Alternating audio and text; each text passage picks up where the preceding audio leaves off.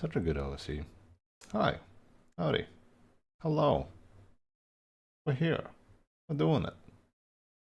Why is it not? Oh, there we go. Broadcast started. I did it. Ah. The old asking me to take part in the survey, so they block my camera.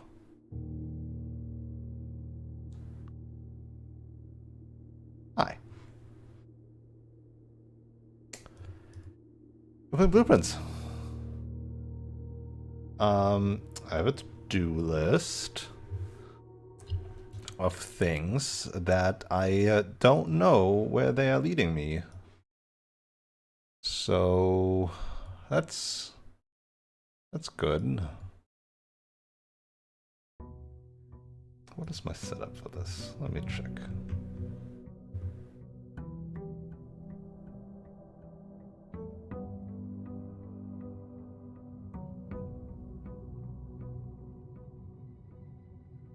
Really?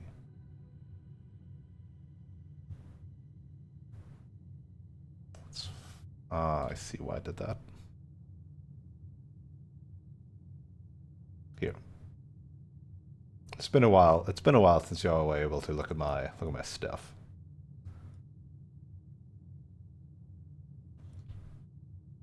So have added. Oh, don't need that. Need that. So I have a general notes here, right? That I haven't touched in a long time, but then I added like this stuff over here. So my current to-do list down here. I guess we can strike that because somebody said no, that is not the solution. So it's just a big old what I do in the throne room, who knows. Tunnels in a row, I still haven't tested that yet. Don't know if that will do anything now. I feel like the answer is no. Right, that's this one. Right? With the monk blessing, I should be able to draft the treasure room, the treasure trove outside the house so that the true treasure of the treasure trove is in the treasure trove but not inside the house, like the hints were given me. We still have classroom, we still have upgrade disk, we still want to just get the treasure trove, I want to do puzzles, more experiments to remove tunnel crates, and apparently, according to the manuscript of a new clue, there might be another hint to the castle puzzle, cipher, whatever, in the secret passage. So that's to be looked at. Remember this? Remember when I made a page for this, which was wholly unnecessary? Or this? Like, who cares about this? Antechamber. Yeah, just wrote down that stuff. Music room sheets. It's kind of wild that like everything here was just for the conservatory, huh? I say just. The conservatory is pretty huge. This is probably irrelevant. This is just temperature stuff. This is the puzzle in itself. Got the Swan Song HSS. We did the gallery stuff. This is a 4-digit number, isn't it?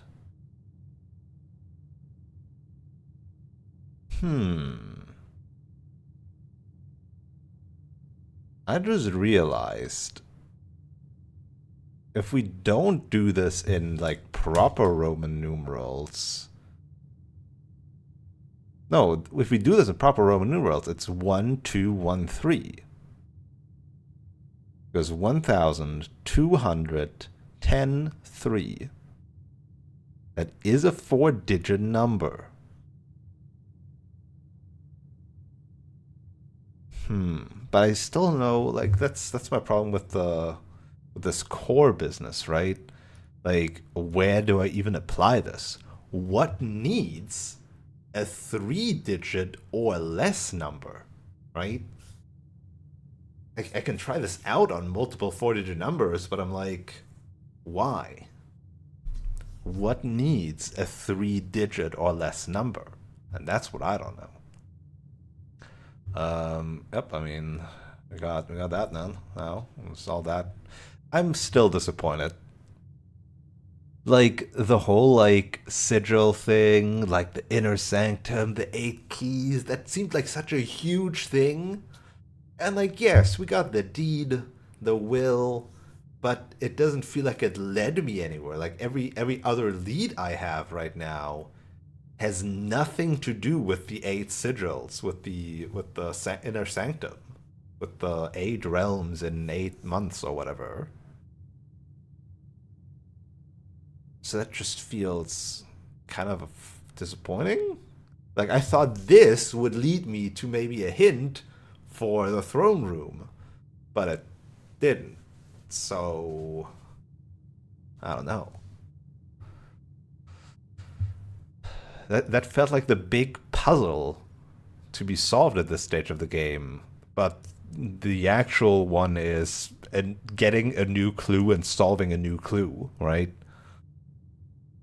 Yeah, I don't know. It's just the manuscripts didn't get me anything. Just it just felt weird. Yeah, I mean, got that. Yep, yep. The underground pit, aquarium stuff we did, pump room stuff we did, item stuff, trade post, garden. This is the other big thing, right? SOOT, yeah. Missing something here. Maybe the secret passage will fill out these last 2 gaps, but even then, it doesn't seem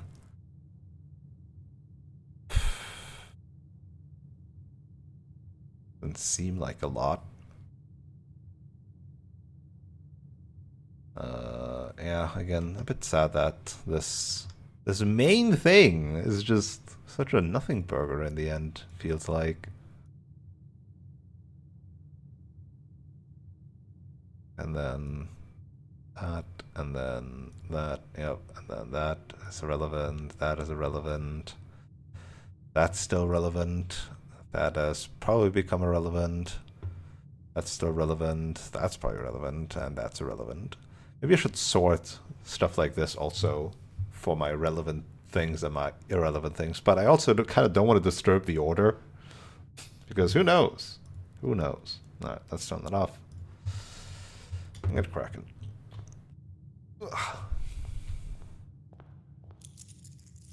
So my priority right now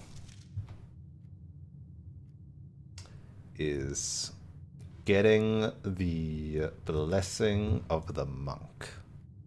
I could also try. Oh, I guess I can also add to my to-do list dead end drafting 20 plus dead ends in 1 day. That is crazy though. That's like half the frickin' estate. That needs some very meticulous planning.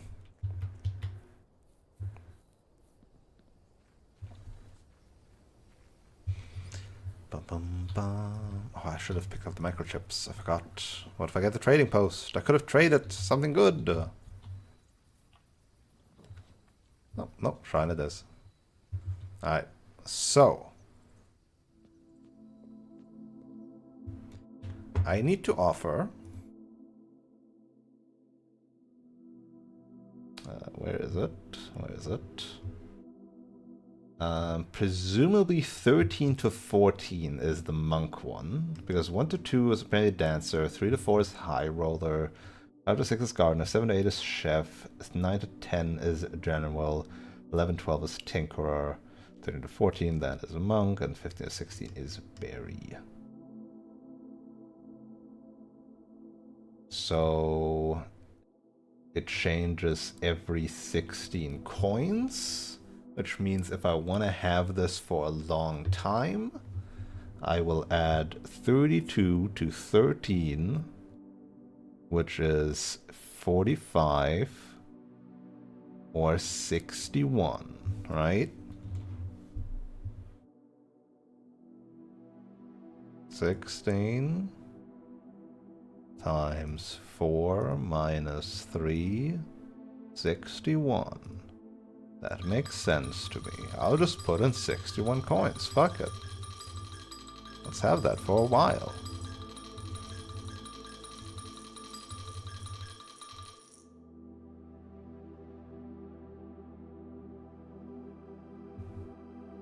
Blessing of the Monk. If you call it a day in a room in your house, you will have the opportunity to drop that room from the grounds the following day.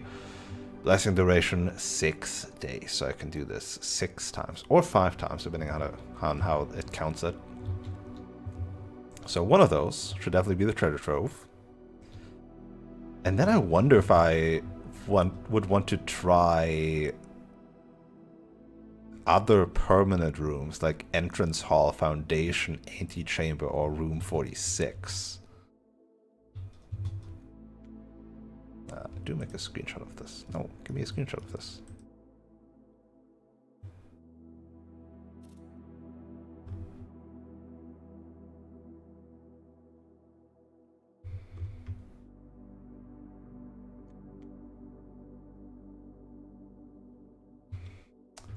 In your house, and those would all still be in my house. I wonder if the foundation, like, maybe goes somewhere different. Ooh. Well, it, like, practically it would go into the same location that the tomb is going, right?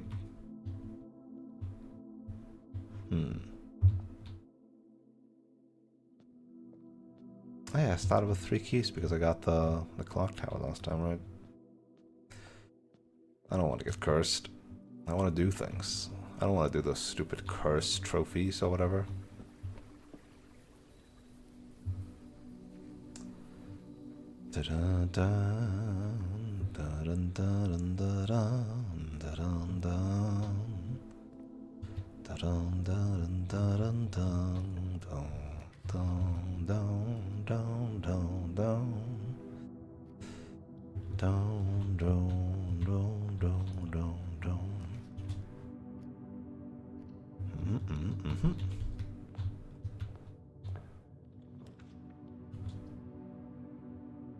Yeah.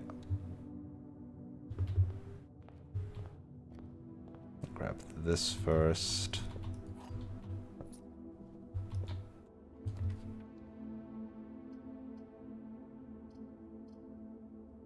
That's one dead end.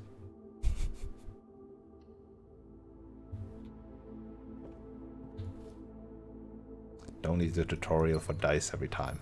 I got it.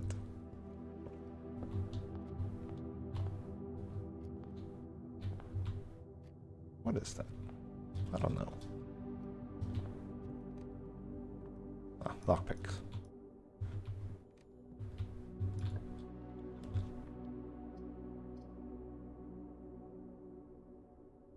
Nothing that leads me to the left, huh?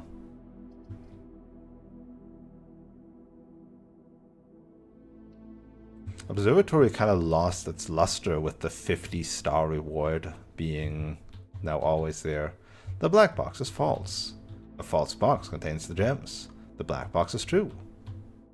So if this is true and this is true, then this is false, and a false box contains the gems, so this would have it. If this is true, then this is false, and this is false, and I wouldn't know where the gems are.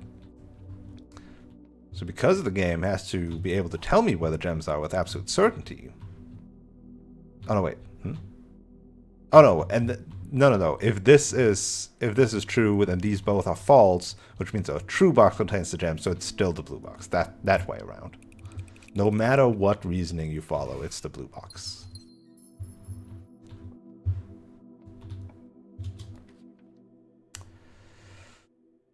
Yeah, commissary.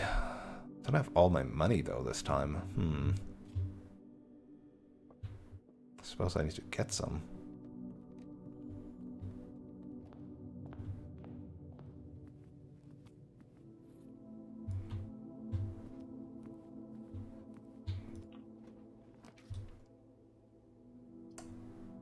There it is. There's money.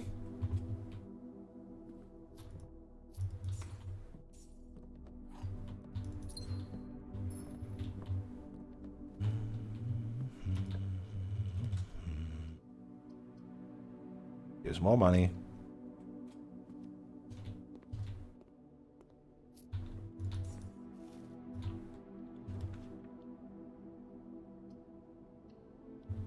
Just slink it around.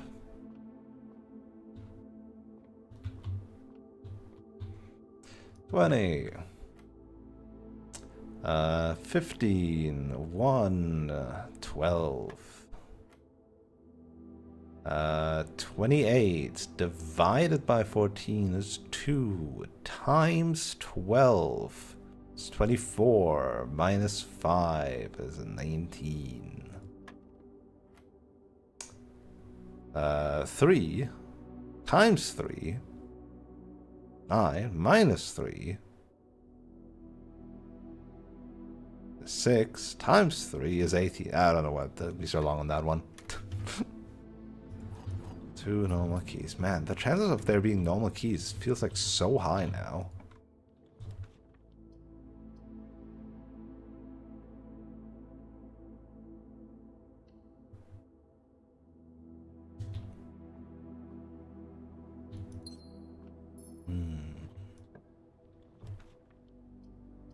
Give me a security room so I have a computer finally.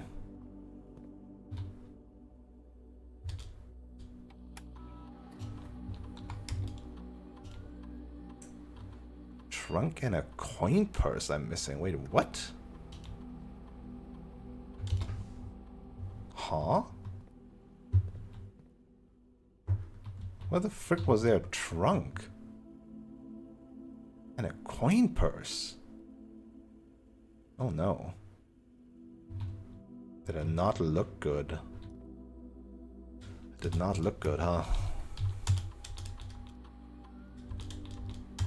I hate doing this. Why can't there just be a passive setting where I just have to press one button to make it the setting that I like the most on average?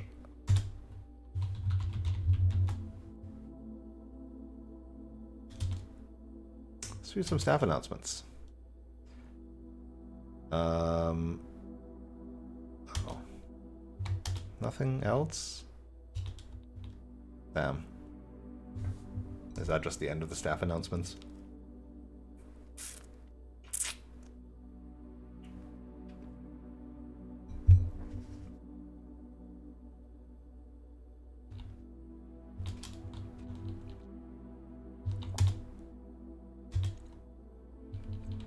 Running shoes have been nice, right?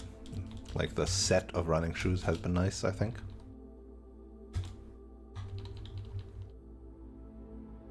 No data packets available. It's the same mail. Get me to the lab. Yeah, getting shelter at the start is pretty sick.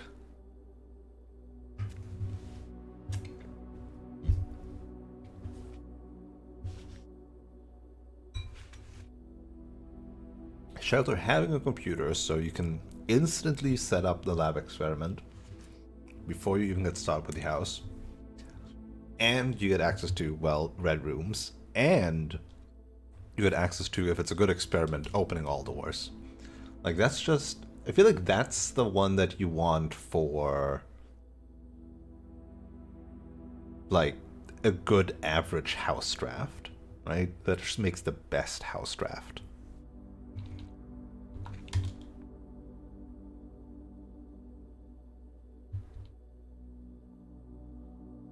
Adding gold, lowering the water.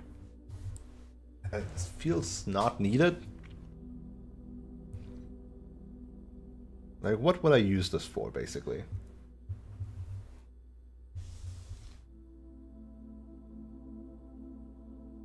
I know I'm the one who put it there, but... I mean, I guess it could enable me to empty out the fountain completely.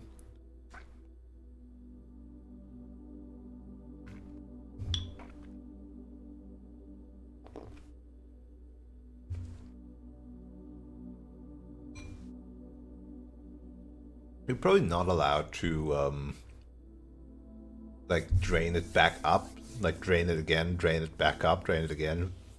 And then end up with no water anywhere. That would be funny, though.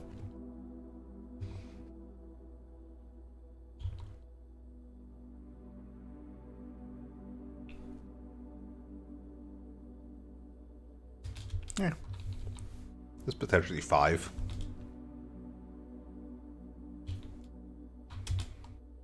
Five allowance. But if not, then no biggie.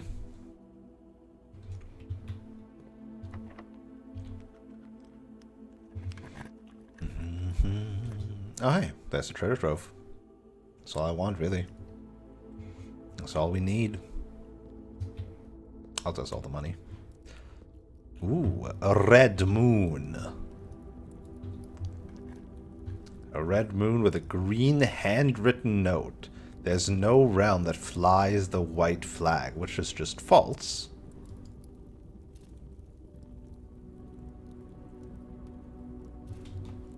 So we know that's false, because Morajai is white, right? Again, there's so many, like, so many things revolve around the sigils, and yet the reward for them feels so underwhelming.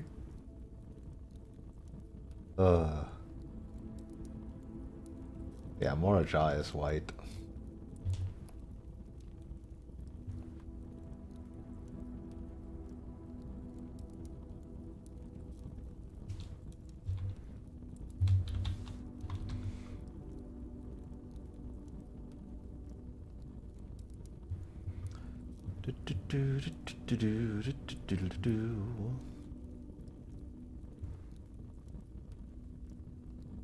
Oh, I guess this is potentially pink. Not a red. False. Factually. Maybe proving number 9. The thing is with number 9, though, number 9 says pink boxes marked with moon always contain false statements, which doesn't need to be true. We only have a sample size of this one, after all.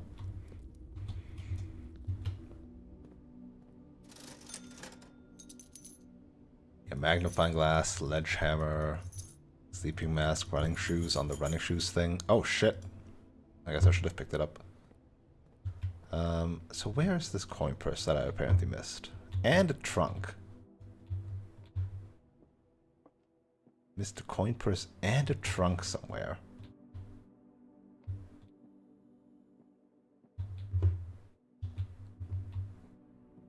How did I miss a coin purse and a trunk?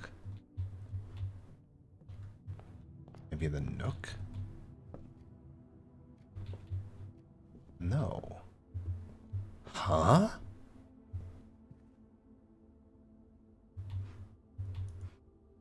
Where the frick? Am I missing something? Hmm? In the dining room then? Or in the storeroom even?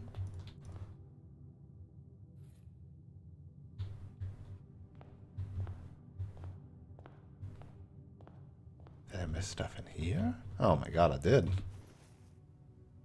There can be a coin purse in here. A trunk? Maybe in the pantry?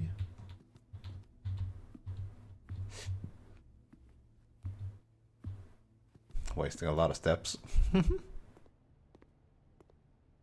No. Maybe behind in the break room here? No. Where's the trunk that I'm supposedly missing? What the frick? In here. No. What? Huh?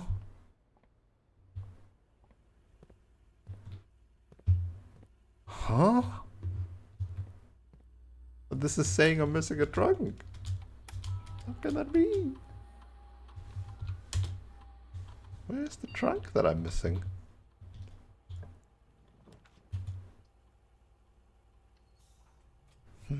Very odd. Very odd.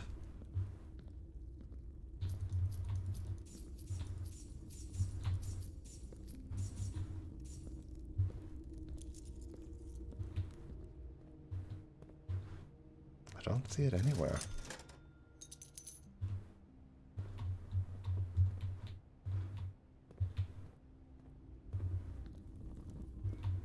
Just don't see it anywhere.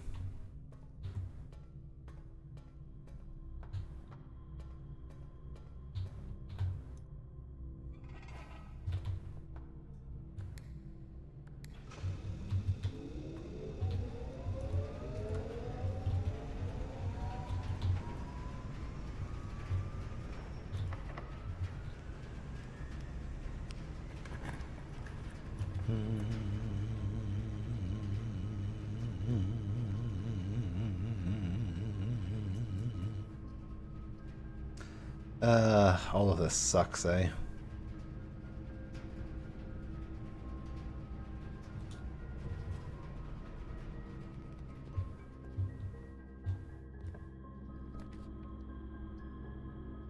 Could be a furnace. I'm not falling for it.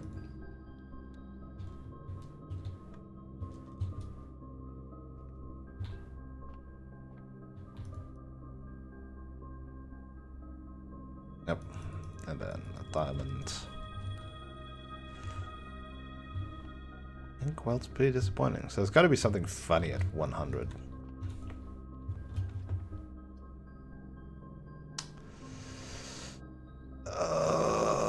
Yeah, huh.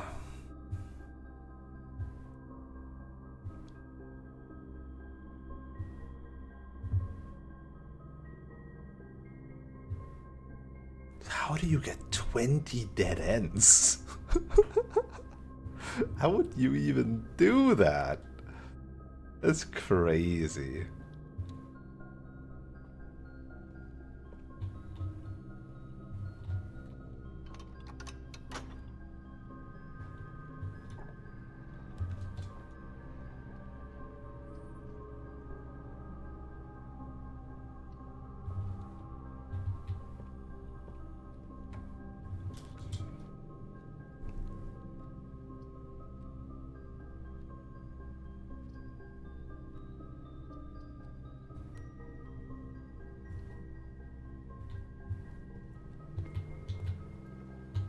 Ah, fuck, secure the door. Come on, keycard. Nope.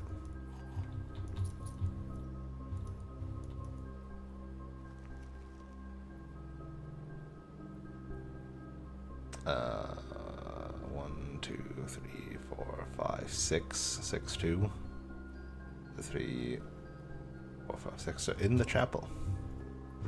Treasure in the chapel. So I'm going there.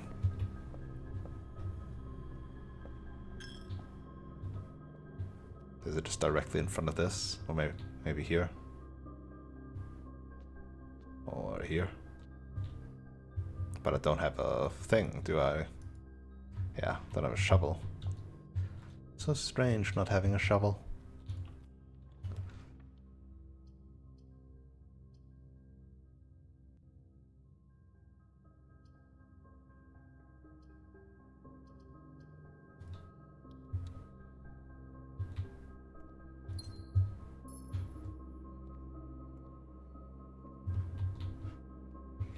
I also need to get chess pieces again.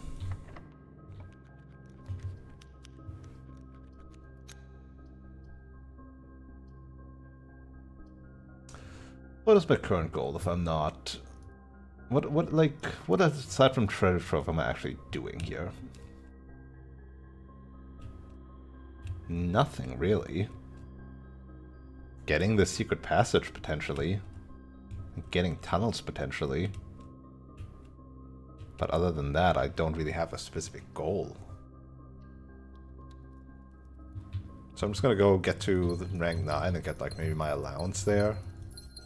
And then go walk back to the treasure trove. Just make sure that I don't accidentally use up my steps.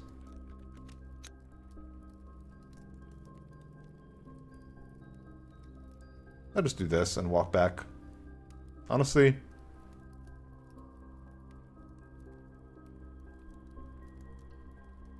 might just be the case.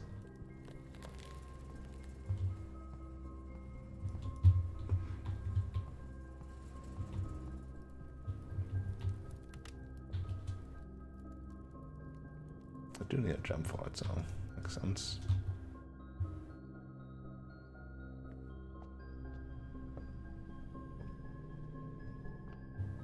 Got a light. I got the thing that I wanted.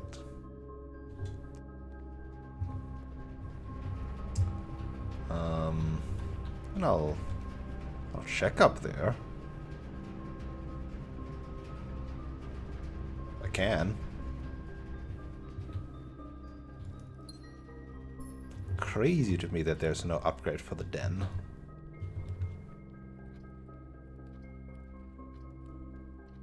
Yeah, good morning room for even more gems tomorrow. Hell yeah.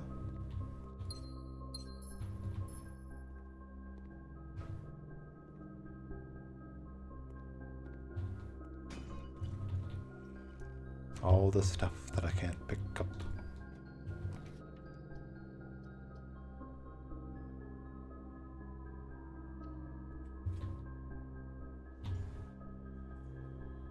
This one opens the south door, right? Perfect.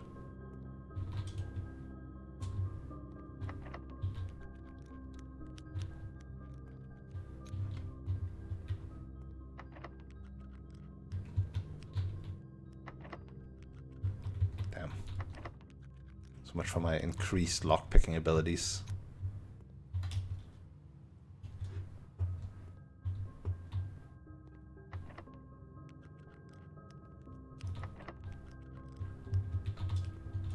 I know that this one is a dead end, so...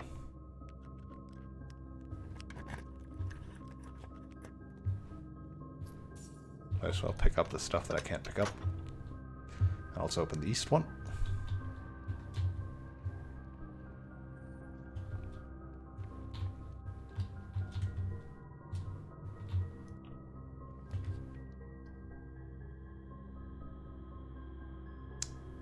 East one's the one I least need, though, huh?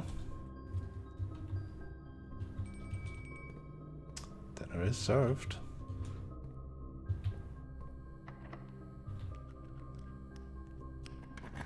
Alright, something that goes right, ideally. Gymnasium, yep, that'll do it.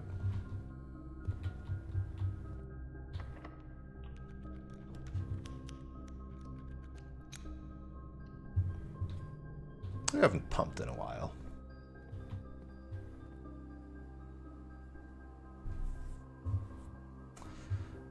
Let's pump the fountain full and take stuff away from the aquarium.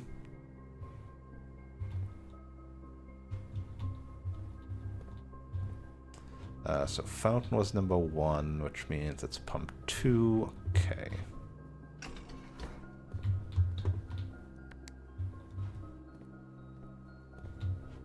Other way around.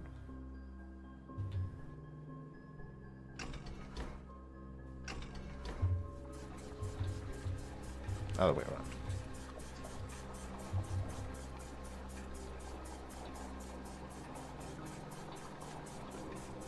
Oh, I'll just do that.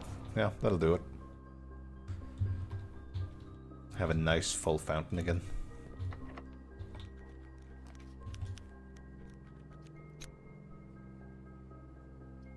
Ooh, could get the... No, wait. Does the conservatory cost gems?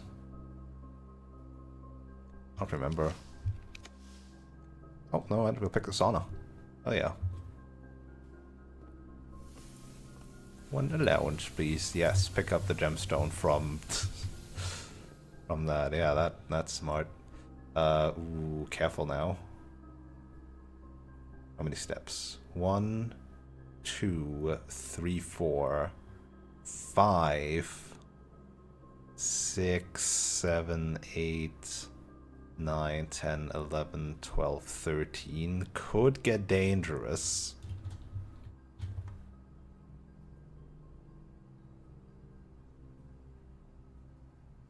I don't find a way to increase my step count now.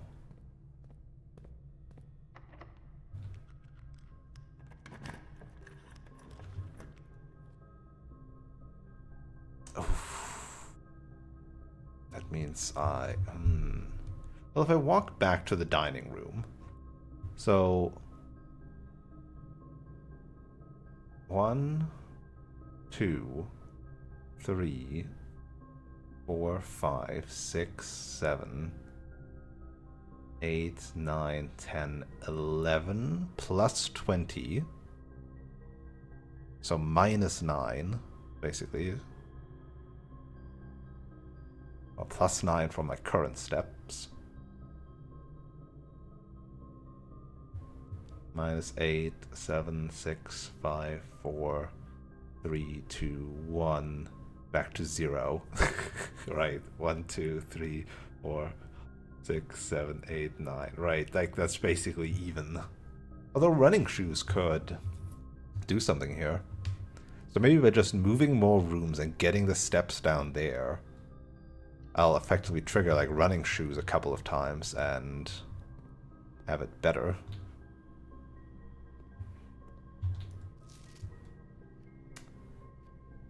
I'm still missing a letter, aren't I? Or is this the last letter because there's no space here?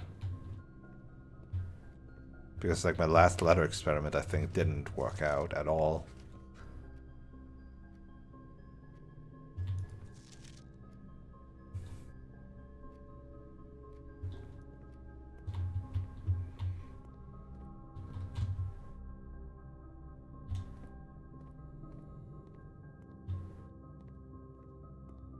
Maybe it has a fruit in it. Maybe a nice fruit in here. No.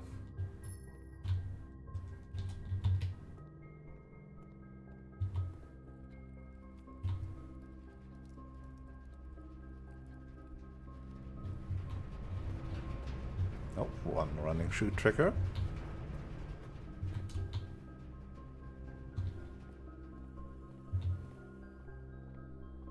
Oh, I didn't enter this room after getting the sleeping mask. Well, that also gets me extra step. 2 triggers plus that, so I'm already up 7.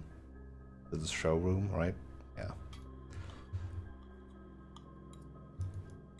I'm basically up 7 steps now. So I think I can, like, do that.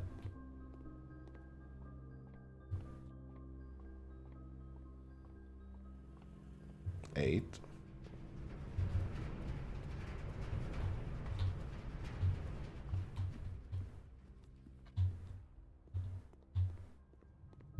Nine.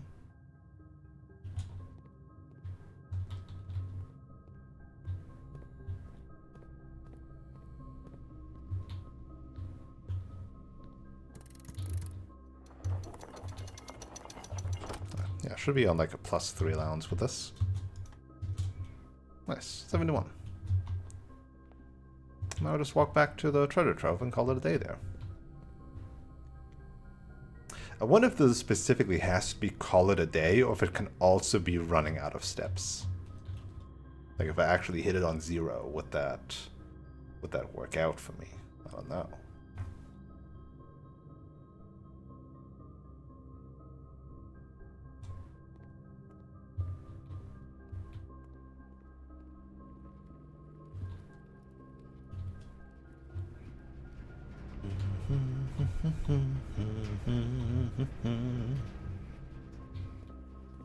All right. Call it a day.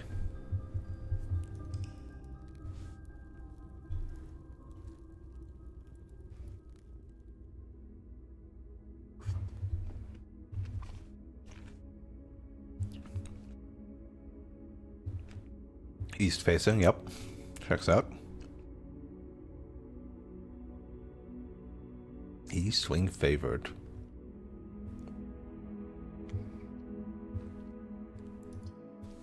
Alright, let's find out what the true treasure of the trove might be.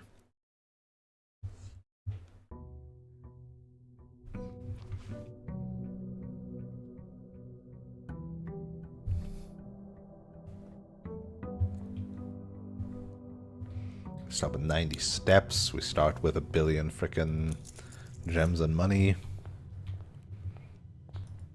Wait, huh? Why is it only 4? I thought it was whatever I froze +2. No?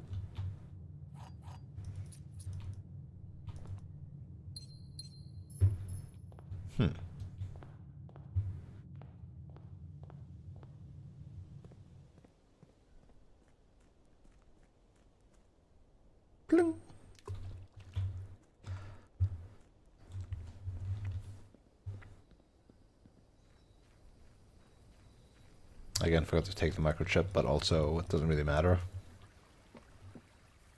Alright, let's see it. See how weird this is gonna be. There's the treasure trove and the tomb.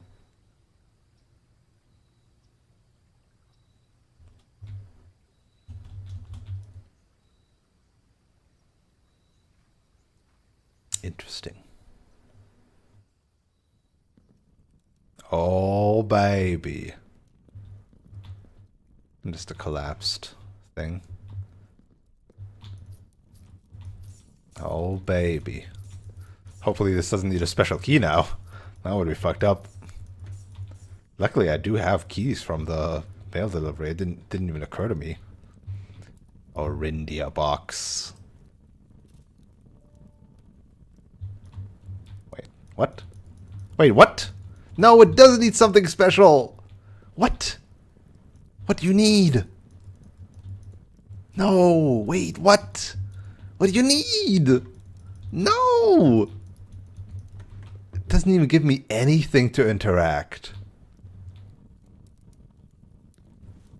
Fuck, the key is shaped like the Orindia. Like the keyhole is shaped like the Orindia symbol. What? What do I... Oh. But did I do all this for nothing then again? Damn it. What?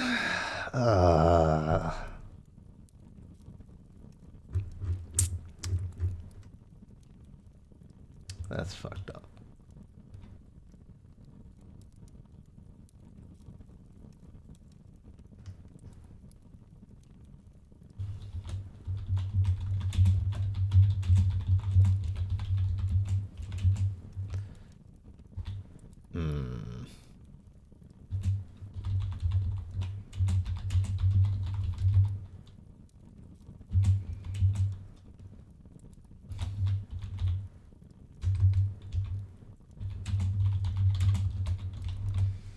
What key is like Orindia shaped? Do I know any? Man.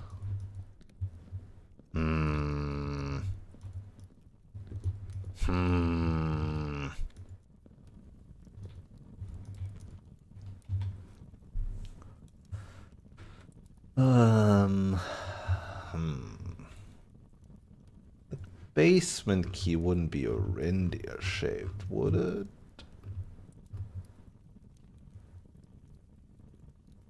Oh,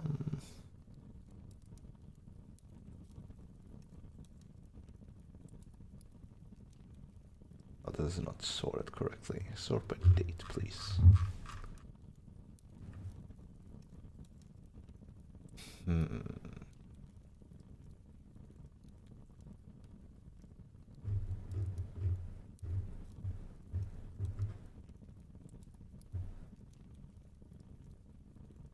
Did I take a screenshot of that key? At some point? Don't know if I did.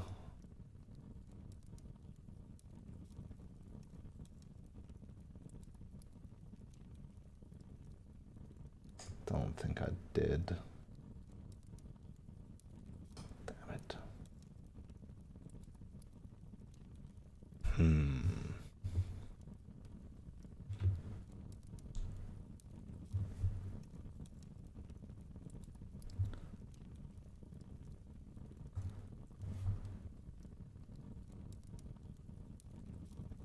Do I have different note?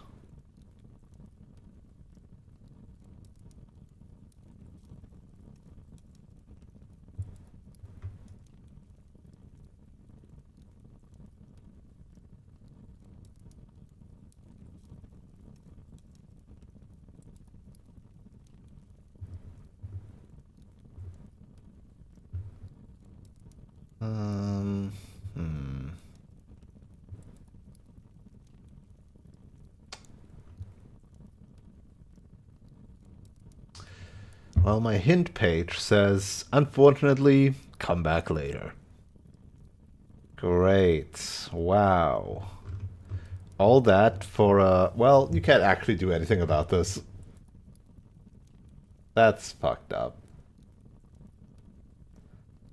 That's fucked up.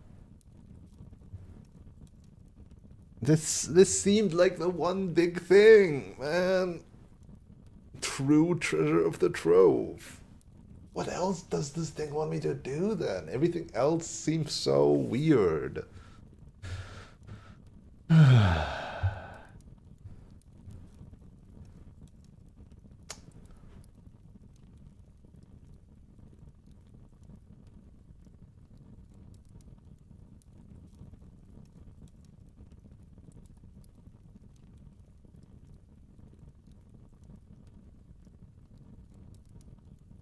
I don't know.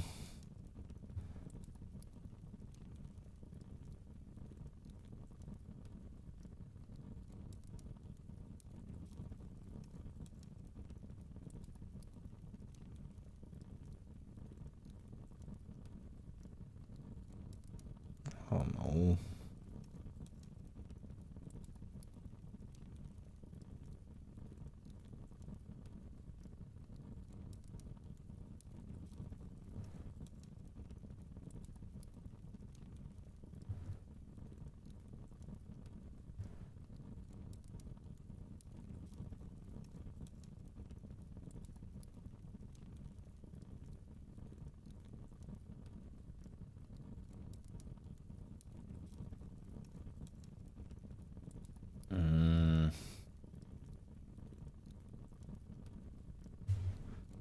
Just bullshit.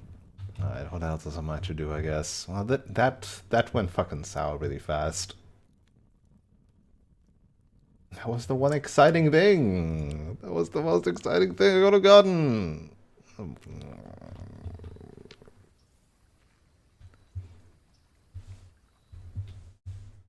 I don't want to draft it. I want to do something else. Now I wish I hadn't done that. Stupid. I might as well actually get something useful.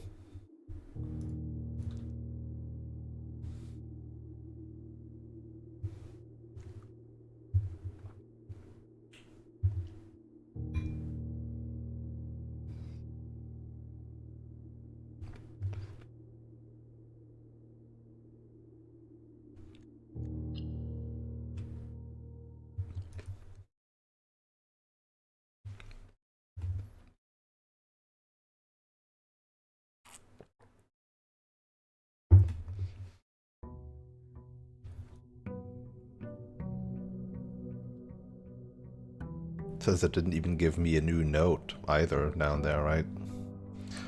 So what's the point? Oh, silver key this time.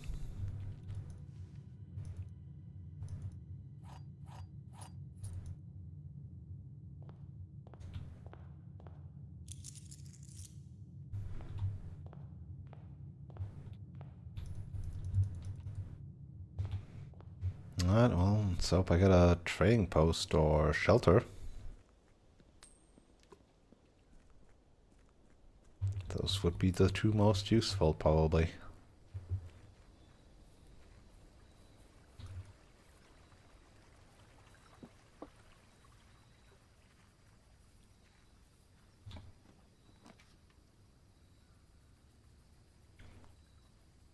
Or... Hmm...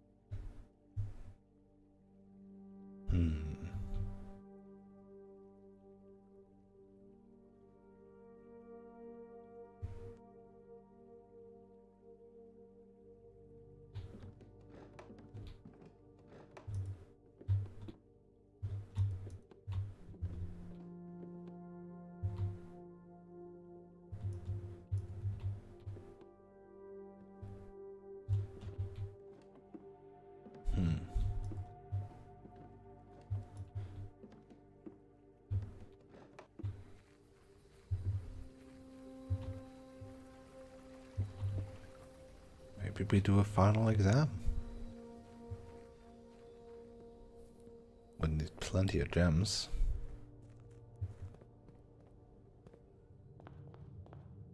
We'll get plenty of steps.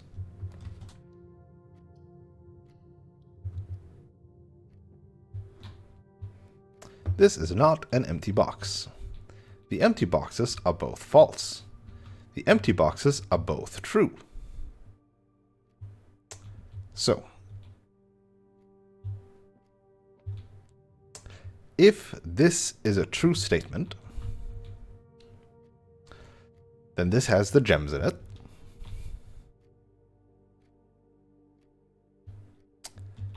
Then, oh, never mind. If this is a true statement, then the other two have to be false. So this being a false statement would be an empty box. Empty boxes are both false. Empty box, right? And this would also be an empty box. And this one is the empty boxes are both true. So the empty boxes are not both true, which would be correct. These are two empty boxes and they're not both true. They're in fact both false. So this is reasonable and this would have the gems in it. If this is a false statement, then the empty boxes are not both false.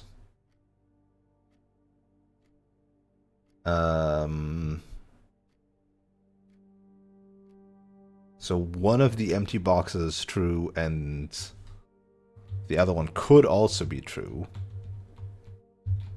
The empty boxes are both true. So this would then be a true statement. Or rather, this could be a true statement. If this is a true statement,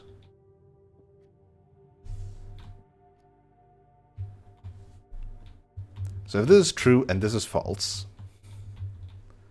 then the empty boxes are both true. The empty boxes are not both false. Right? This checks out.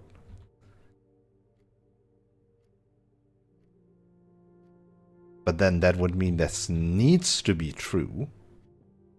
No. No, so wait. If this is false, rather, then this can't be a true statement because they are both true, right? So if both of these are false and this one is true, if both of these are false, it can't be because then it would contradict this one both being false. So they can't both be false. So if this is true and this is false, then this needs to be true. So this true box is not empty, which would contradict this both true boxes being empty. So it is the white one. Okay. So I was right. I was right the first time around, basically.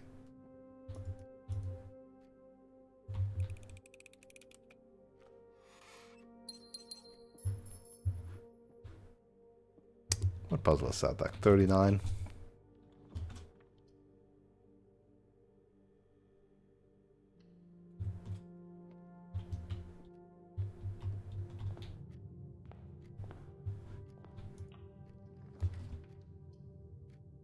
Hey, library.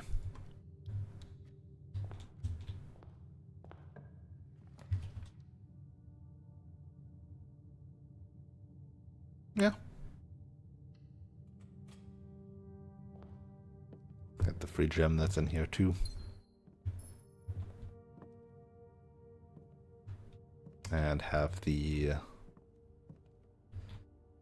queen piece in here, so I now need another one. I now need either the office or the throne room for the king piece, and everything else should work out. Oh yeah, this helps me look at how big the ocean is, no?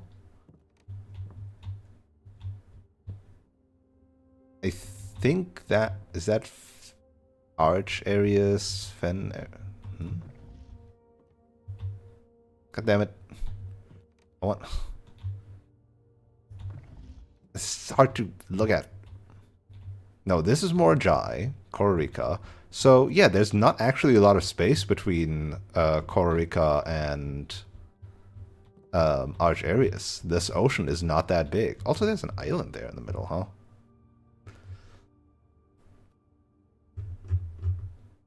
On my map. Here we've got Morajai, and then Korika, and then there's this island here that I don't know who this belongs to. And this is actually really close to the top of Arch Arius. It's like North Pole Island. So yeah, the distance between these two isn't actually that big, which really means this like 8-realm puzzle could have spanned him around the globe instead of zigzagging back and front through this other ocean. Could have also come through this ocean. Just saying. Just saying. This ocean is actually bigger. Just saying. This is awful planning. Awful tourism planning. Whatever.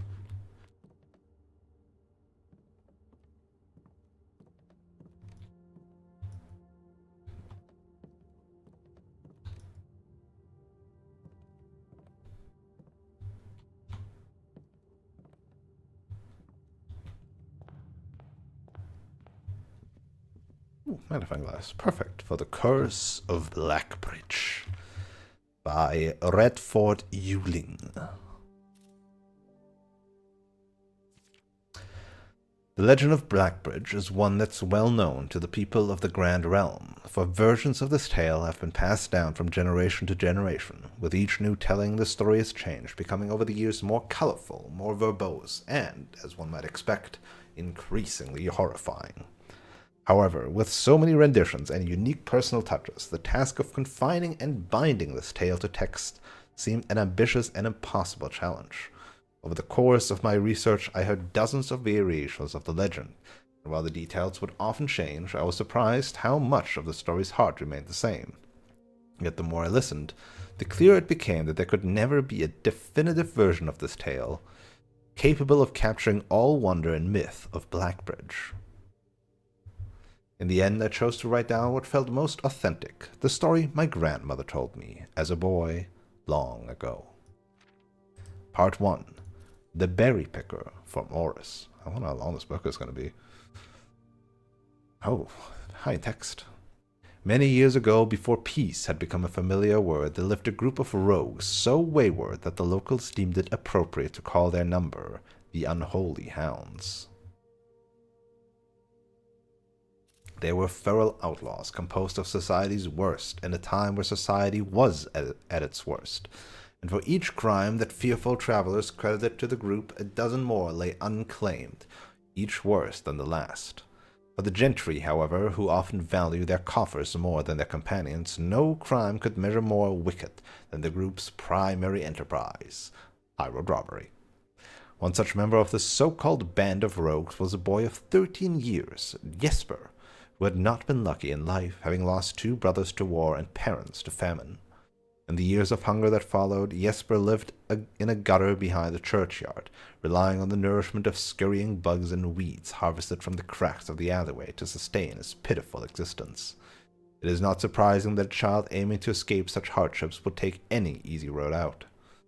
An easy and well-traveled road, paved with temptations, leading out of the city and into the gentry lands where loose purse strings entwine with the strands of salvation, and glisten equally with the hope of opportunity.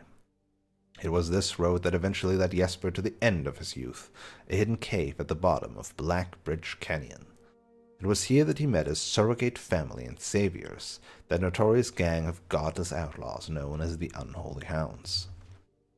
Despite the hardened circumstances that had led him to this vocation of banditry, Jesper was surprisingly tender-hearted and was often teased by the group for being too kind for such an ignoble life.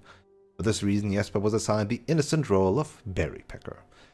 It was not just innocence that set berry picking apart from the gang's more wicked undertakings, for it was the only duty performed without the safety of night's concealment.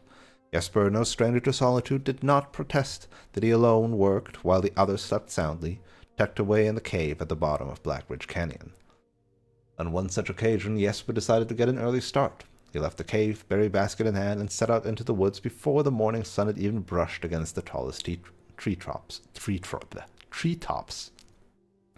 It was colder in the mornings, but the headway dawn afforded meant Jesper could reach the furthermost berry patch without worrying of being chastised for tarrying upon his return. It took over 3 hours on foot to reach his destination, and along the way Jesper had passed by many a familiar bush, all priorly pillaged and so bereft of berries that one would have to dedicate several moments in earnest examination before finding a single one. Jesper was patient, but even patience has its limits. He was confident that even accounting for the time lost to his long stretch of travel, his effort would be well worth the pains. Surveying the patches in his new grove surprised even Jesper. The red dots suspended among the leaves seemed as numerous as stars in the skies. Upon seeing such a bounteous sight, he clutched his berry basket tightly and nearly toppled over out of joy. Once he had regained his senses, Jesper quickly made a decision. He would not reveal the location of his newfound treasure. Instead, he would earn the respect of his confederates who, upon seeing his yield, might attribute the success to hard work. Smiling at his plan, Jesper set off to fill his basket and was making steady strides in this task when the sound of thundering hoofs interrupted him. A carriage is approaching. The thought of it made Jesper freeze. Had he been so enchanted by his discovery that he had neglected to observe his surroundings? How could a roadway be so close?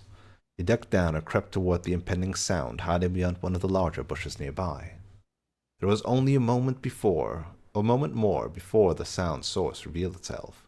Within 50 paces of where Jesper hid, an elegant carriage with gold trim came soaring around a corner of trees, led by 2 beautiful white horses and conveyed by a stern-looking driver, seated atop the vehicle, flaunting the most sophisticated regalia Jesper had ever seen. It was not just any carriage. It was a royal carriage. Even without ever having witnessed such a sight before, Jesper was certain. The sight had so transfixed Jesper that he stood awestruck, unable to tear away as the carriage approached. The little concealment the bush provided was soon proven unequal to the driver's lofty perch, and upon spotting the boy he pulled the reins with such effect that the noble steed slid to a sudden halt with precise control. "You, boy, get out from behind that bush," he shouted with a rigidity that betrayed a modest amount of fear. "You startled me after death coming around the bend of my own drive, and me seeing such an unfamiliar face in a place where there ought not to be any face." Jesper quickly contemplated running. The man was much older, and his dress was suitable for courtly behavior, not dashing through the bramble and mud. I was picking berries." Jesper raised the half-filled basket up to allow the driver to see the proof of his words. The demeanor of the man suddenly changed. It was a change that Jesper was familiar with. He had many times seen the same stern expression on the most fiendish bandits melt away when presented with a berry basket. Any suspicion that the driver might have had instantly evaporated, for even the notion of a member of the Unholy Alms picking berries seemed farcical? I don't know. The softened expression even made allowances for a smile. "Berries, eh? Say, you couldn't have picked a better spot for them, could you? I used to pick berries here as a boy." Jesper took his cue to finally step forward out from behind the bush, proudly brandishing his basket. "I know, but look, I found them. I have only just begun picking, and look how many I have. It would have taken me fourfold the time back home to procure this number." The driver bent down for a closer look. "And where's your home, boy? It must be quite far." "Uh-oh." Jesper replied with a scripted response. "A little south of Tanner Fork, just past the burnt woods." "My God, that is far. You couldn't have come all the way only this morning." It was true, Tanner Fork was in the exact opposite direction that Jesper had traveled, and while that response would seem perfectly reasonable in a location closer to Blackbridge Canyon, you could see why it might seem less believable here. "Sir, I've traveled much farther for much less profit. I dare say there is no distance yet made by man that would be not worth undertaking for a price such as these. Surely you have tasted them for yourself." Jesper felt happy with this response, as it seemed to amplify the man's smile. "In my youth often, but perhaps I took it for granted because I never had to travel very far. And even then my father would have always drive us here in our carriage, so I'm ashamed I never had to walk such a stretch to earn an equal reward." It was Jesper's time to smile. Then let my efforts reward us both today. He raised the basket even higher. A taste in memory of your youth, sir. Are they poisonous berries? That's why they're so abundant. The driver chuckled and removed one glove, bending over the seat to reach down to the basket. And at the moment his finger touched the first berry, the dagger in turn met his throat, cutting through a superficial layer of skin and drawing blood. Jesper caught the man's startled eye. And for that taste, I will have your purse, sir, in memory of my youth. Holy shit, he's brutal! The driver's arm had gone stiff, his chin raised and trembling. Fucking Jesper! The driver's arm had gone stiff, his chin raised and trembling, more frightened than he had ever been before. Whether unable or incapable of speaking, he did not respond to the boy.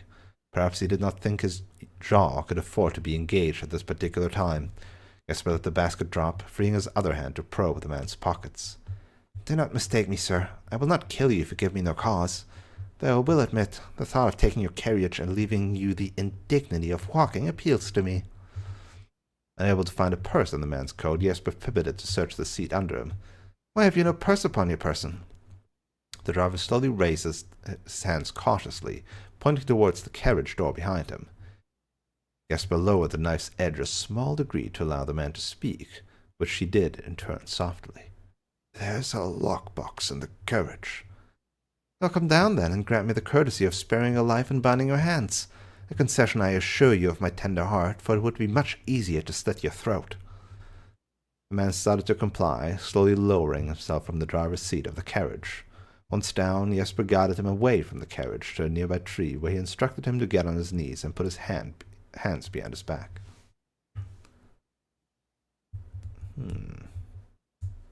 I mean, it's a carriage, so somebody else is driving in it, no?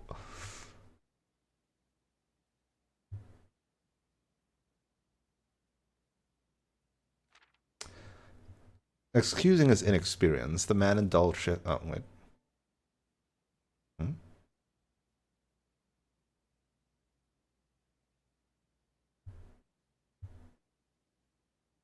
Did I forget to screenshot that last page? I totally did. Dang it.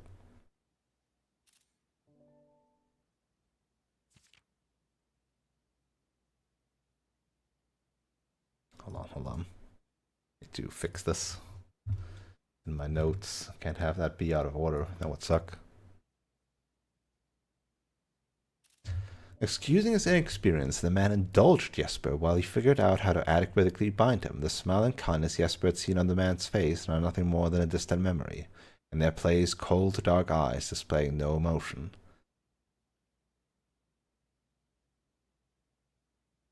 I wonder, shall I grant you the same clemency you are showing me?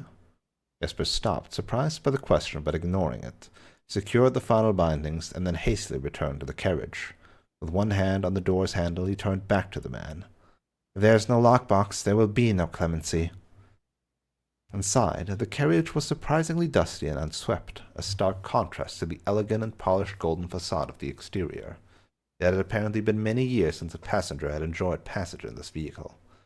This all but confirmed what Jesper had suspected. The driver of this carriage was not a liveried servant in the employ of some greater master. Any curiosity that this observation might have further produced was quickly abandoned upon seeing what rested under the carriage's back seat, a large wooden lockbox. Despite its hefty appearance, the box was surprisingly easy to handle. Within a few minutes, Jesper dislodged it from its hold and carried it out into the sunlight. Inspecting the box carefully, 2 observations were made. Totemic symbols found carved on all 4 sides of the box hinted that the box was very old and likely not created by Orindian hands. It reminded him of artifacts from the Old World and was presumably crafted in one of the ancient realms. Now look, it's the cursed coffers. Secondly, the box was secured by a rusted yet robust padlock and would not open easily without a key. Jesper looked over to see the driver quietly observing from his indentured position. Do you perhaps have a key you can provide me to open this box? Without emotion, the driver replied, There is no key to that box. Jesper stood up. Easy enough, then.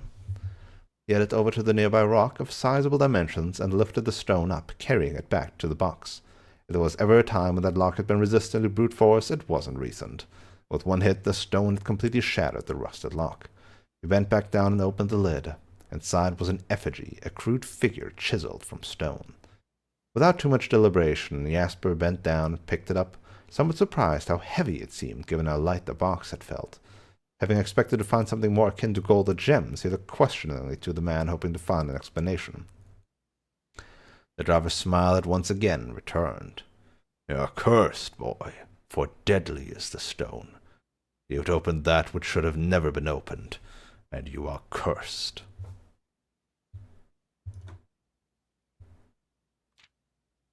Jesper carried the effigy over to the man and shoved it in front of his face. "What is it?" "That's one." Feeling his disappointment rising to anger now, Jesper tightened his grip on the effigy. "One what, you mumbling agenter?" "Agenter? That's a Rajan. Or a Jaren, perhaps even.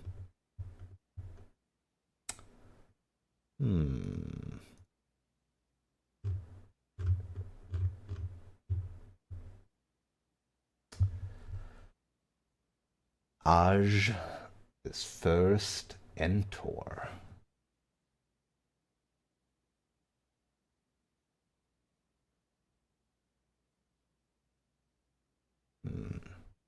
Entor. Don't think I have anything like that.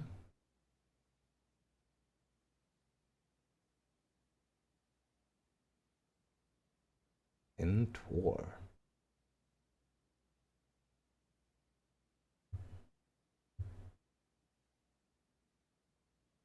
Entor or Rotne.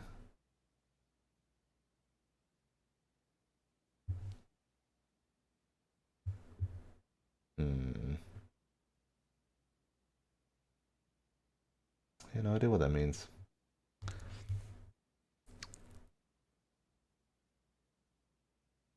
Entor. Entor.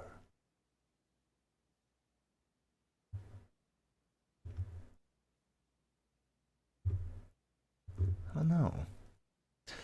And in God's name, why have you no purse upon your person? The man did not seem intimidated. 1 pace. He paused for effect. 12 more, and you will be dead. He only had a second to flinch before the effigy struck him in the head and put an end to his cryptic ramblings. If there was ever a time when the old man had been resistant to brute force, it wasn't recent. Jesper looked down at the sculpted stone figure now splattered red. Was it cursed? Was he cursed? He had of course heard stories of curses and had never doubted their validity in the past, but now that he was standing face to face with the possibility of being cursed, his mind pleaded with him to be skeptical. And if he was cursed, what difference would the knowledge make? A dozen more paces would not be enough to find another living soul, to say nothing of the chances of procuring a remedy. If he did not move from where he now stood, he could live maybe another 3 or 4 days, maybe more given the abundance of nearby berries. A plan that, if we ignore its obvious faults, might provide additional opportunities for help to come along. But what good would it do? To be discovered here... Did I schedule this?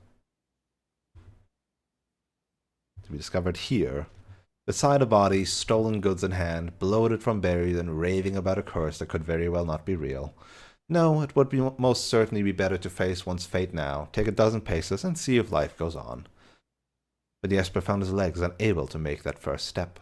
His mind was unable to convince his limb to waste away 1/12 of his life in a single motion. Feeling the desperation sink in, he hopelessly looked out about him for a solution. And if, by some stroke of luck, the gods had heard his plea, a miracle materialized before him as if he found himself suddenly at the end of a fairy tale. 2 white horses and a carriage of golden trim were beside him, the answer to his immediate prayers. He laughed at his fortune and calculated the short number of paces back to the road. 4, perhaps only 3 if he jumped. He made a quick survey to see if there was anything he wished to grab before taking the plunge. He thought about removing the driver's fancy coat as it appeared to be of some value, but the additional risk of undertaking such a task too great to chance. And so, after a profound breath, he took his second, third, and fourth steps, though they were quite large. Seated now behind the horses, he reached for the reins and suddenly realized that he was still gripping the effigy. If the curse was real, then it would most certainly be better left here. If, on the other hand, the story was fictitious, there might be some appraisal that could be made of the figure. It was, after all, found within a lockbox, whose typical function oft secures objects of value. Having witnessed firsthand the horrors of destitution, Jesper found his mind equally reluctant to allow his hand to let go.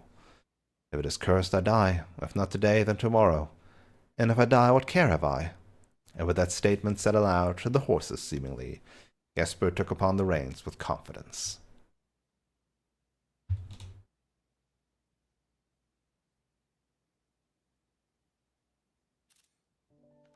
Part 2. Below the Black Bridge. This is a long book, isn't it?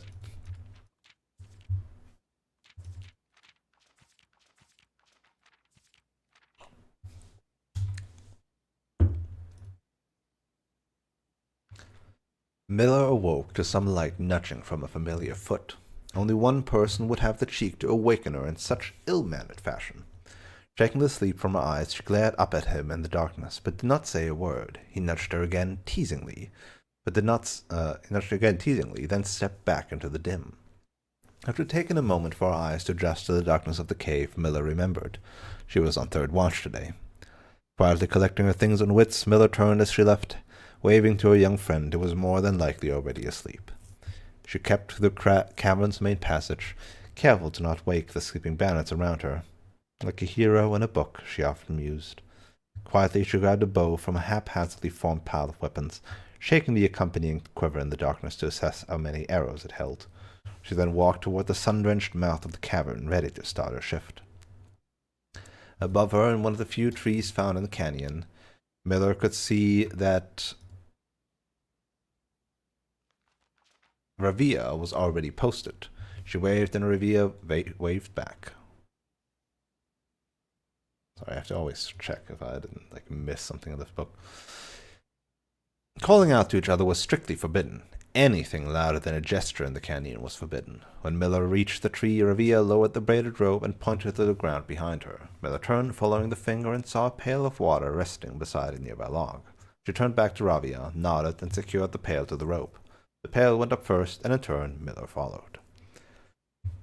Ravia reached across to grab the water. Miller leaned back to give her space. There was not much room for maneuvering in this tree post, a necessary concession for the concealment the outpost demanded. Ravia tilted the pail up to her mouth dramatically, illustrating how thirsty she had been. Miller laughed silently as water poured out, splashing onto Ravia's face. It was a bit too daring and noisy of a joke, and had the others been around, they would have certainly been scolded for the unwarranted sound. But Miller appreciated the efforts Ravia took to verbalize the silence of the morning. They had been on third watch together for over a month, and during that speechless time their friendship had grown into something special. Affection was unsurprisingly scarce among the unholy hounds. She had felt camaraderie before, of course, but intimacy never. From the elevated vantage, the girls could see both the concealed entrance of the cavern as well as a clear view of the bridge that has spanned across the canyon. Blackbridge was the link between the Gentry lands and the northern mountains, the overpass that connected Orris and Reddington.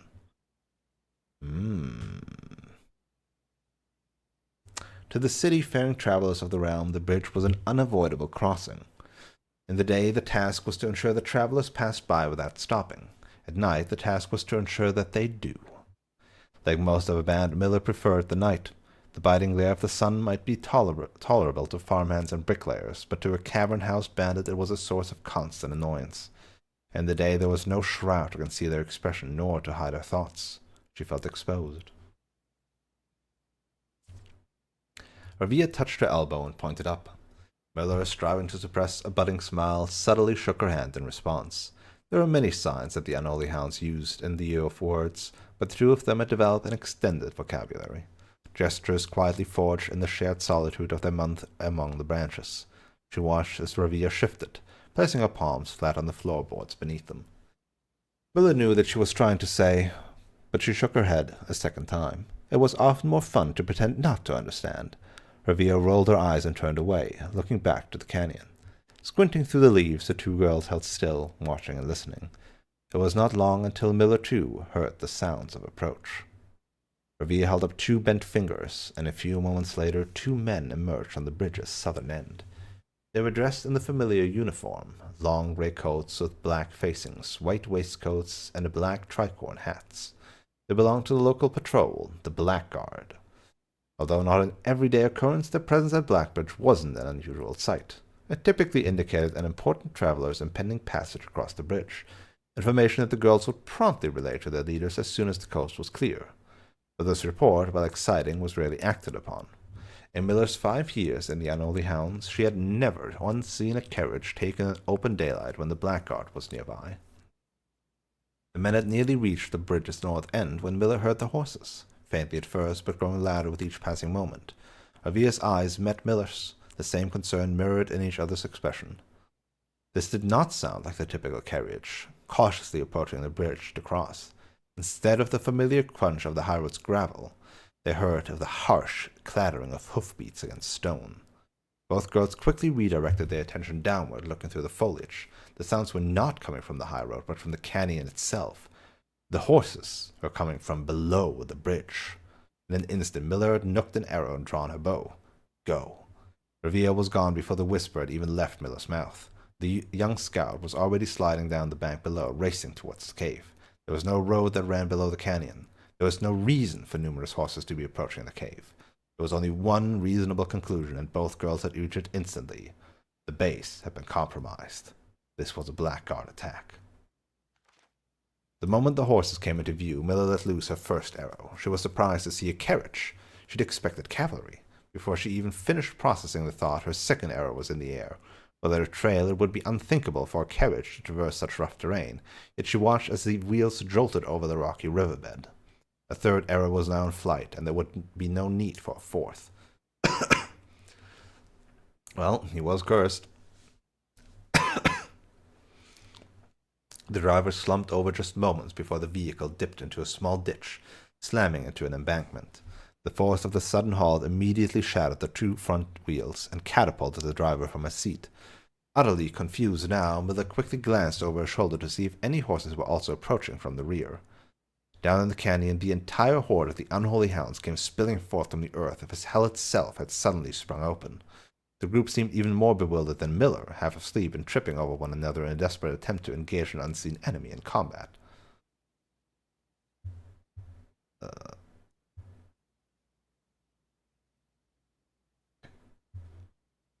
Miller could see Ravia among their number, the only one looking up at her. Her expression was chilling. There would be no need for a silent gesture to convey what they had both now realized. They had made a mistake. The gang's chieftain, Geoffrey Heartslasher, what a name, led the others, cautiously approaching the crashed carriage like a suspicious fox would near a baited trap. There were no words exchanged as the group crept forward in customary silence. A dozen or so paces in front of the wreckage, lay the far-flung driver, an arrow protruding from his broken body, and beside him a blood-stained effigy carved from stone. Miller was inconsolable. Jesper had always been her favorite. He had always shadowed her in the night, clinging to the hems of her every move, the way a child tails behind an older sibling. Tender-hearted, she had always called him, though deep down she had known that wasn't quite true. His appearance of gentleness concealed a raw, resilient durability that emerged in the most perilous of situations. He had been a flower among the nettles of this cave, but he still had thorns, honed by a grim past and 100 hands of misfortune. They buried him in the darkness, in the back of one of the larger cavern rooms. He was interred with a berry basket and a silk handkerchief that he had treasured. The mysterious effigy they had found beside him served as a distinguished gravestone, a marker that stood out as somewhat special among the rows of similar swords marking neighborhood plots. No one spoke, not even whispers. There was nothing to say.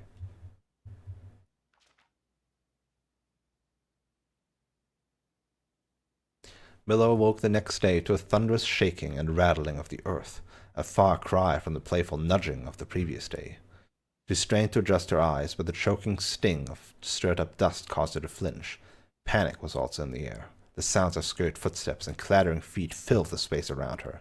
But even in alarm, the silence was louder. What was it that sounded so strange? Miller closed her eyes tight and used her feet to guide her along the passage. The whispers around her were getting louder, and intense voices could be heard ahead. Louder speech than she had ever spoken in the canyon. Ever heard spoken. A growing dread grew as Miller approached the mouth of the cave, her eyes now open wide despite the dust. Shouldn't it be day? Miller felt a hand in the darkness, pulling at her. It was Revia. The two embraced, and Miller did not need to see her to understand. Revia placed two bent fingers against Miller's cheek, and with that touch against her face, Miller felt the same sinking feeling from the previous day. Two bent fingers confirmed what Miller had suspected. The girls had forgotten to relay one critical piece of information to the others. The Black Guard. An hour or so later, the screams began, blood-curdling cries of hopeless desperation. Captain Fodrick Lee of the Black Guard looked down from the ridge of the canyon to the collapsed entrance of the cave. Ah, he grinned. Now they speak. Built the curse all the way over there. They all touched it, presumably.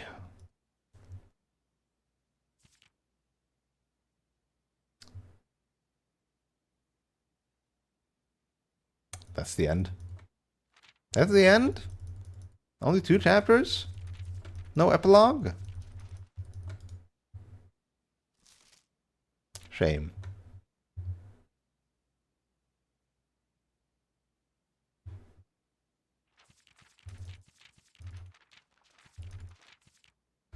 Cute book, I guess.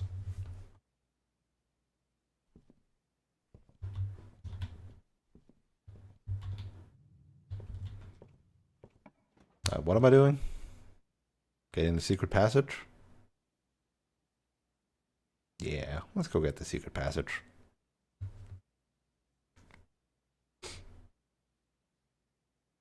I want to find things out, right? I mean, what else? Classroom shenanigans, right? Do it. I want to know.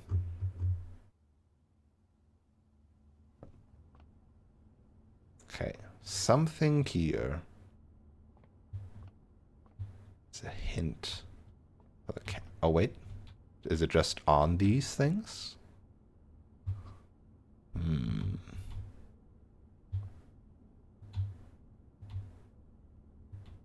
No.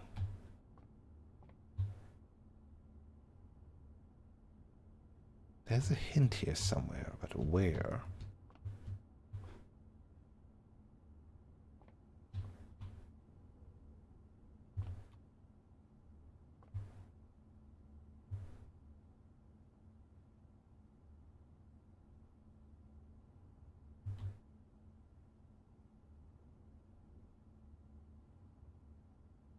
Unless it's like the shape of the books or something instead of a direct hint.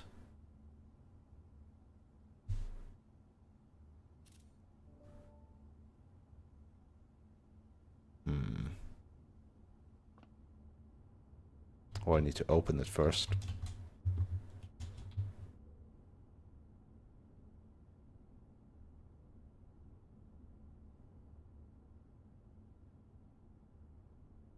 Probably just East Wing hallway or something. Could be good.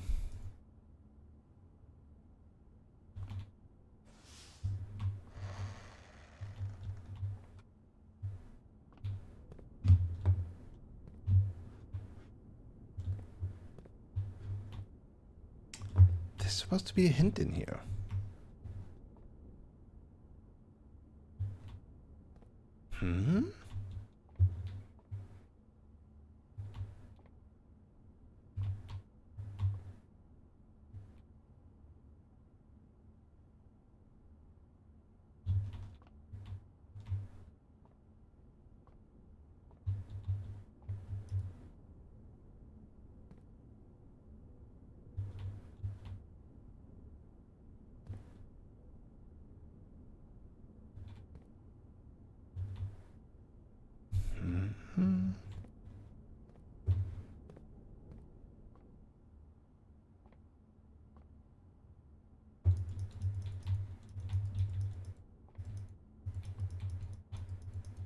Like if it's like the other hints, I should be able to click it.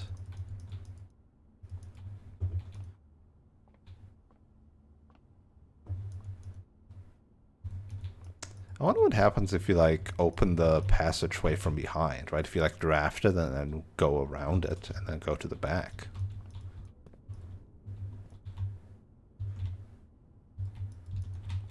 Hmm? What am I looking for here?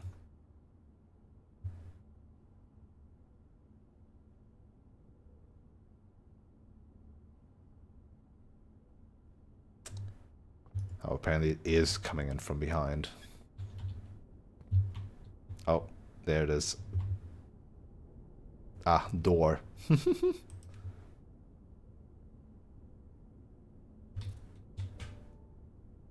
hard to read, but it's still possible.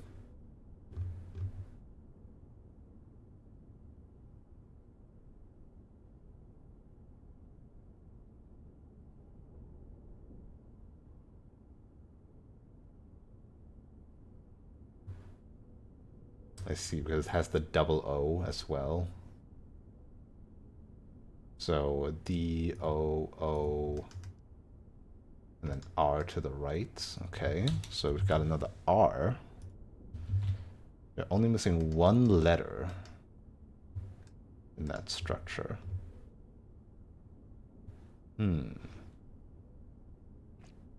Where could I find that one letter?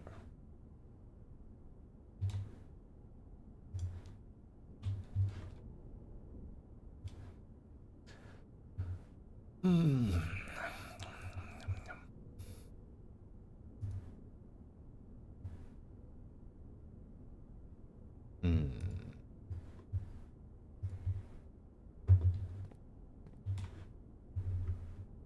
Still, though, doesn't make much sense. 6 add 6 tor lore et. Unless it's like a Rajan as well. Like lore, I think, is a Rajan. Lore is word. Hmm.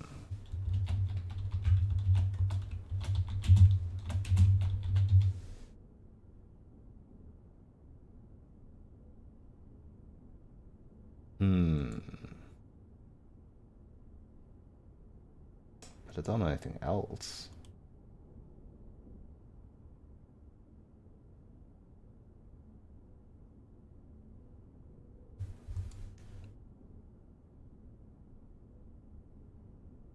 Lore et.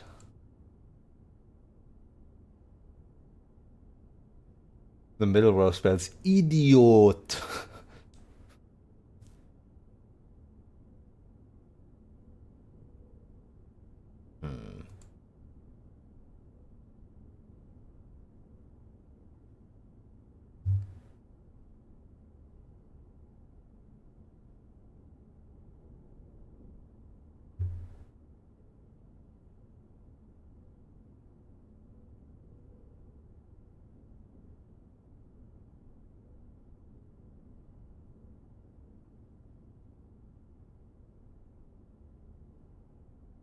I don't know. I don't know.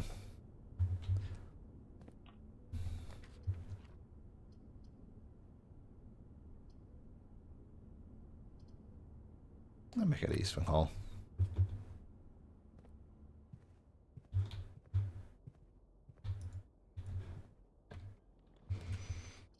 Conservatory.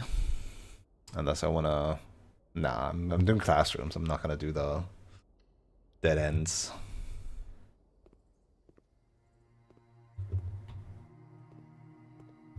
No item. Okay. Drafting studio, that is a rare, that is correct. Den, that is common, that is fine. Dormitory, put that on rare. I don't actually care for it.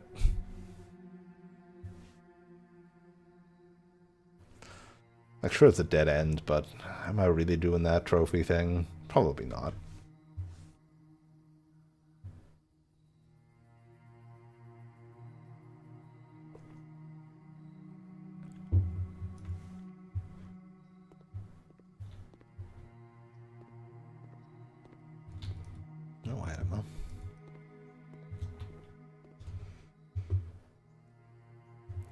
Still need to get either the office or the throne room. We should have made the office like standard or something.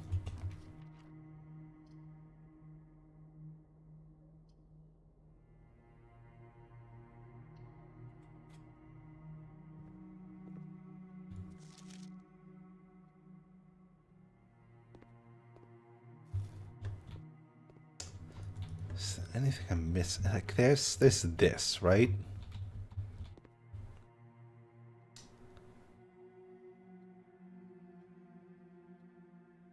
Is that multiplying or dividing?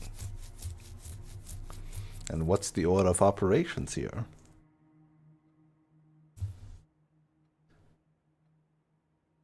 And there's also the fact that this is also in those colors.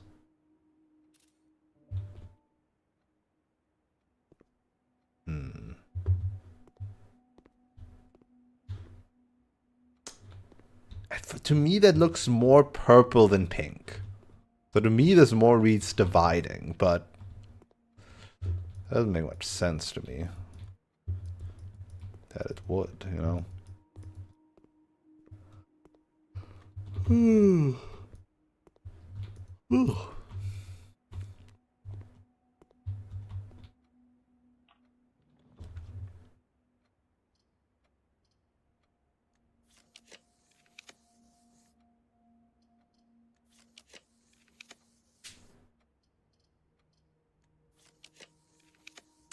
Can he not give me something better? Jesus. Useless. Commissary it is.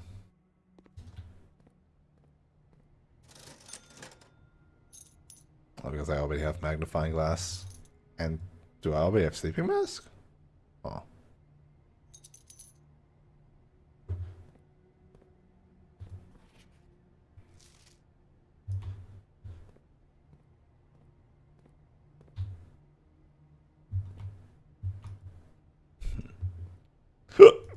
The cabinet.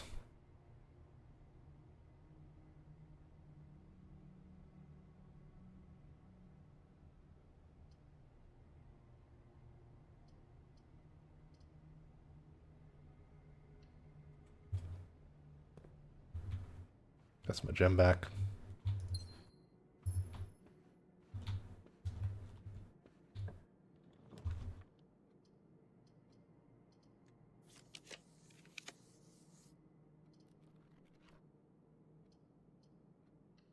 Storeroom. Gives me a key.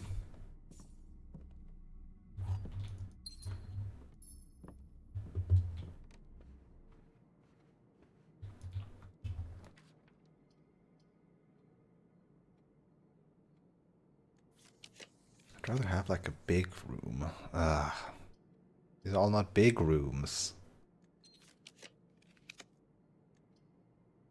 Fine. A normal hallway it is.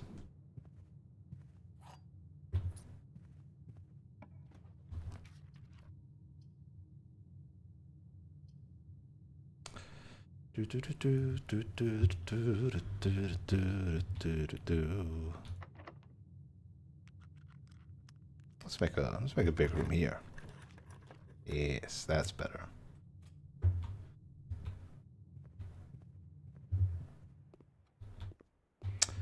Are they different between classrooms? I don't think they are. No, the colors are not different between classrooms.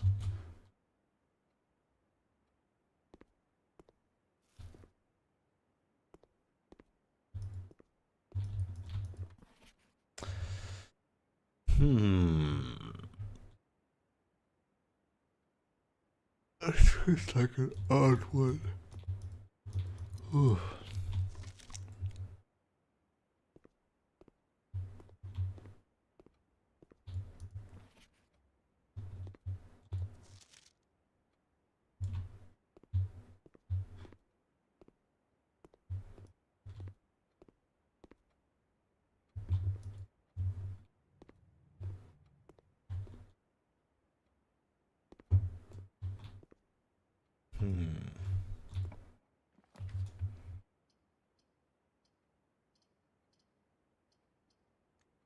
kind of want to like put the pantry to like super high rarity because it's kind of annoying to see you these days.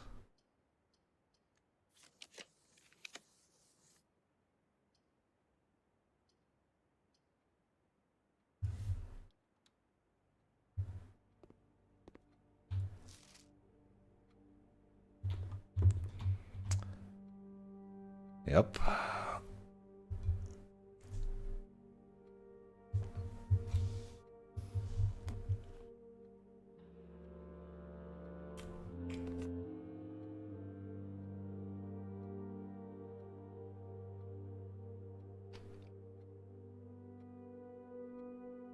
Auras and its spires.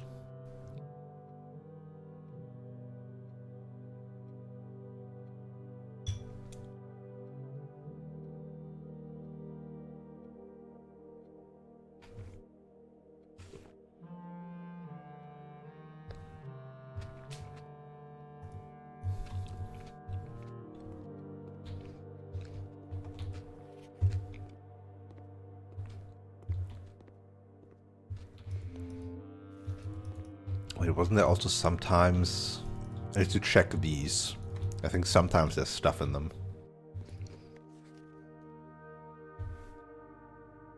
The Seeker of Signs. Sphere. Oh, that's east, right? Or something? The east sphere, basically. Et for east.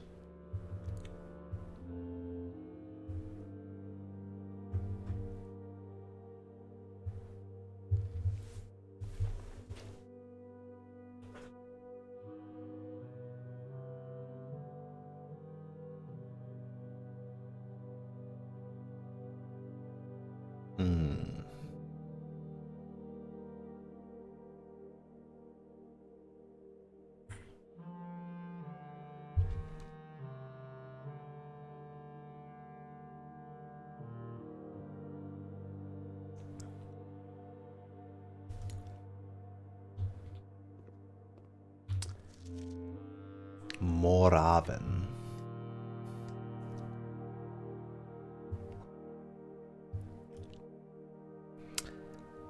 Aj say the first sea?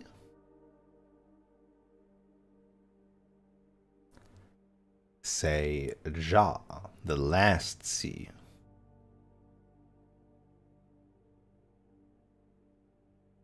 Great Tress.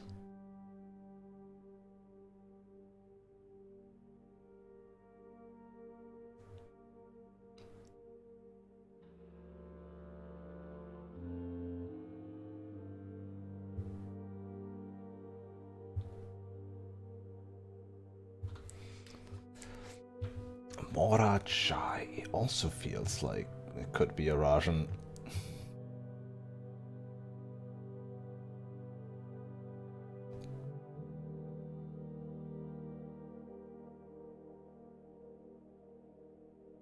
The south key with an infinity symbol.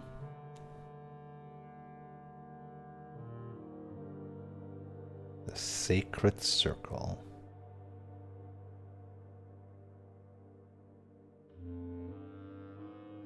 Rot. Rotation?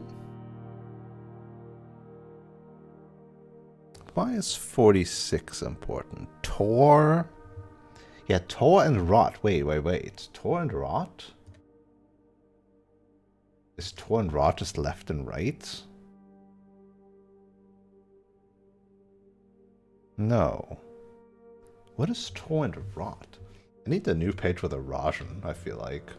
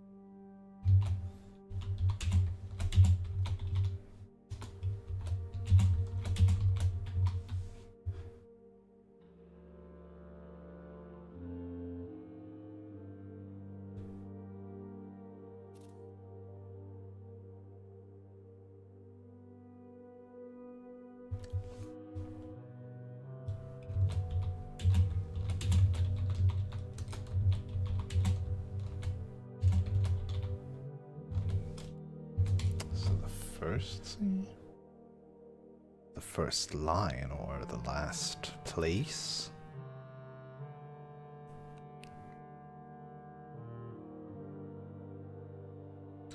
Moraven. North circle. Why is there an eye on it? An eye there and an infinity symbol there. These people have got all those boxes.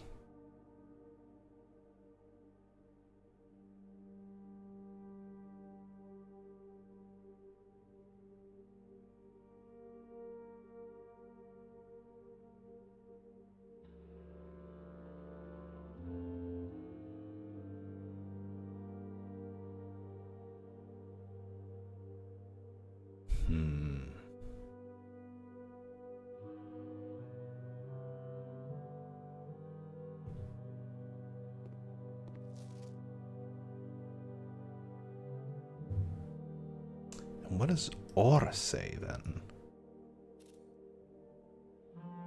What is or?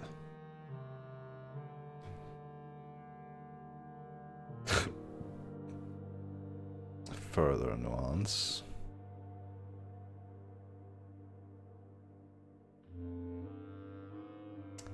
Edge say.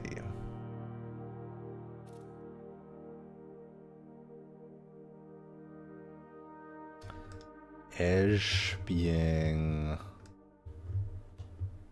Is edge?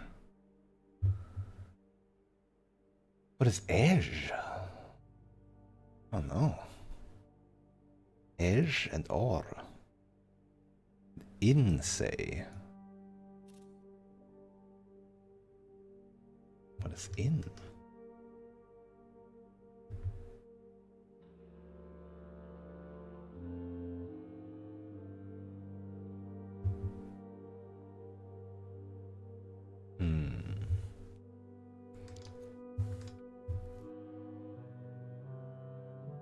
I mean, Eraja is the last era, basically.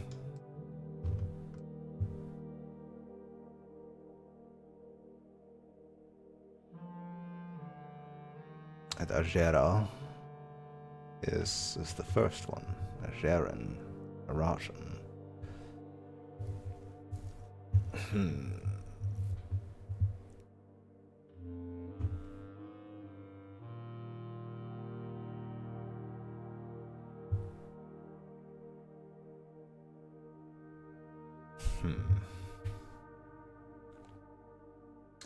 The devoted moon and the rogue moon.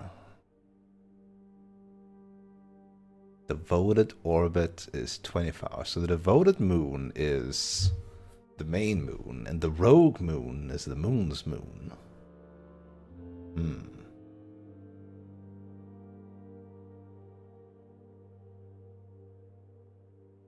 Isles of Orsay, of this sea. Yep.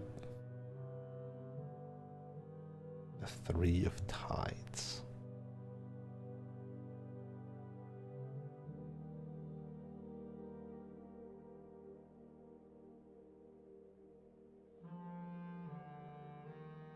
Plagues, huh?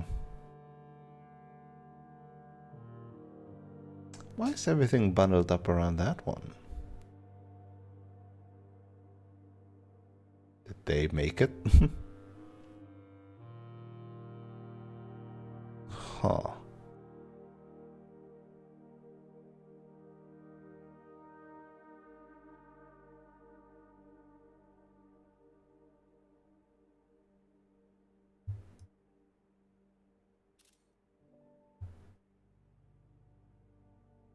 Mora, Fenmora, Morajai. Hold up. What? Mamora. Many Moras.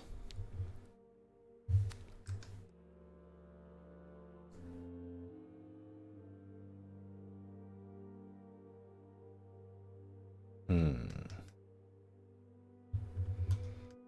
just wish I knew more Rajan.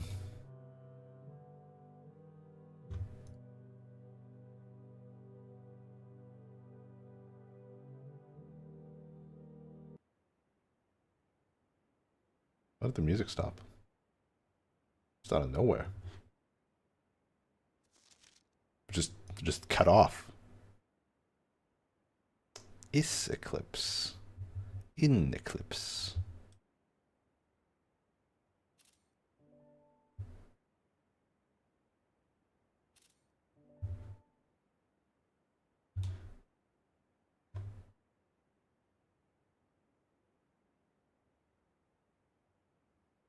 In and is.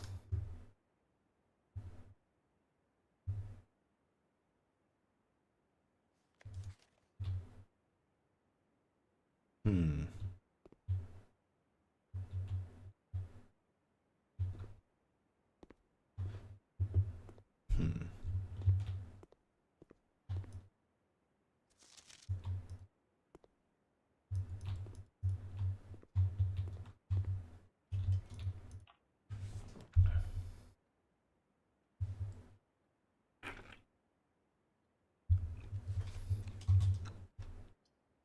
I could go zigzag. But I'd rather have a triple going up and left, ideally, but it might not be in the cards, huh?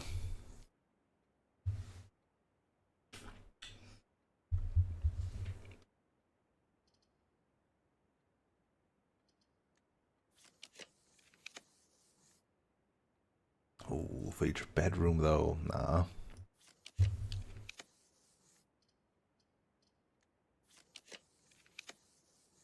Oh, there's the den.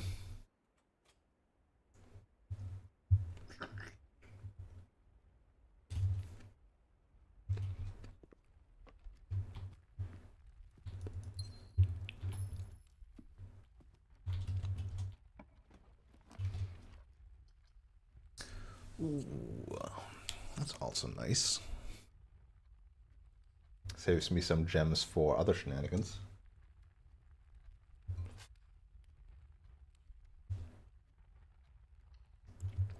I'll do it. Shovel. Good gem.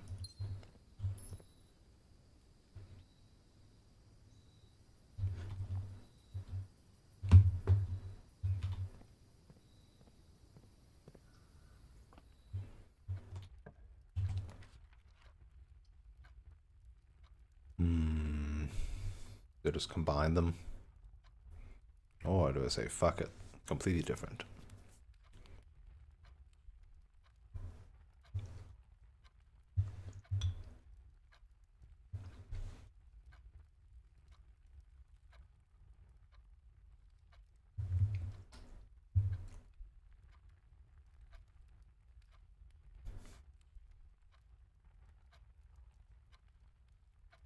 Fuck it.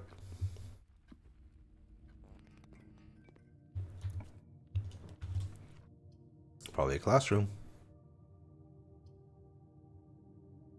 Do classrooms always bend right? No, sometimes they bend left, sometimes they bend right. Yeah, let's do it. Yippee! Good bend.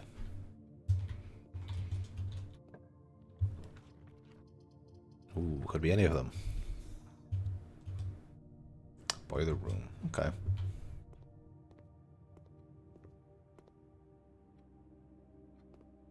Art class, huh?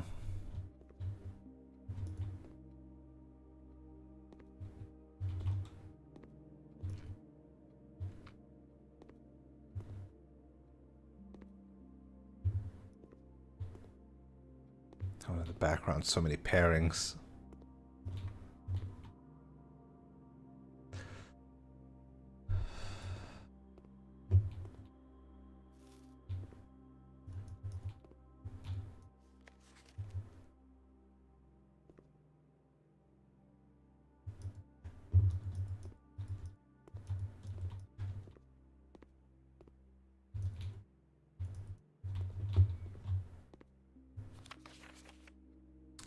Two and toof.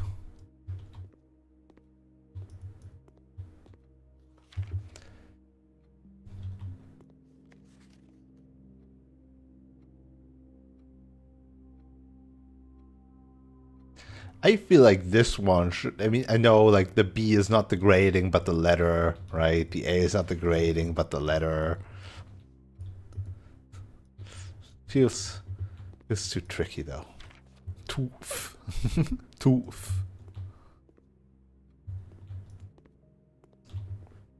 The classrooms are really cute.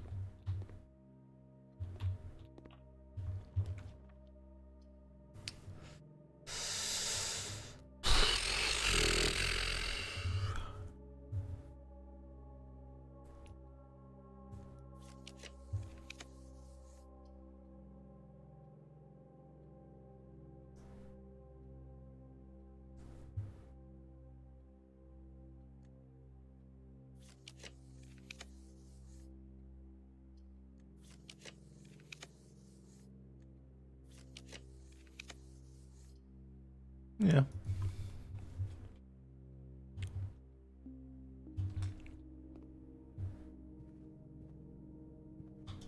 Okay, the east one is the one that's closed.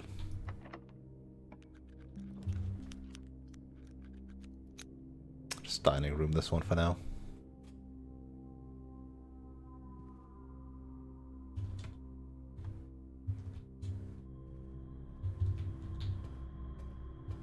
Oh no, it is like that. I see, it's just set on standard that it's open like that.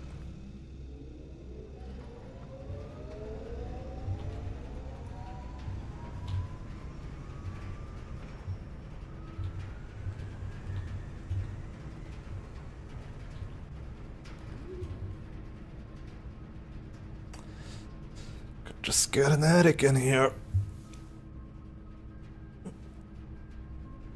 I mean, what are my other goals other than classrooms right now? Haven't found a single computer. We found the secret passage. So let's strike that from my to-do.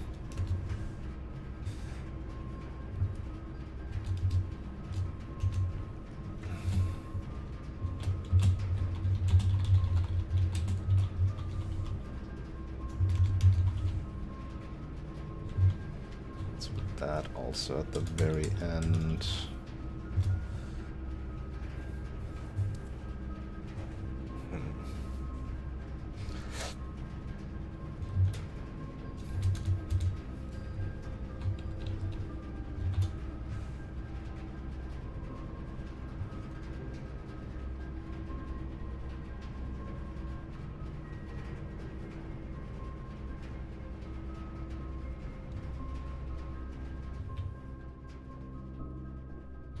One, 2, 3, 4, 5, 6, 7, 8.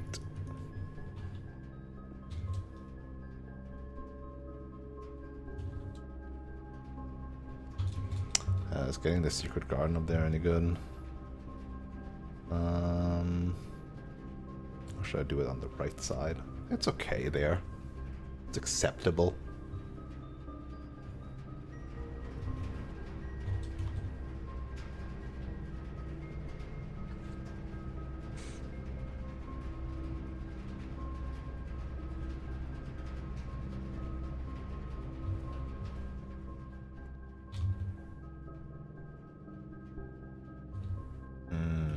Passageway kind of like I kind of fucked it with the passageway. I'm like, oh, there's so many nice doors, and then I just closed that one off, closed that one off.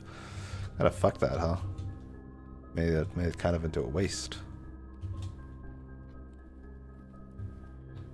Oh, I didn't even see the trunk. So many jumps. Or redrawing.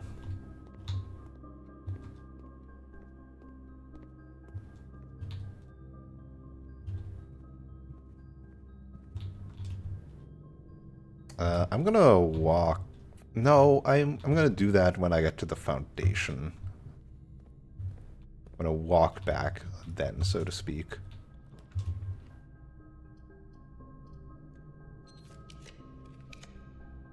Man, what ass?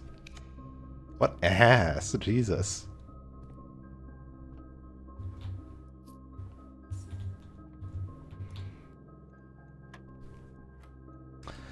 9. 6, 16. Ooh, okay. So 11 minus. So that's 5. 3 squared, 9. 1, 11. 12. Ooh, keycard. Sick. That helps. Probably.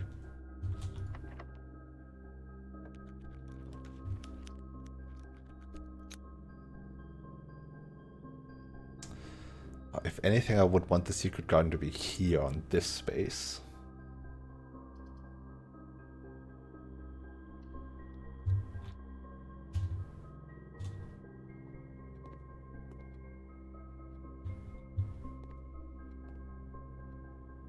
History spent by the victors.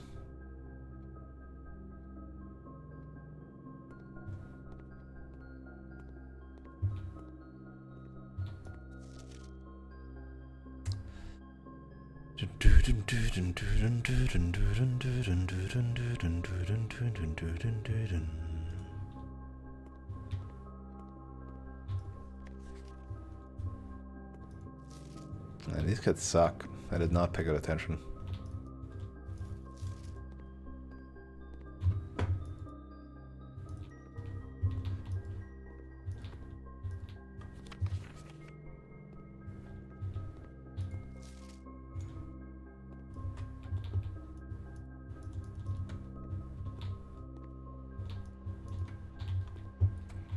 Next slide.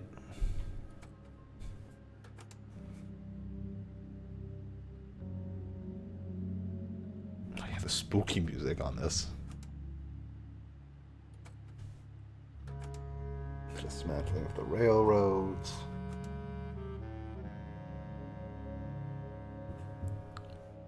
Oh, nuances like air balloon dirigible or whatever in the background.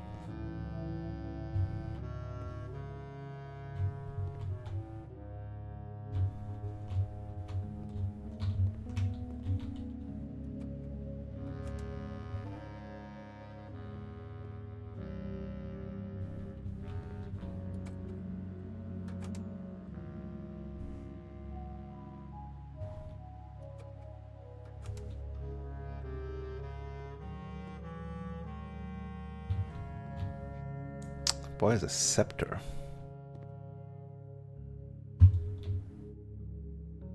And something else.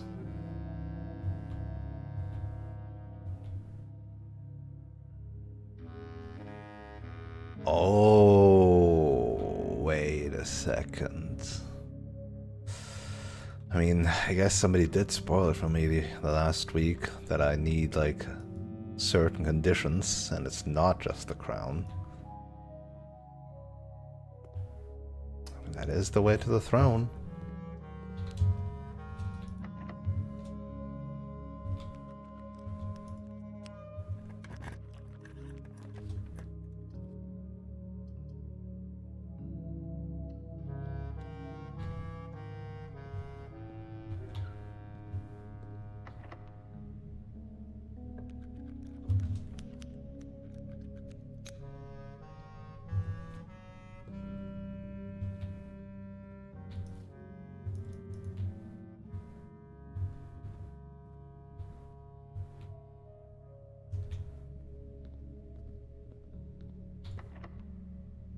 There we go. Now we secret garden it.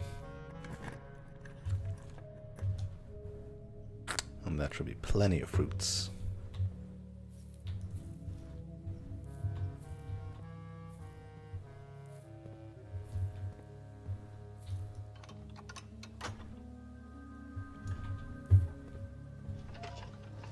Why can't I not skip this one? I can skip the antechamber levers, but I can't skip this one. For some fucking reason.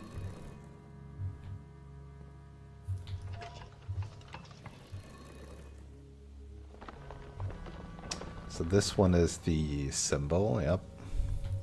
This one is just the Orinda area symbol.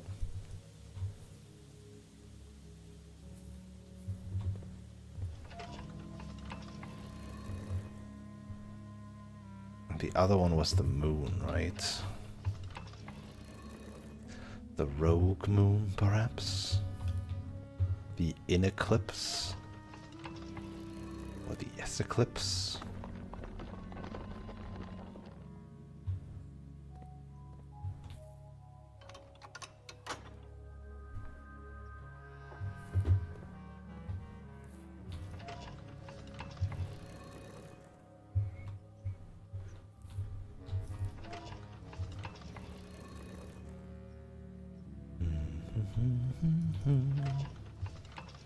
Feels so weird not having a shovel anymore. I normally always have a shovel.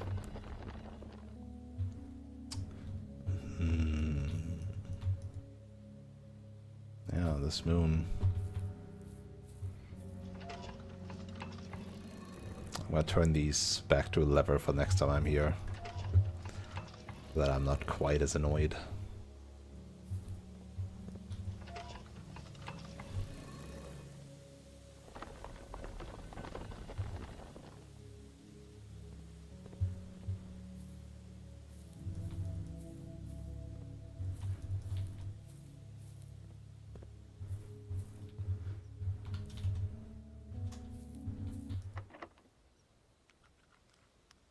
Running out of keys at this rate.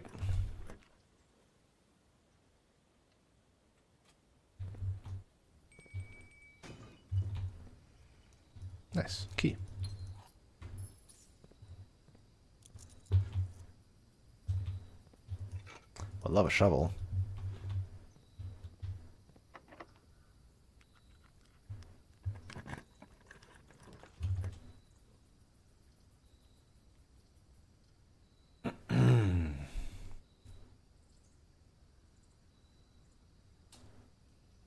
I need to make sure that I have enough, like, classrooms, right? 7.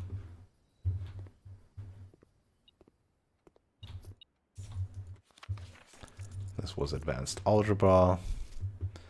I understand these ones. I think I understand these ones. Fuck, what was the other ones? What was advanced math? Wavy lines, rounding, diamond scale, flip around. Right, flip around.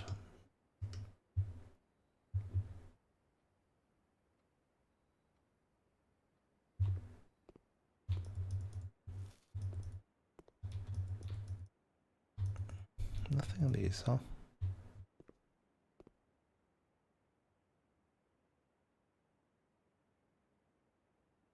Oh, you son of a bitch. That lines up, right? I think that lines up.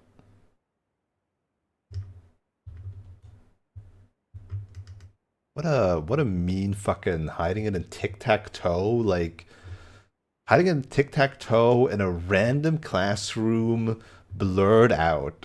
That is so mean. That is so rude. Yeah, that adds up with the X's there and the O's there. So this doesn't help me, but it exists. Hi, Naomi. Howdy, howdy.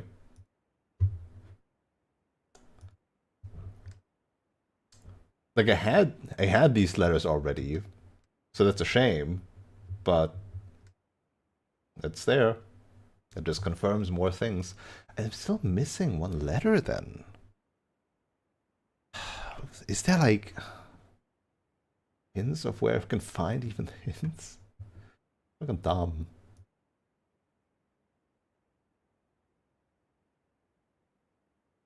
Wait, did I miss something?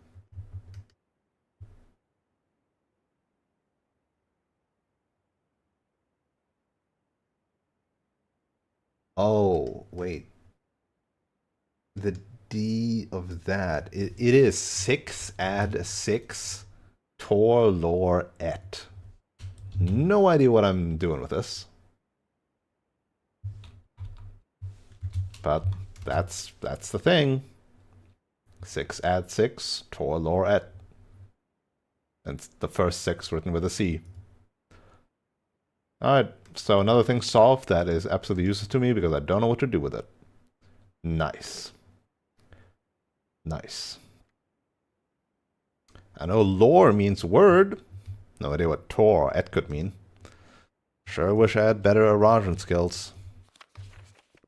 Instead of advanced algebra, teach me advanced Arajan. Like, what the fuck?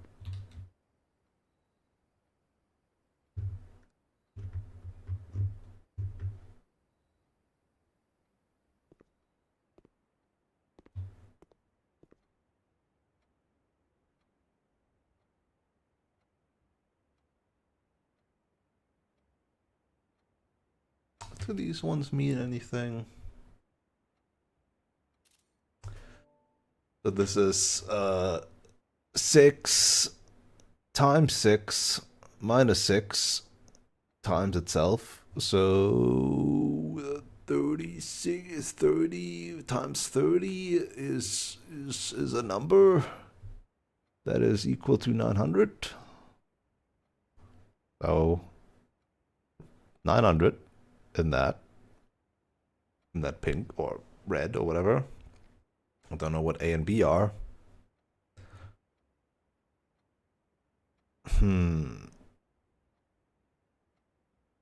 This feels like it should mean something, you know?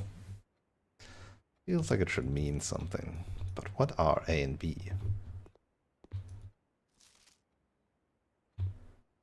Unless it's just 1 and 2 or something. But then, what is it good for?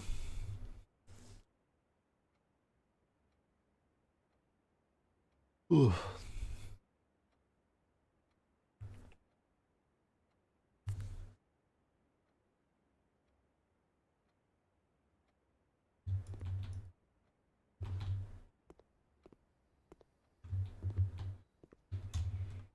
I don't know.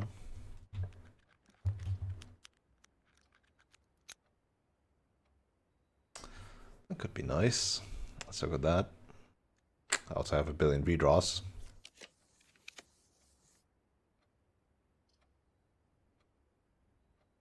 I can just open them. Just pick the aquarium, right?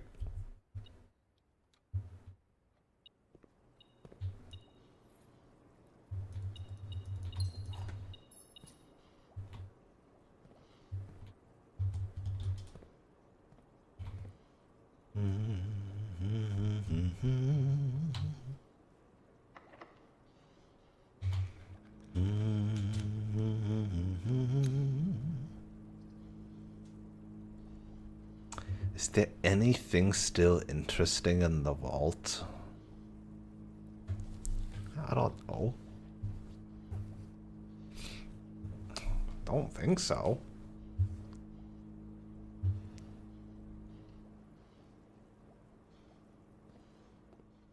Grade 8, which means the last classroom will be at... Have I made note of this one?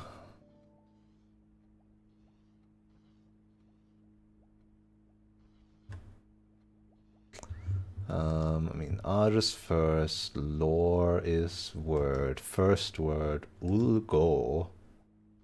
Ul is I will go, I will go. Nevdo was new, the start of, and do was new day. So morning, basically, yeah.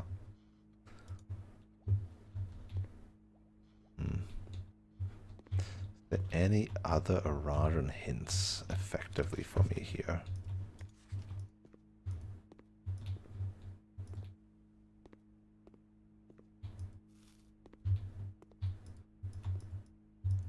Still nothing in these. I need advanced Arajan. Where's advanced Arajan? Man.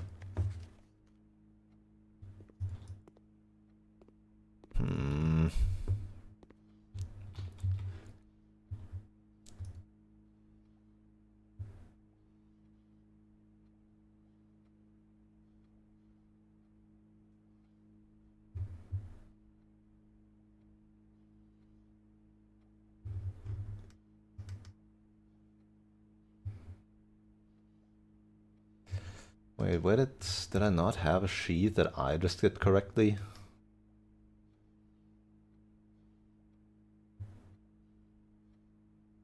Did I not have that?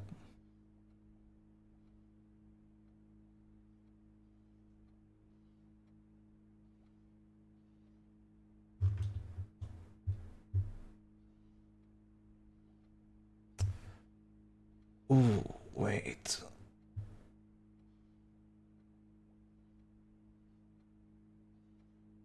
I just saw I have in my sigil stuff also the classroom stuff, which also included the initial note of Mr. Ravain. 45292. That is the setup for a numeric core. That is the exact setup for a numeric core.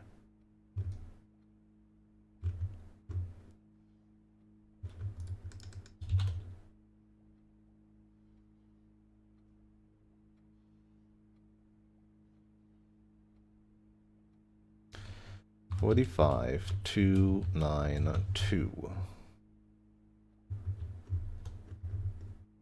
We divvy these up, and then we do that. So the numeric core of this is 8, right?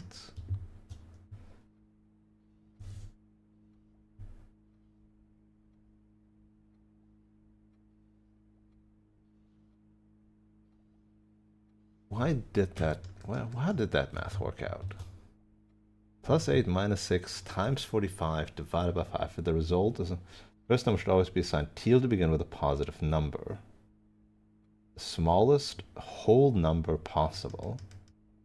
So how did the core of that become 18 out of 8, 6, 45, 5? Because 2... Oh, it's just... Yeah, it's just one after another. Yeah, so the numeric core of this is in fact, yeah, 8, right? 9 divided by 9, and 90 divided by 9, so 10 minus 2 is 8.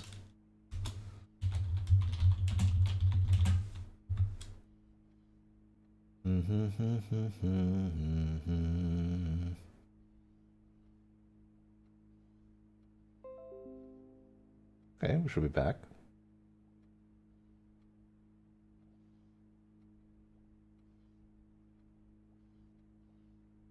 Are we back? Hello? Hello, hello?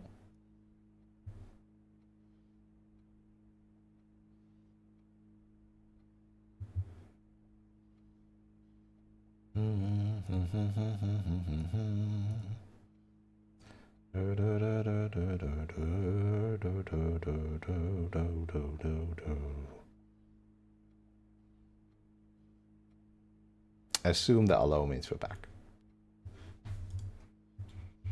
So I have no idea what to do with that numeric core, so let's just keep on going, I guess.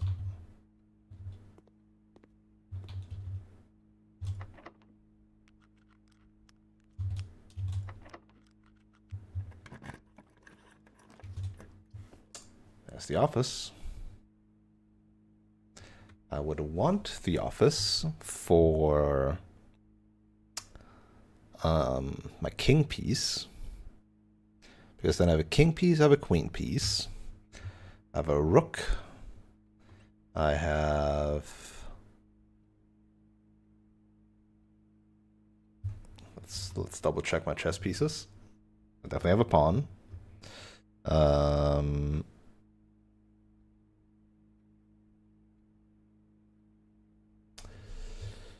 Security, observatory, or armory has the knight, and I have none of them. That's wild.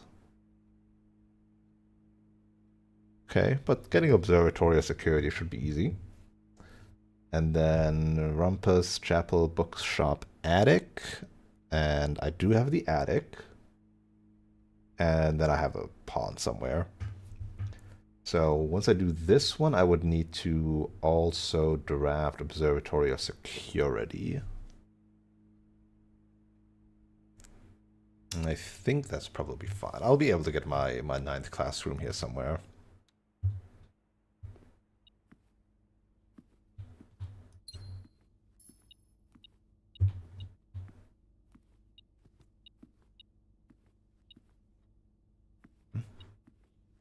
Hmm? What you beeping about? Oh, under that.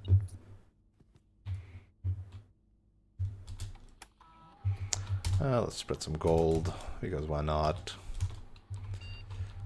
And let's run an experiment, even though we are almost done.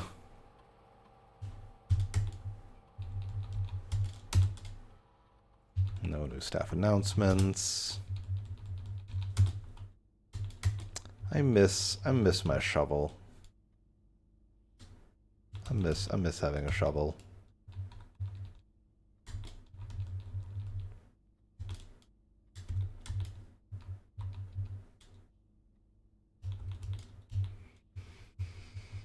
I mean, if we do the like rank 9 ones, that could be an easy condition for 5 potentially, or at least 4.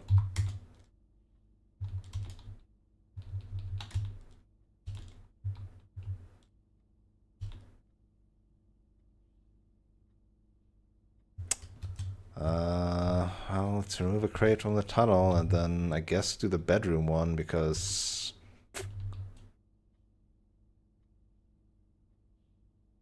I'd rather draft bedrooms than shop rooms.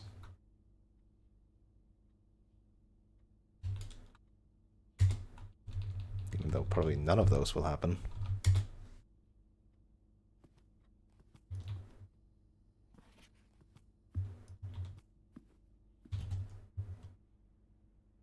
Right. Let's walk it back. Or I could go through the antechamber and go to the west side.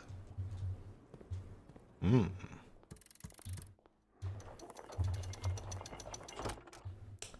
Is that Oris shaped? Not really. This is not really Orindia shaped.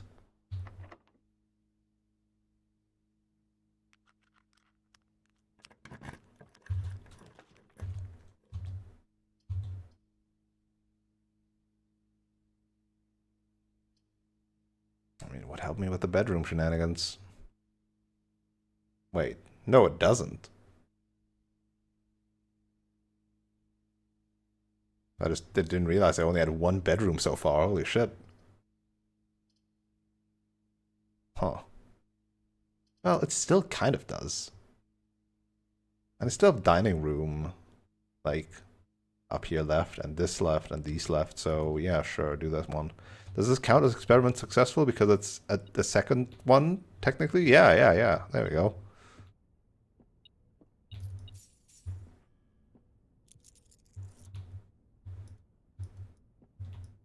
I'm done.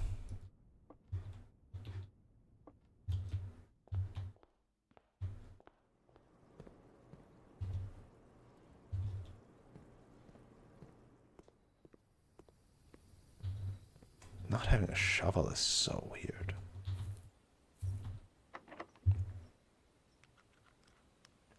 Running out of keys. Honestly?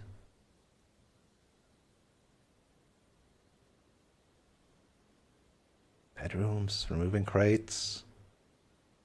I'll get my class. This. I'll get the classroom in these other ones, right?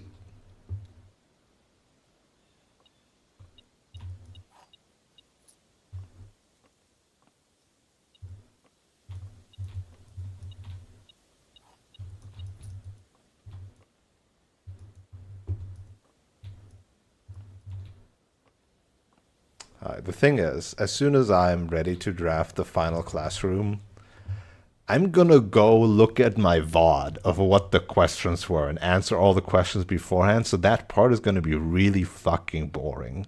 So be warned.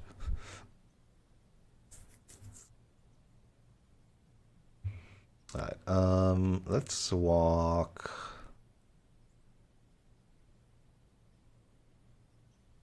back to the entrance, or do I just walk to the Dining room. I gotta just walk to the dining room.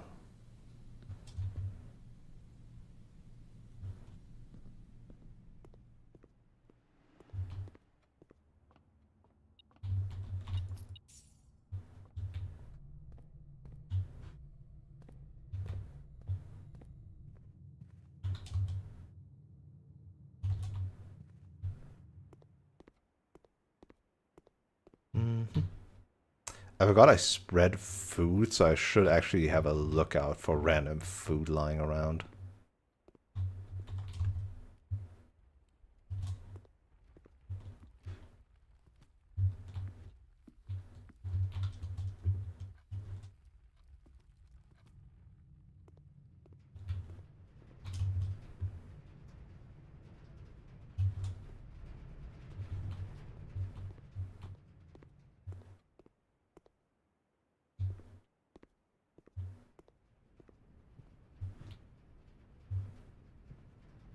Or nothing.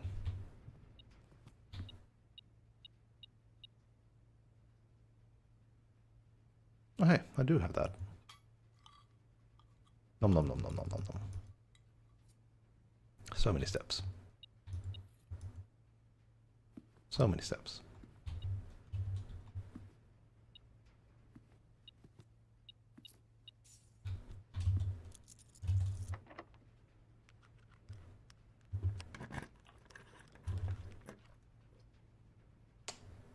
That would be the observatory.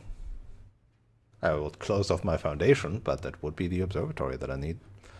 Or get the master bedroom. I'll be able to get observatory or security somewhere here, right? Right? Right? See, I got it. But then...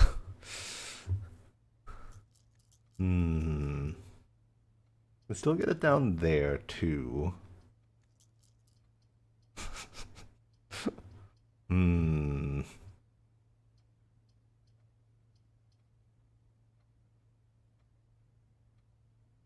Let's just get it now. Let's just get it now.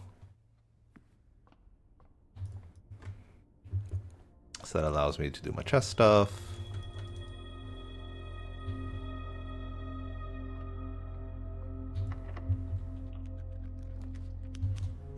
Uh-oh.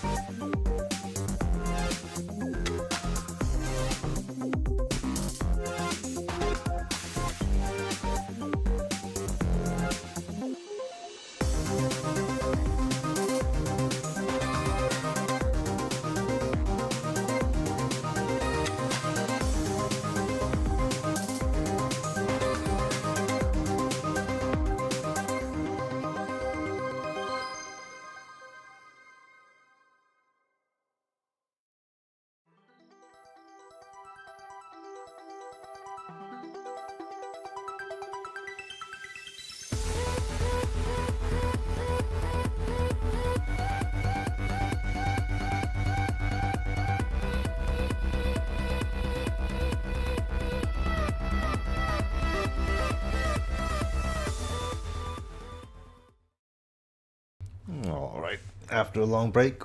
Hi, howdy, hello, welcome back. I don't know why this is broken now. But hi, Teeny. Thanks for the raid. Appreciate it. Welcome, Raiders.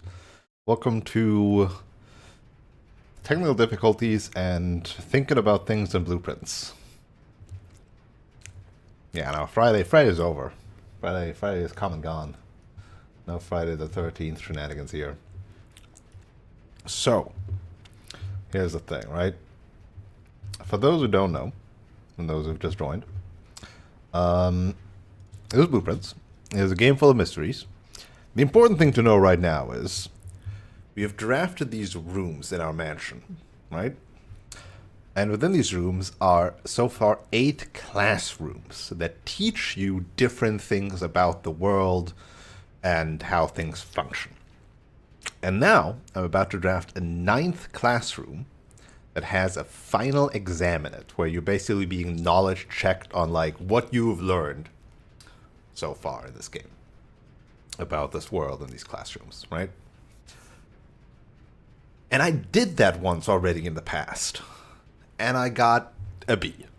I didn't get everything correct, but there's a trophy, an achievement for getting everything in that exam correct.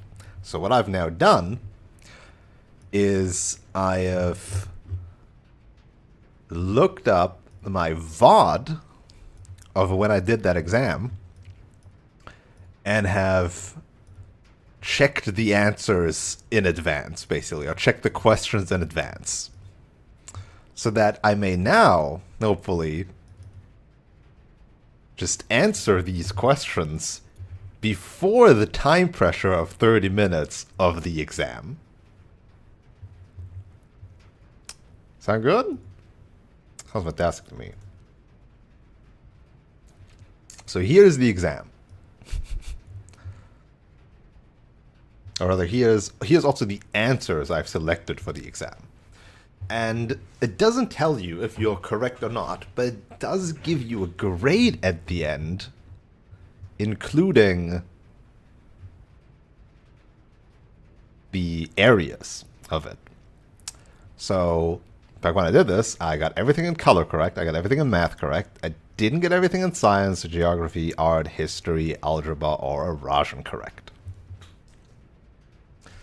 So I'm aiming to rectify that. So I now need to think about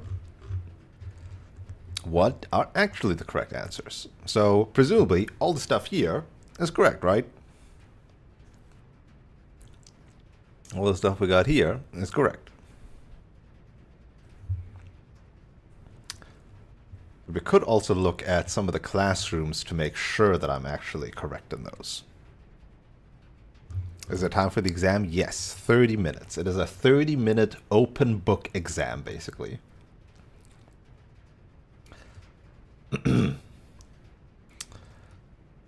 So anything with color, all this stuff, basically I got correct. Algebra, the simple math, I got correct. So these up to question 11, basically I got everything correct. So I can just copy these answers that I've done before. Now science I fucked up somewhere. So these are 6 science questions, and I got an 83%, which if we do some math, right? 6 times 0.83 is 5. So I got one of these wrong. I got one of these questions wrong.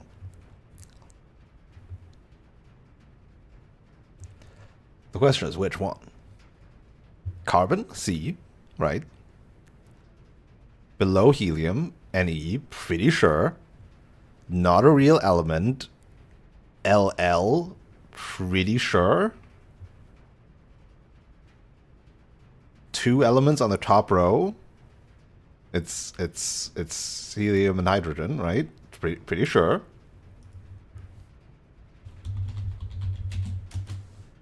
Let's look at it in the periodic elements table. Yeah, helium and hydrogen. Yep. Which element could not be used in the spelling of the word clues?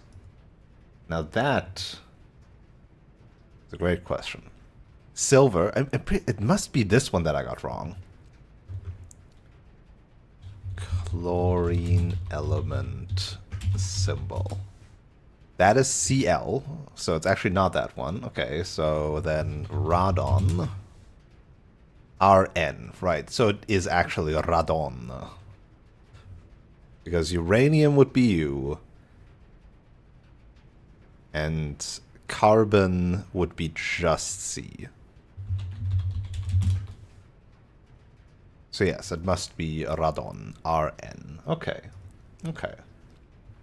So that must be the one that I got wrong. So let me like kind of like color this thing.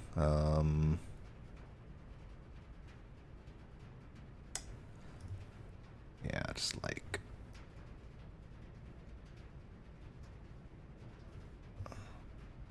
that's this one actually. There we go. Okay. It's actually this one. Oop. Hey, what the frick? Oh, because it's a new. It saved it as a new image. You son of a bitch. Okay, that's fine.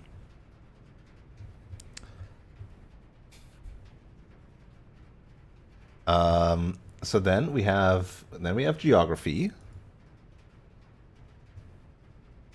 So 18, 19, 20, 21, 22, 23.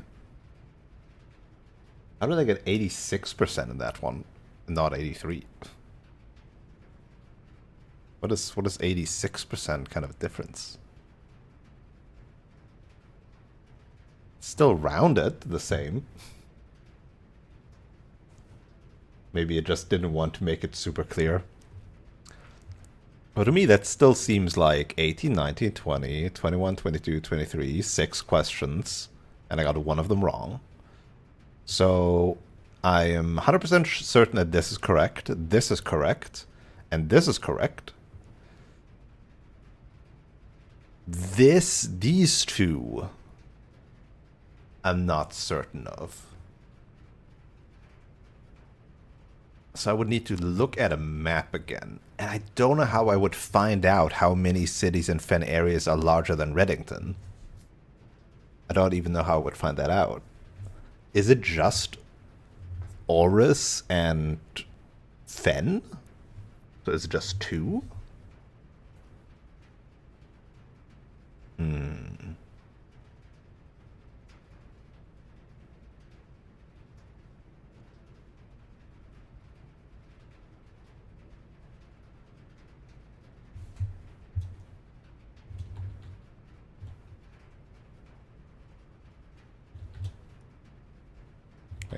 Which way around does a question mark go again?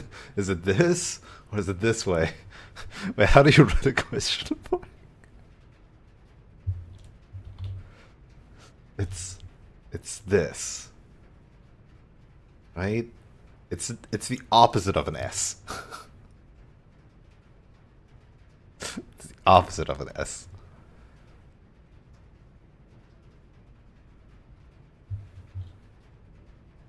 City of Fen is south of which small body of water?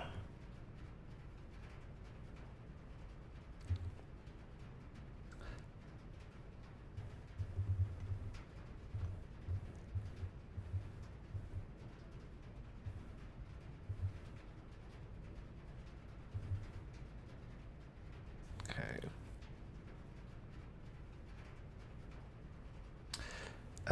And then we had art. I got 75% in that. So that's 1, 2, 3. So this one must mean then that it is that one. It is jungle.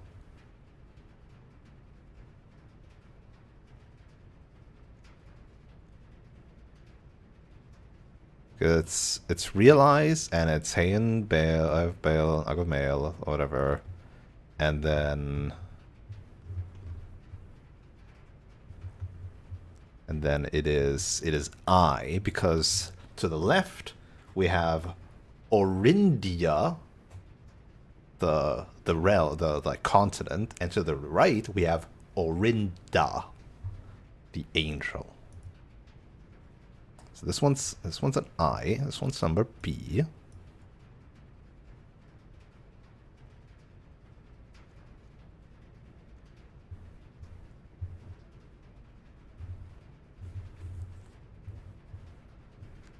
Okay.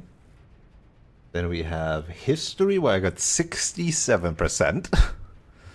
So 1, 2, 3, 4, 5, 6, right? At 67%, probably that means I have 2 questions wrong. Yep. Now, which questions do I have wrong? I think Teskin and 6th is correct. 22 years? Grand City of Fen. Which I'm gifted Fen area is a dirigible. Right, right. Now I know what a dirigible actually is, so the answer is nuance. Now what is the other one? Fought on the southern shores near what famous landmark?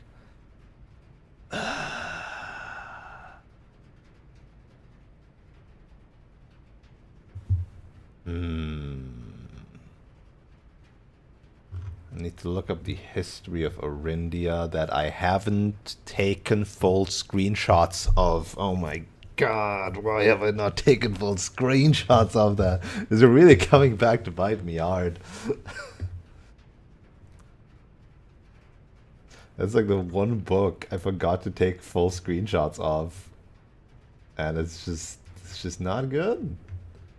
It's just no bueno.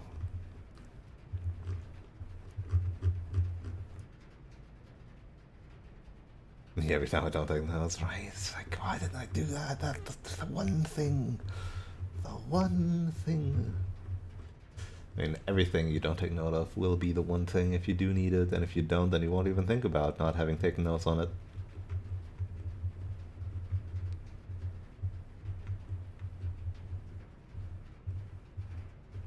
I'm scrolling through a bunch of screenshots right now, in case you're wondering.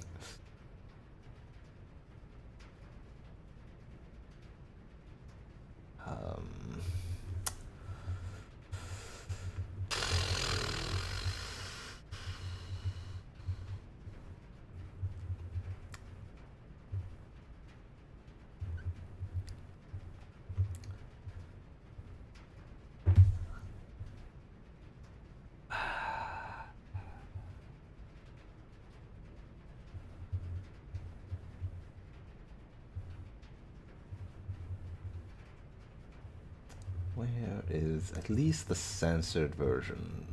Where is at least the censored version of this thing? No, that's Realm and Rune.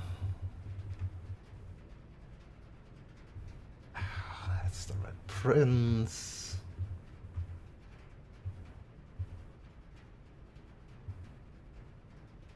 I'm keeping this screenshot open because it has City of Fen, the Royal Museum. Is it the Colossus Orinda? Is the answer the Colossus? Because I don't even know what Angel Tower is.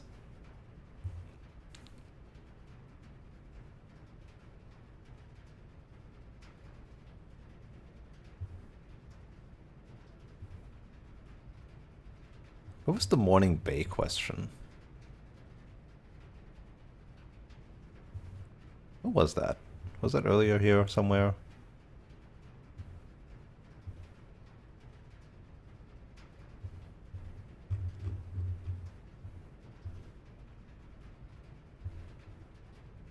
It was this one. Yeah, so this one, I'm pretty sure it is Morning Bay. Because the city of Fen is south to which small body of water? I mean, it's not that small, but sure, Morning Bay is still true. So how many cities in Fen areas are larger than Reddington? So it must be Oris and Fen, so the answer must be 2 here. I think that is the correct answer.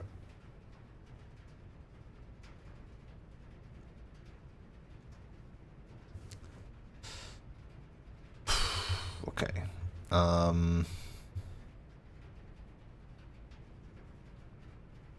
Yeah, I think those are correct, which means that this one is probably instead. We know it's a nuance. And then there's probably the Colossus? Or is it Mount Holly? Oh.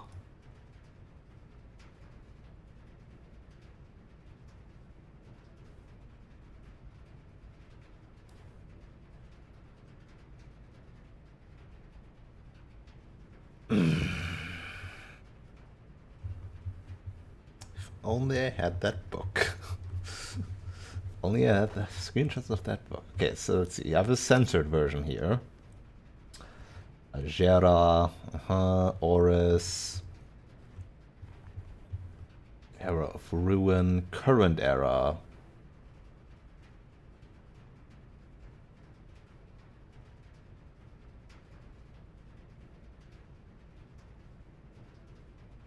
Because surely...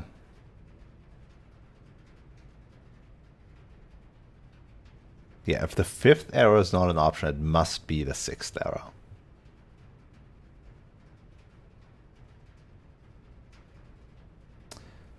The deciding battle of the War of the 5th Era. The brutality of the pacification has sympathy. The lever persuaded to join the cause. The War of the 5th Era lasted 22 years, yep. And saw buried 1 in every 3 men. Where does it say that? How would I know?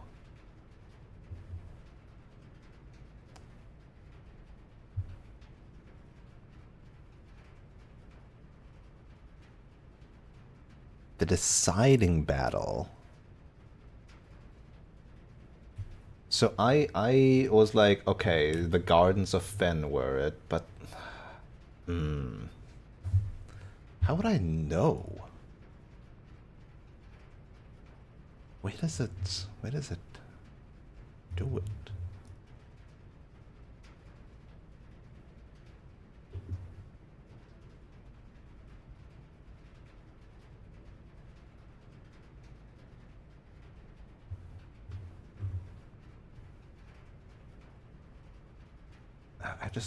I just wish I had a hint.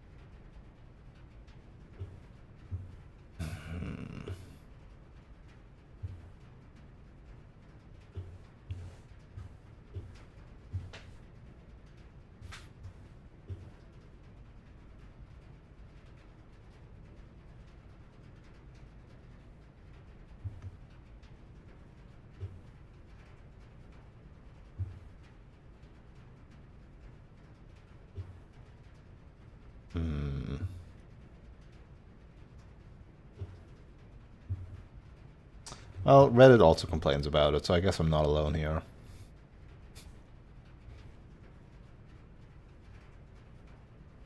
Guess it must be the Colossus. It just makes the most sense.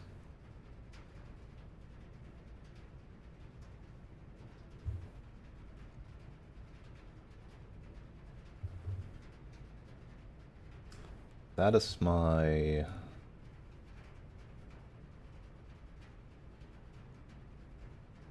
Is that... Okay. That would be history covered. Then we have algebra again. So we have 1, 2, 3, 4, 5, 6 questions for algebra. And I have one of them wrong again. How did I get one of them wrong? 6 times 6 is 36.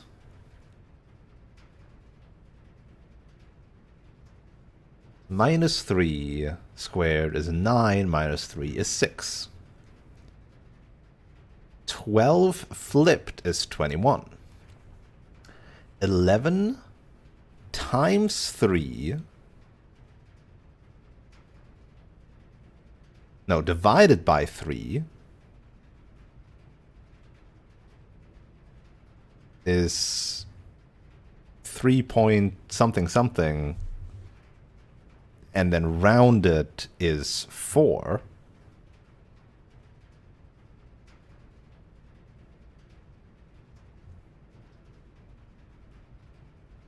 $16, 21, 42, 41, 14. That's the correct answer. So it must be the last one that I fucked up.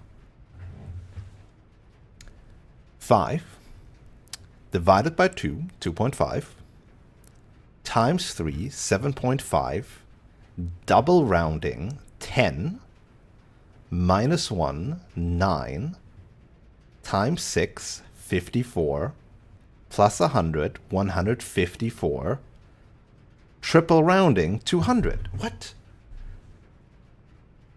Why is... How did I get any of these wrong? These are correct, though. I'm gonna look it up. I'm gonna look it up.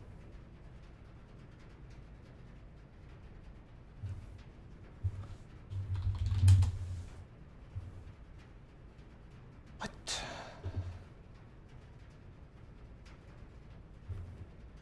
34, 36, 6, 21, 4, 14, 200, huh?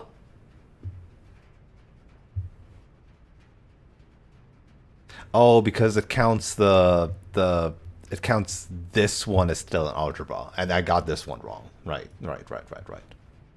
Okay. Never mind. So this is all correct.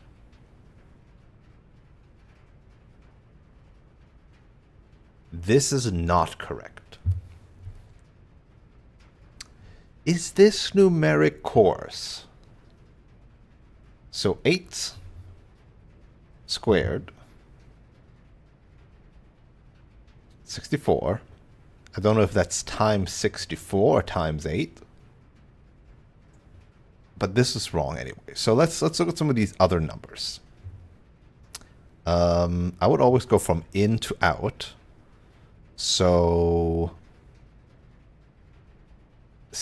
B would be 10 squared 100. I doubt that's it. I sincerely doubt that one's it. Now, 8 times 8, double rounded, would be 60. That can't be it, right? Now, 8 squared is 64. Flipped is 46. This has nothing to do with numeric course, though. Never mind. What the fuck? Numerical perfection. In ancient, but this must be numeric course.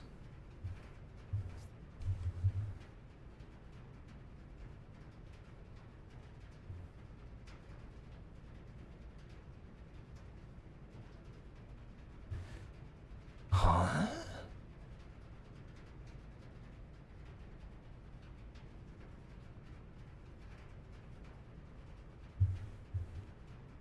Why?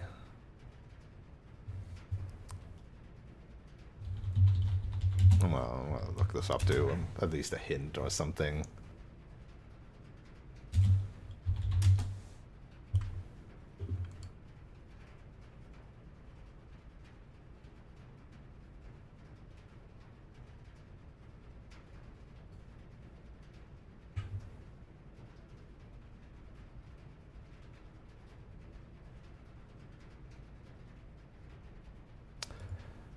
Oh. I mean, I guess 46 is like... But why is 46 so important? I mean, it's important for us. Why is it important for the Agerans?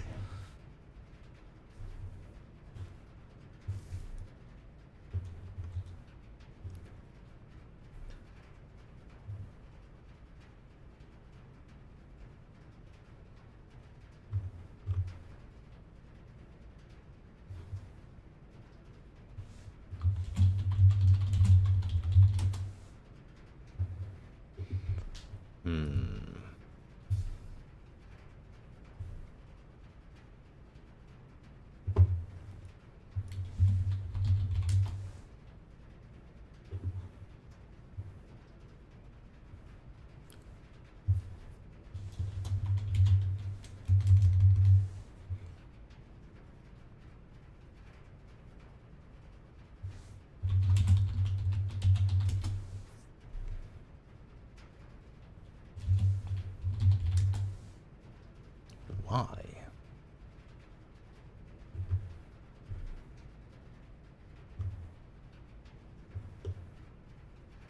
And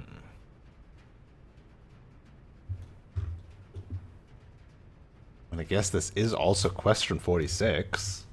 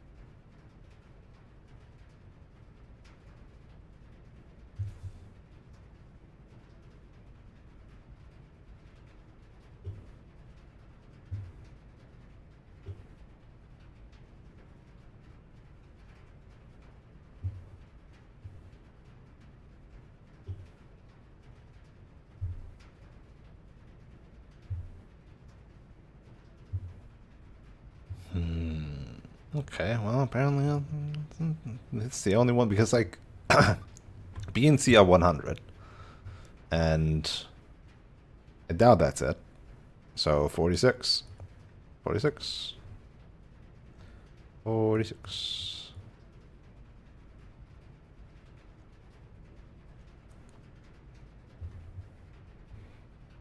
Alright. Which leaves us with Arajan, the most annoying of them all.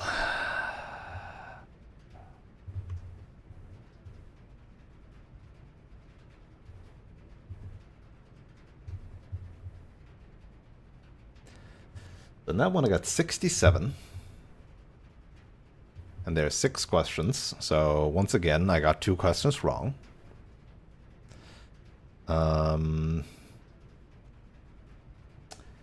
If we start easy, then Hugh is correct. That's the easy one. Nev, Yait, New Gate, easy. Trey Venle can be translated in several different ways. Which of these following is not an acceptable interpretation of that phrase?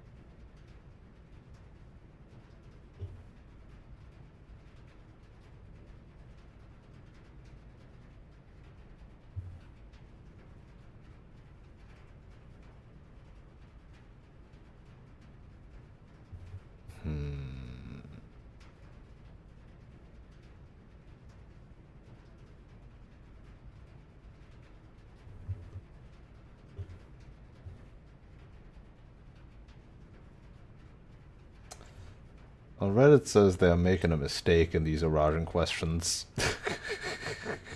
Which would really suck, huh?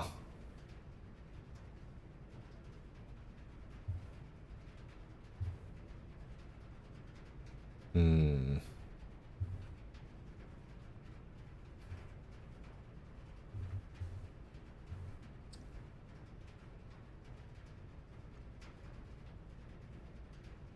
Oh, let me grab this note here again. So, tree. Venle. Ven, all the end of. Le, and lack of myself.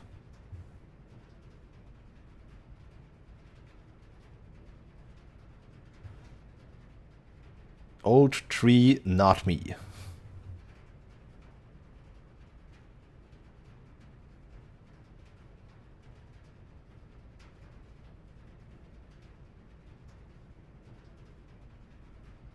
When paired with a verb can mean I will or I won't.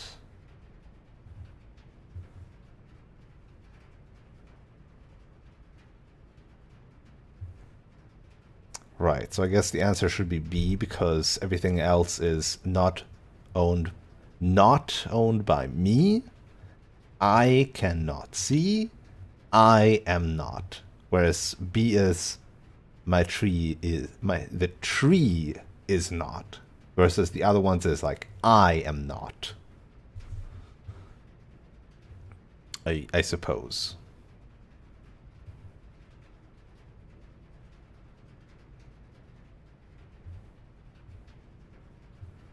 But like,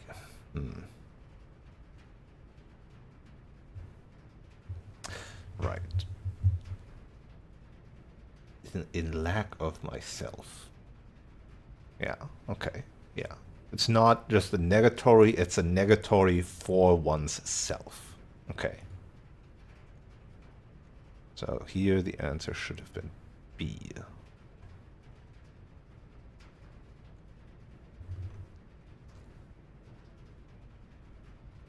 And then between these, I also got something wrong, so...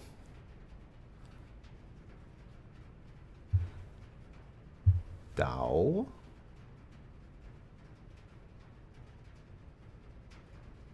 Stay. Ven is old. Ja is last. Eh? I must have this one wrong, right? Wait, but Dao is day. What? It's not name. Jor is name.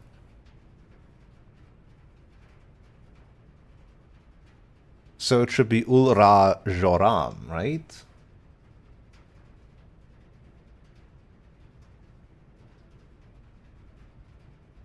Ulra. Because like none of that is familiar. But I know Jor is name. And Am is large. So Joram is like large name. Ul is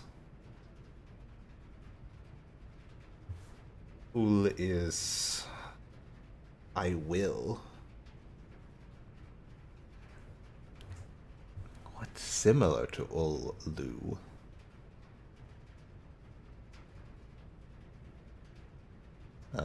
Nai Dao would be just night day.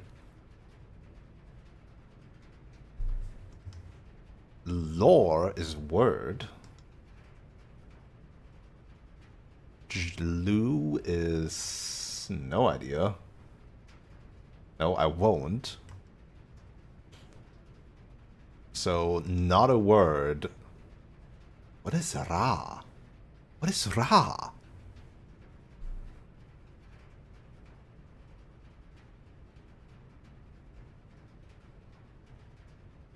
So it's either B or D.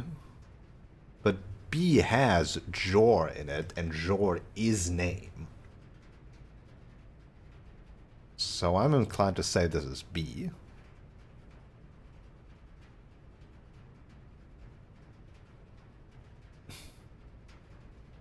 Rajanai. It's so funny because this is like so. It sounds Japanese. Rajanai.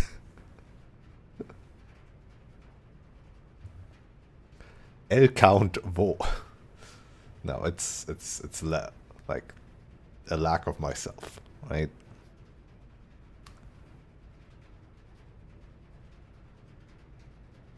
Ave Lu.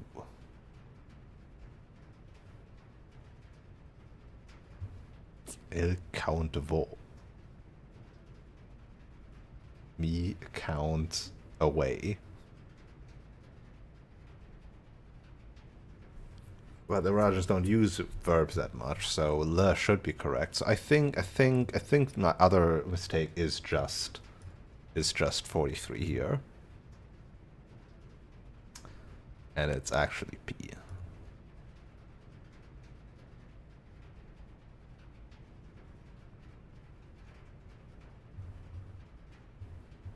And then this one is probably correct. Arjin et of tre isja trevo.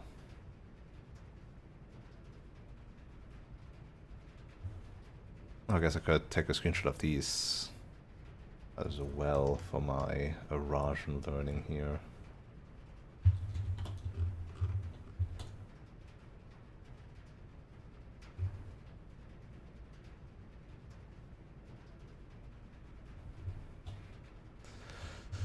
Yeah, so it's start north, like first north,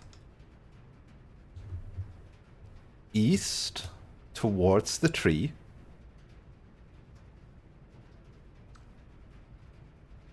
last south,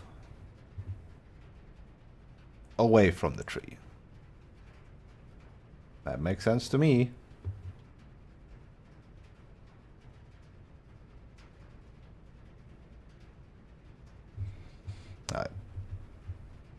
I think that sounds about right.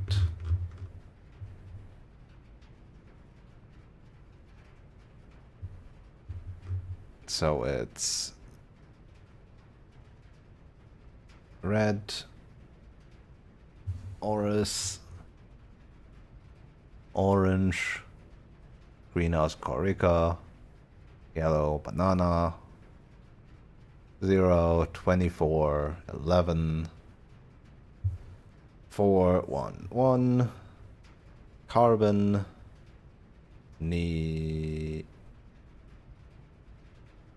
neon, LL,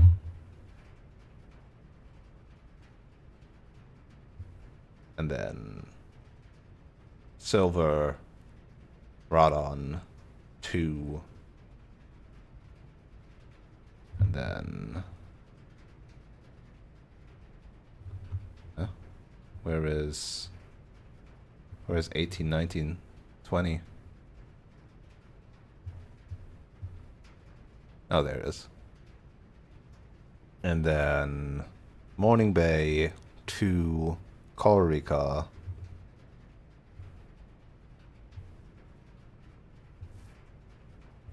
Arch Areas, Fen Areas, Mount Holly Relic and Fen Areas, 24, Abel, Magofale, Jungle, Realize, 27,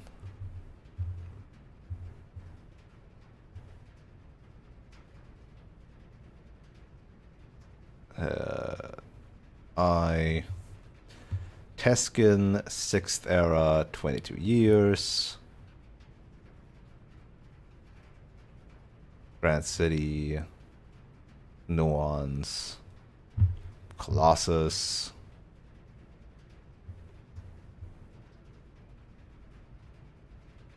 all correct.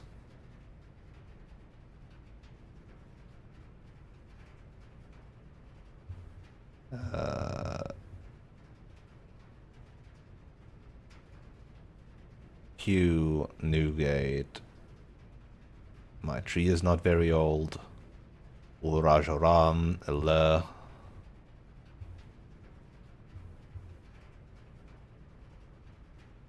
And then the tree, and then the 46. Okay. I think I'm ready to just speed run that final exam, because we basically just did the final exam just without time pressure. And plenty of notes.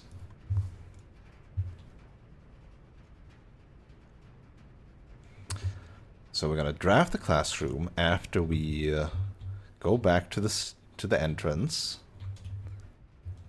and we're gonna do the chess thing, and we're going to quote unquote castle, even though I don't know if this is like already if the game is going to be nice or if it's going to be accurate, right? Because like in normal chess notation, if you want a castle, you actually move the king first, because the king is the one that normally can't move more than one space. So you move the king 2 spaces to then swap with the rook.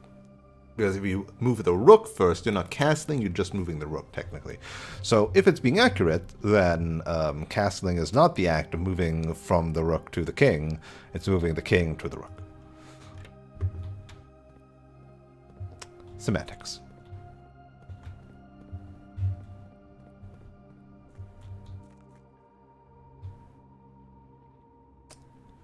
Which way am I allowed to go?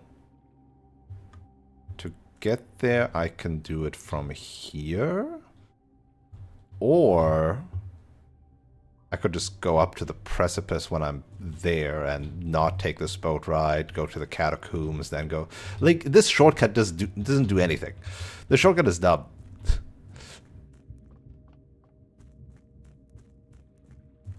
I'm gonna pull that lever just because I can. Who knows? Maybe I'll need the crown for something. I have the steps. Oh, and I have running shoes, so I don't even really use these steps all that much.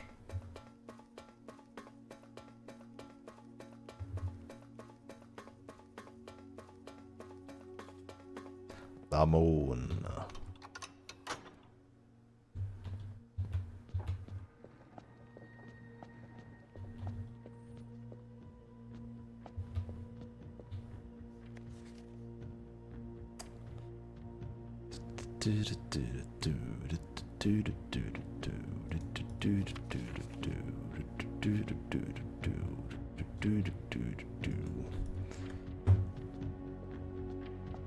But I guess that would have been the hint that Arajas also still trains or something.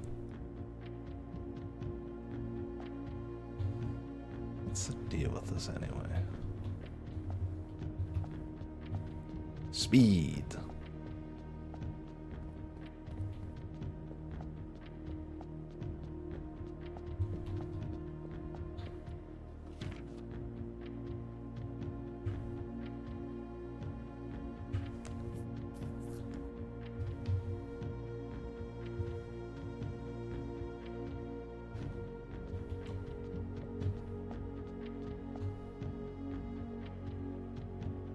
Angel too. Lots of angels. Who are these three?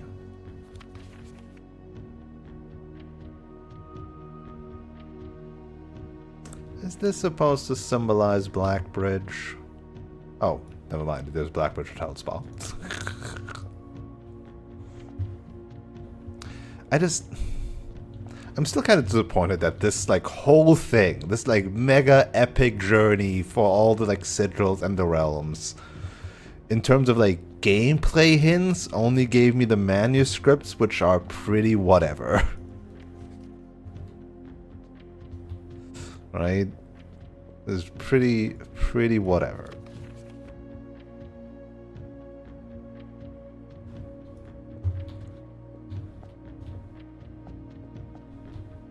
So fast.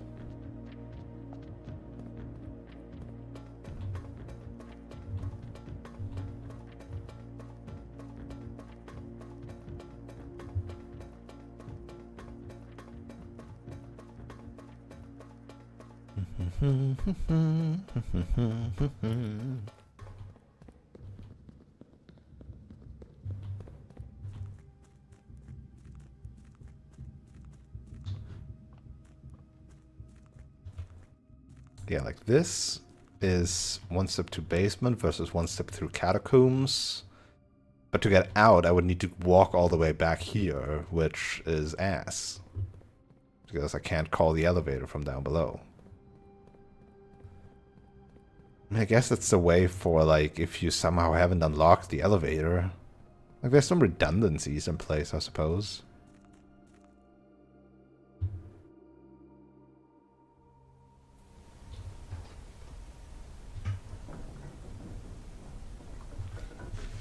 My ice cream has turned into ice cream soup.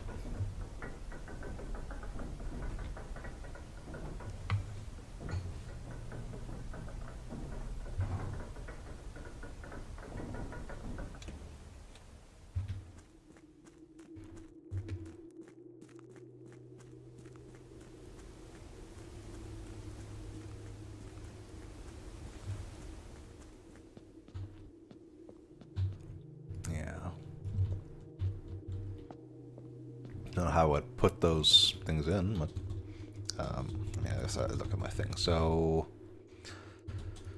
knight up there. Boop. Rook down there. Rook and the queen down here.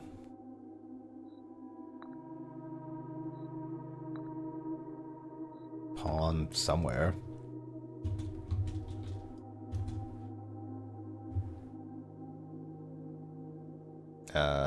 Bishop in the attic.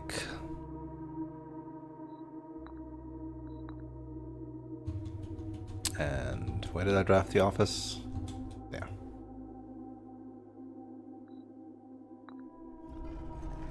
Boop. Pick a piece. Pick a piece. Add a piece. We'll pick the king, and then we'll do the other way around and do this again and pick the rook if we need to. Choose a color. Choosing green is usually pretty nice. Choosing bedrooms could also be good.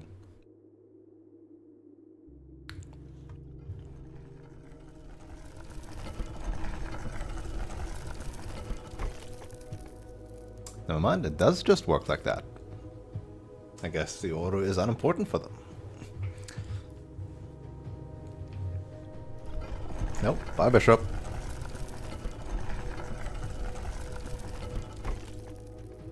Why was Simon like not a fig? I know he only exists in cutscenes, but like, come on. Could even extended a thing. Little step. Ooh, we're going deeper. Unknown underground. Okay. Now we're getting somewhere. The weird thing is, right, you can do this really randomly. Just like, imagine if you like pick the king or the rook first and then just switch to the other one because you want to try something else. Oh, hello there. Big new area.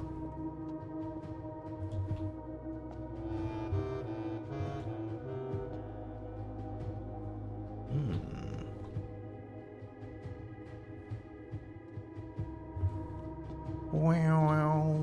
Really adding to the music here. Whoa. Wait, are these all Morajai boxes? Oh, goodness.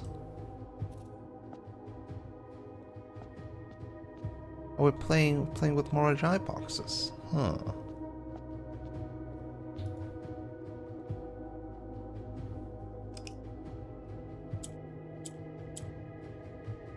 I don't remember what the white ones do.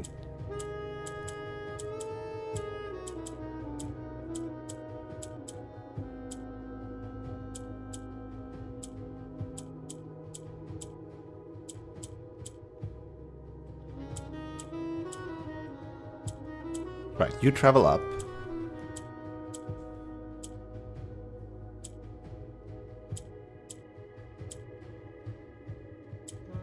So now I can like do this. I don't remember what the white ones do.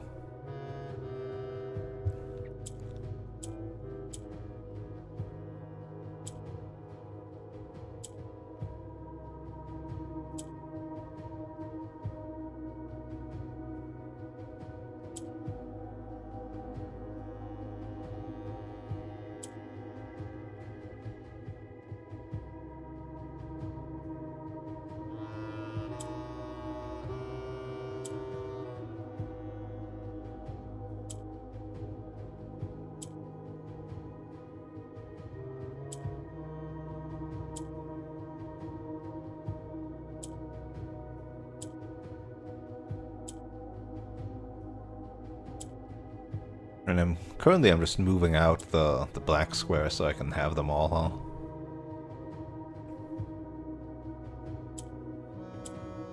So maybe they just don't do anything.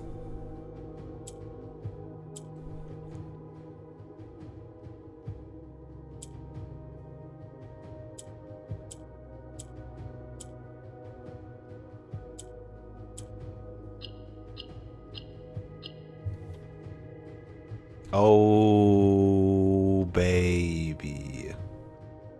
The black key is lying with the last king of 8. The black key, like the box story found in the fucking treasure trove. That's probably it. That's how I'll get it, huh? The last king of 8. Are you all kings, sirs? 1, 2, 3, 4, 5, 6, 7, 8. Orinda Arius. Oh, hello there. Now that is a new face.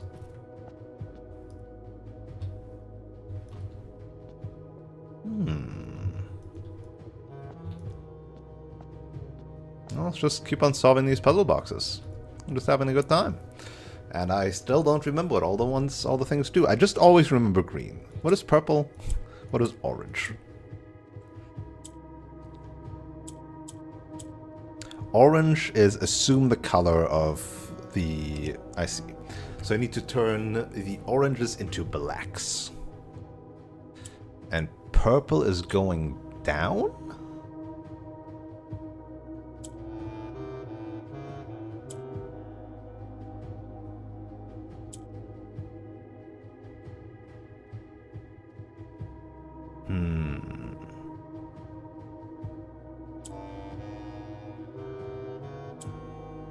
So this will currently turn into a purple.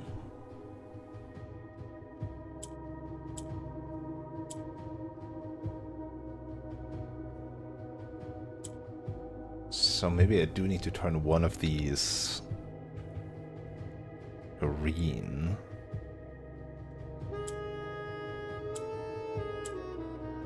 Because this currently doesn't do anything for me. Neither does this. So I think I do need to turn one of them green so that I can start doing stuff like this. Yes. Yes, very much so.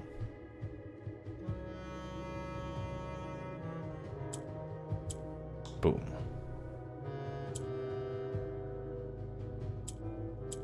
Boom. Okay.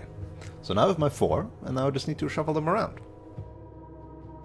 And I do that by...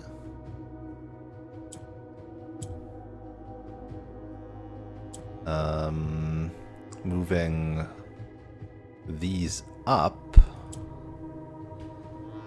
so that I can move these down.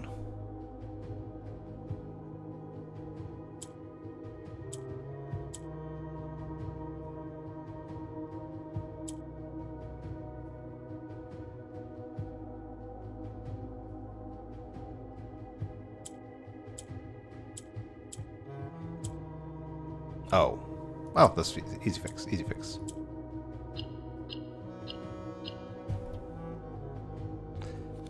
A patient figure. A reckoning, great.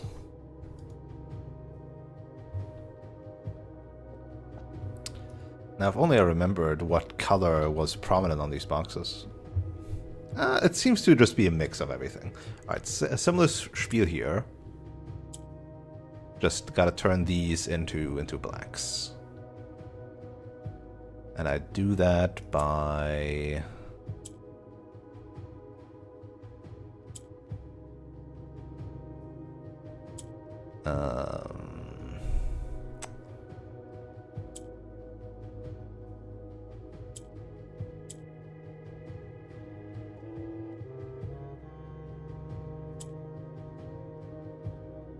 Oh, why don't I just like do this? There we go.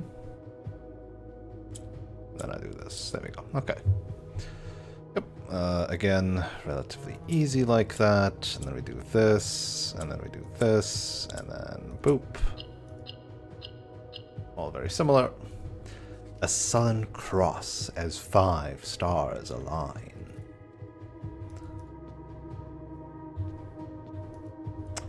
Why are some of you not here? Were there originally 10?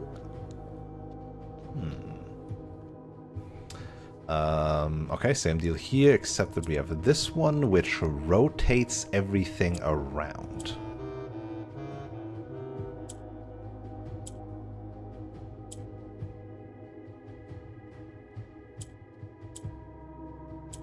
There we go. There we go. These are very easy boxes, actually. And in sky above, a brilliant sign.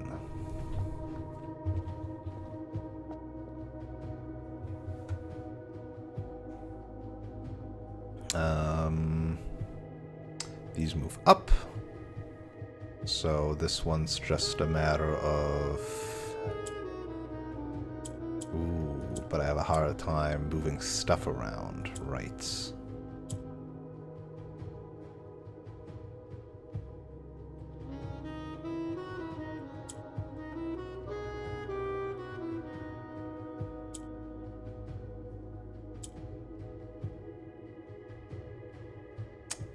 Ooh, wait, what? Ah, there we go, and then I have enough here, then I have enough here, and then I just had a very limited number of moves. But that gifts no gold for manner charms. This is all nonsense to me. Rotation, moving, down, stuff. Okay. The green ones really give me the best mobility ever, huh?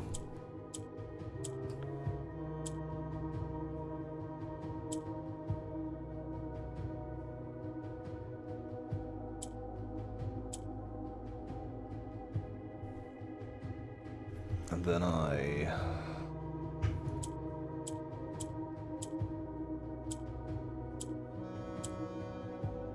boom shakalaka. I do like Morajai boxes. They're fun. It's just a nice small puzzle.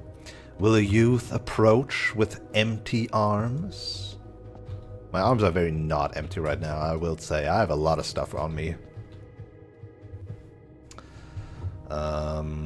Once more, not a lot of things I can do.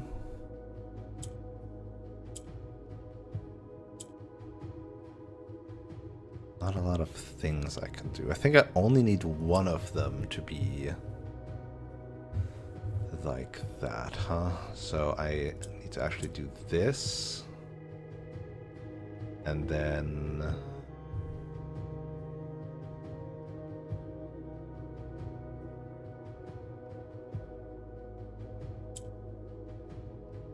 No, shit.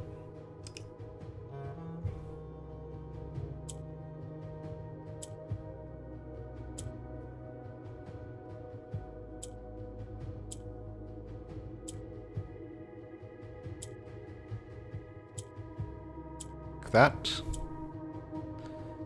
And then...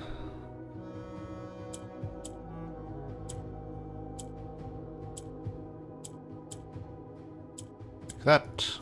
There we go.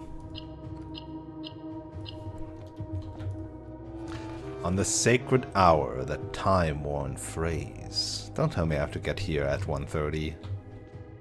I'll maybe do that.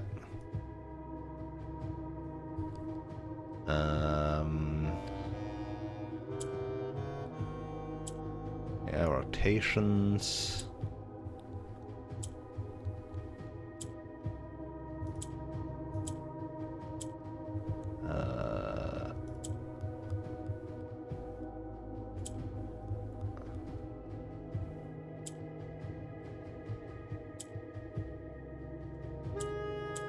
How do I get you down there? Oh wait, like that.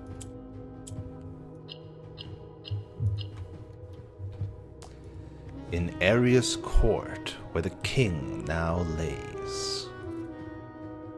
Wait, that was 8 though. No. Bullshit. The black key is lying with the last king of 8? But, what the? But I did the... In Arius' court, where the king now lays. Blackie is lying with the last king of 8. Patient figure, a reckoning awaits. A sullen cross as 5 stars align. I mean, that's the Southern Cross, right? Or the Northern Cross?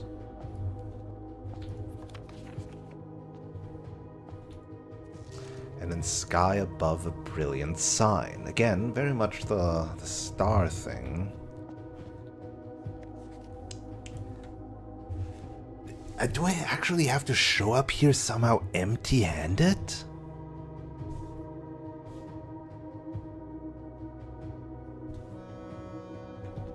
How? Empty arms? How the fuck? Add 130 without anything?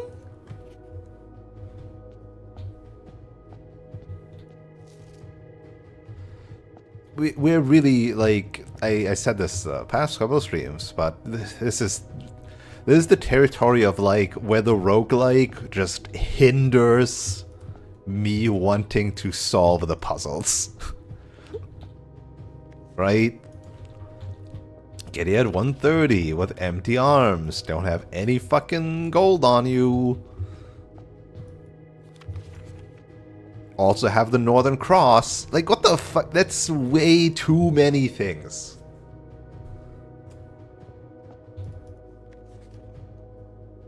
That is way too many things.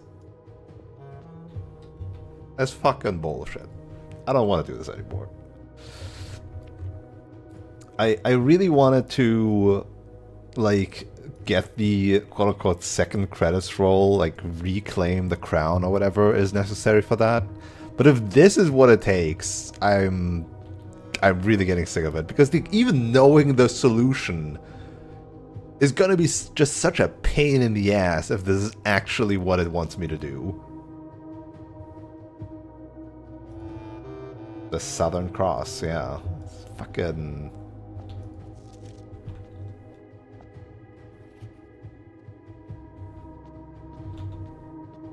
So these ones, right, with the cross. These ones with the, like, don't have anything. This one with the get here at 130. The only thing I don't know what it is about is this one. The patient figure, a reckoning rate.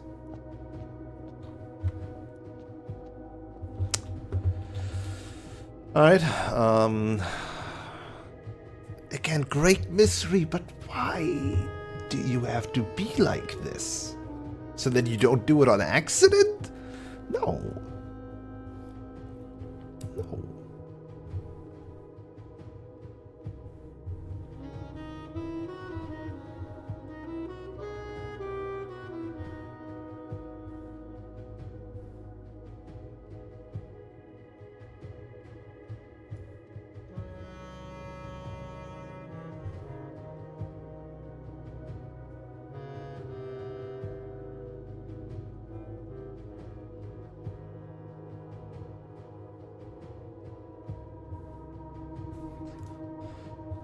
I'm pulling up my hint, like, site.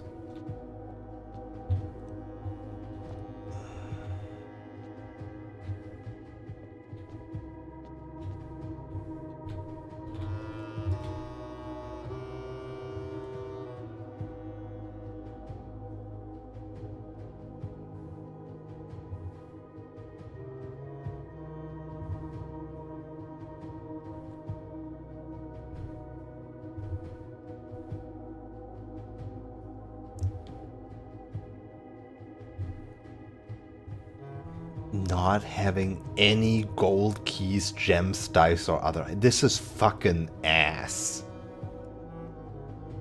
This is ass.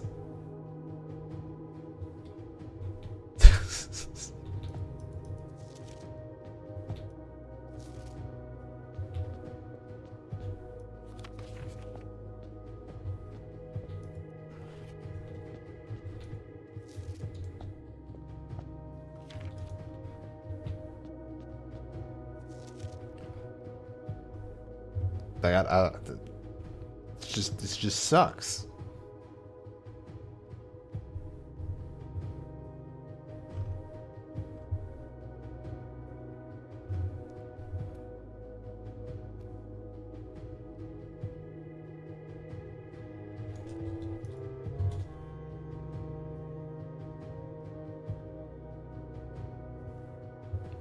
This just sucks.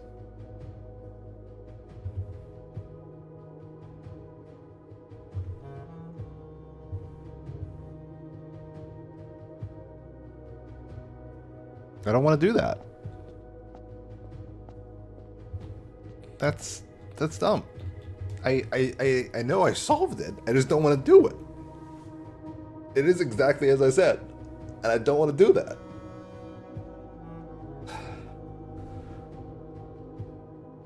I'm really done with this game, I think.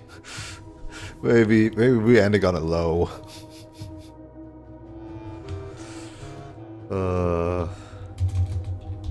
Oh, Prince, easy, Arius, court, puzzle.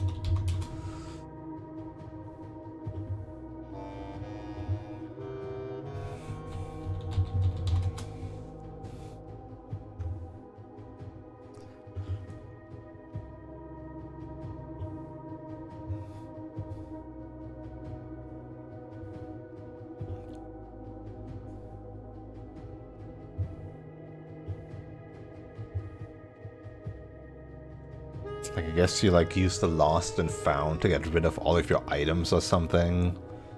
And then I don't know how you would even fucking do this. That's so ass. Because I start with 2 gems.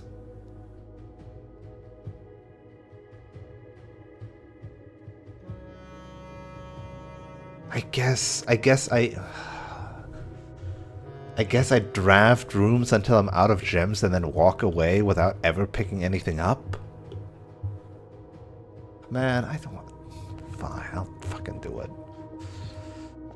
I hate it here. And then I need to wait until 1:30, which is gonna take like 30 real life minutes.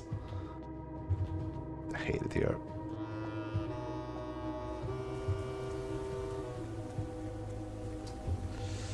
I hate it here.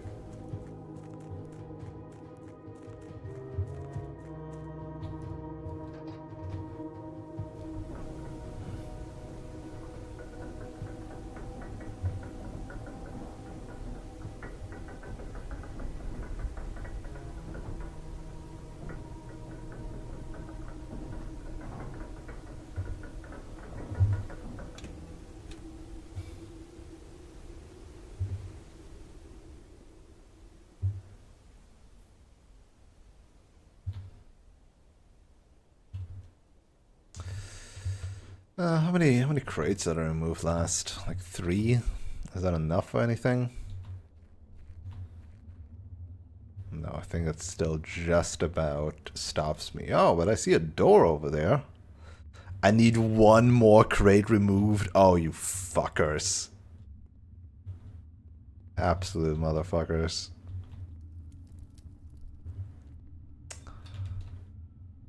God damn. That's fine. This is okay.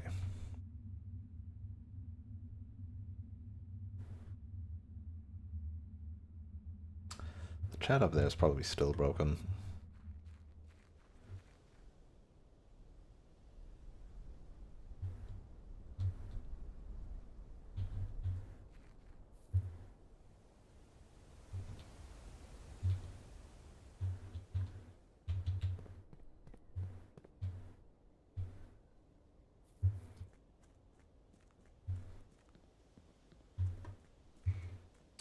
Let's go draft our classroom and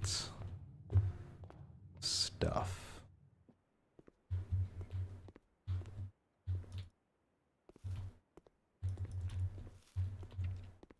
I'll just redraw until I get my classroom.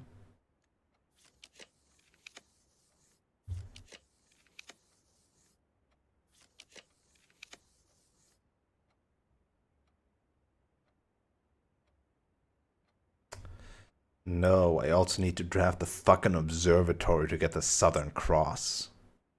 Which means I need to redraw once. I'll do that on the room after this.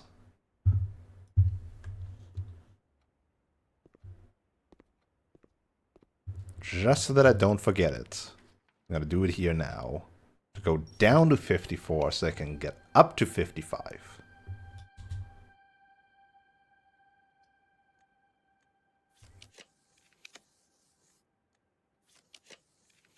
Anything fun I can draft here? I don't know.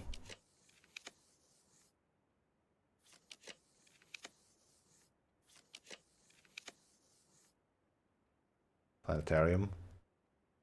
No, because I want to test things out anyway, so I'm not going to call it a day in the planetarium. Yeah, get the mailroom again. No, because I don't actually want stuff next. Fucking.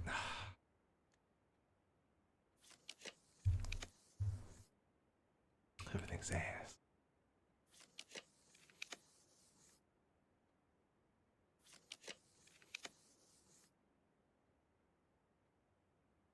I don't want the freezer.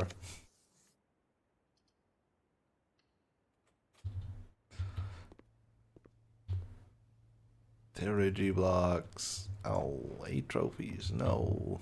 Okay.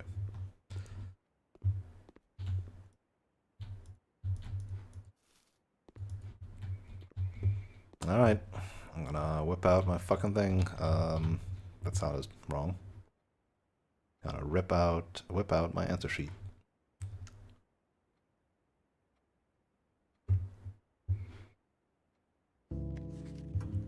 Exam has begun!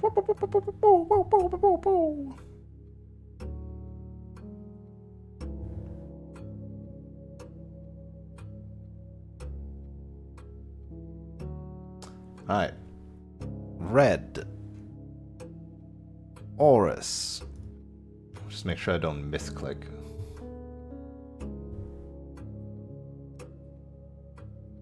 Orange.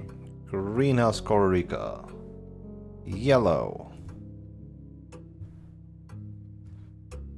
0. 24. 11. 4. 1. 1.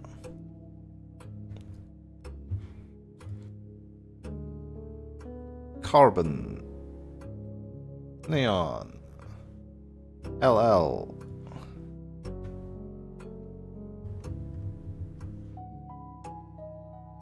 Silver. Right on. 2.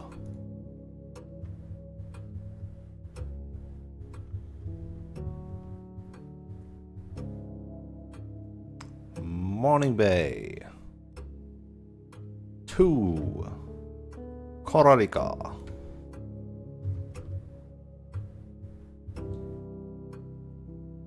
Oop. God damn it.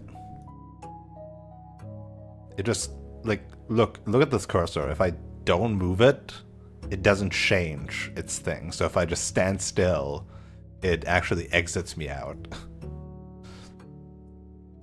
Areas. Fenarius. Mount Holly Reddington. Fenarius.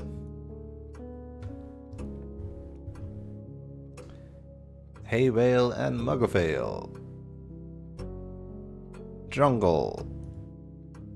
Realize.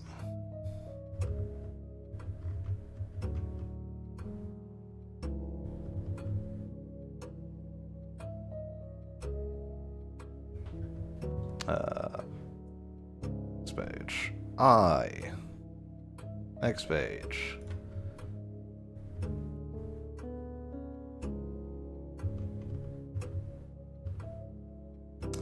General Teskin.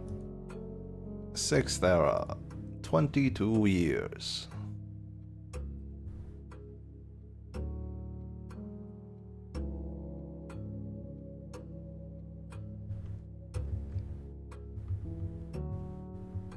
Grand City of Fen. Nuance.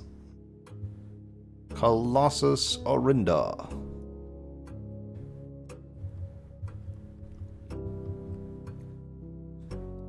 $36. 6. 21. 4. 14 and 200.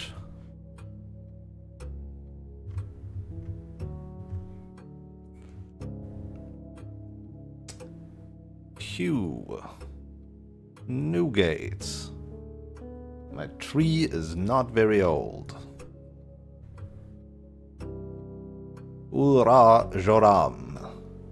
Le.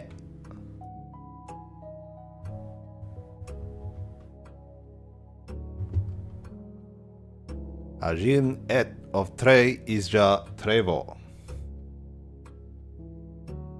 46.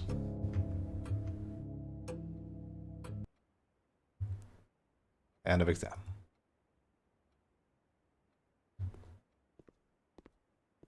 Alright. It is done. It is done. Can't believe I got this now before the powder rooms, huh? Alright, now I'm going to walk to the antechamber and rest there. I'm sad this isn't like longer. What if you need to play like the cursed mode to unlock more chapters of the Curse of Blackbridge or something stupid?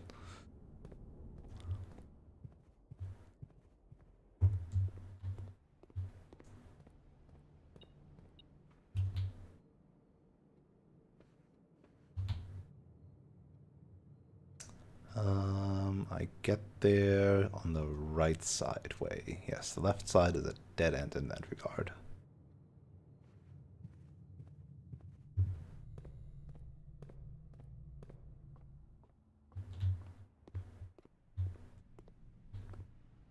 So apparently you're supposed to know this like Colossus of Orindia thing by virtue of one of these slides.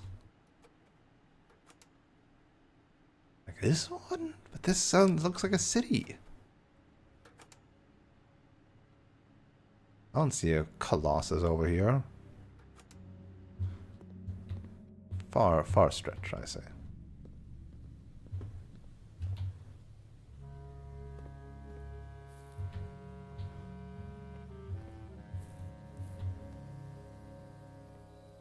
Wow, they never got a shovel.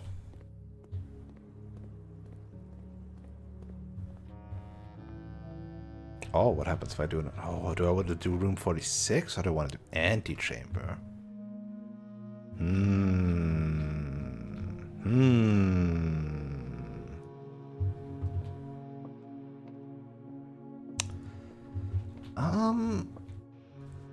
I feel like antechamber has more potential for shenanigans?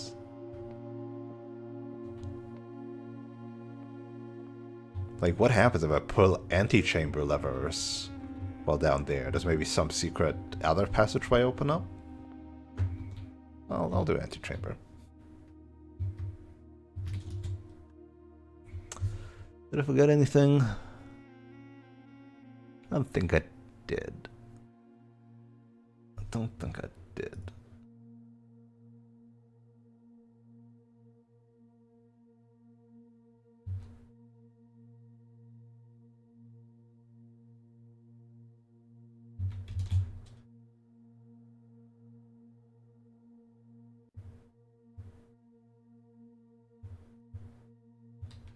Where is my stuff? My mouse cursor fucking disappearing again whenever Blueprint is open. It's so annoying. Stop doing that. Jesus.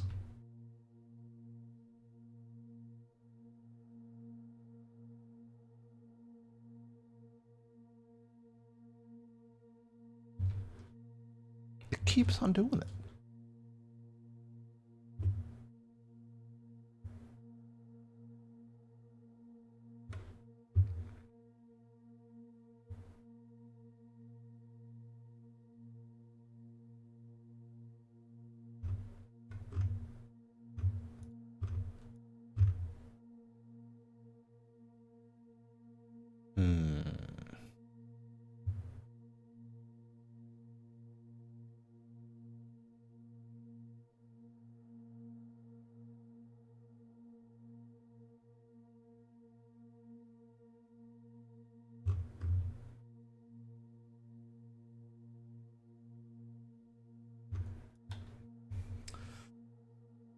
How's this gonna help me, man?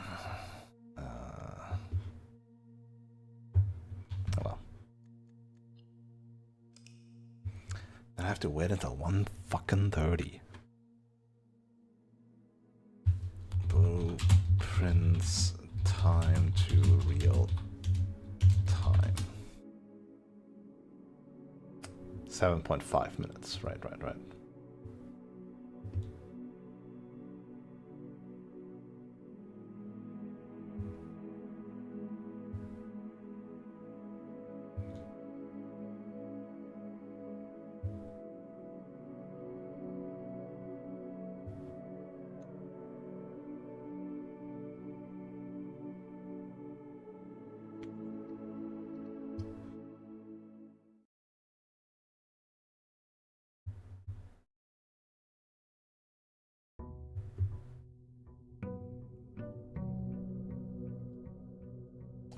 So that is 1, 2, 3, 4, 5.5 hours, aka 7.5 times 5.5, aka fucking 40 real minutes.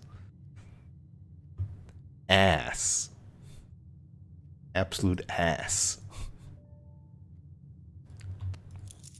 I reflexively picked up my money.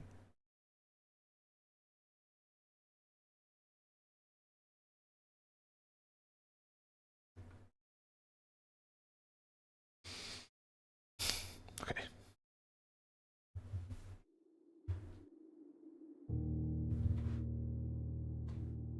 I'm gonna clean up my freaking screenshots while I'm at it.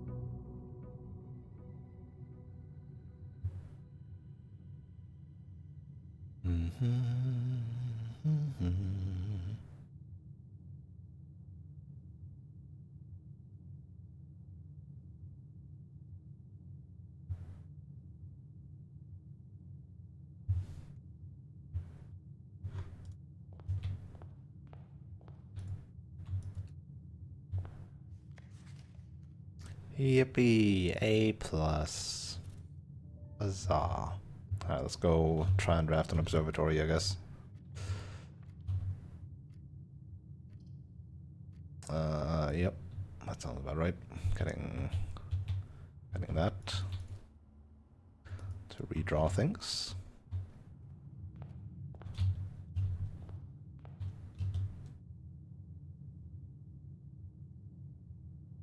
Oh, you can choose blue. Well, there it is.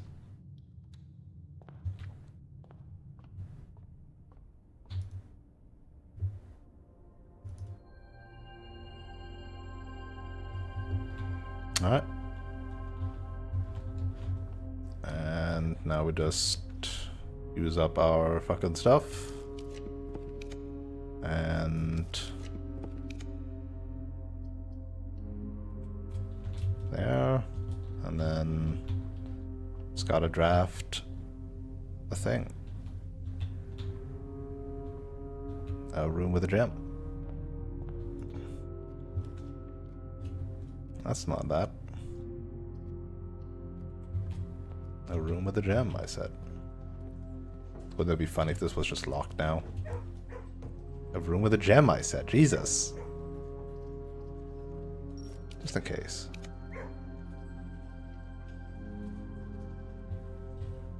A room with a gem. Sure, yeah, clock tower.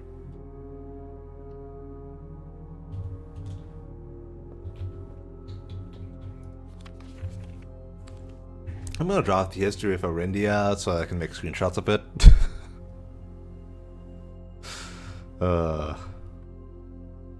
And then now the thing isn't as interesting anymore. Anyway, so. And now we wait for 40 real life minutes, so that's pretty ass.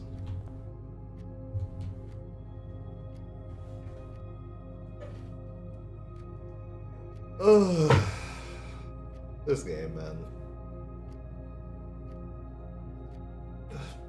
It is interesting and everything is fascinating. This is like super fascinating game, but it's getting real frustrating now.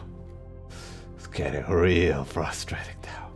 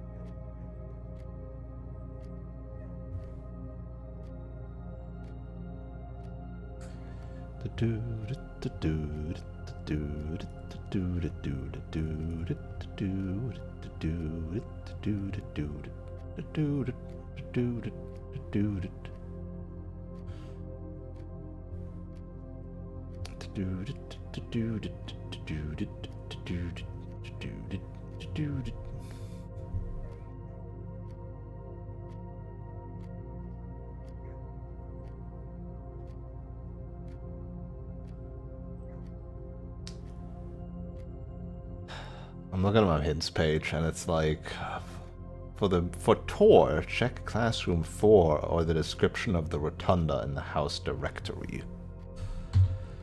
I guess I'll do that.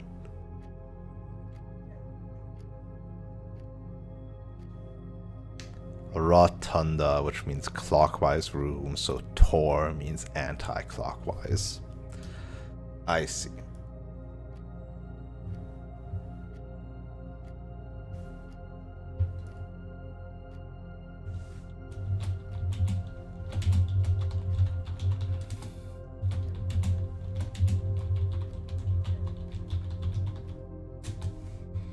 And then what did we have? Where is it? In is north.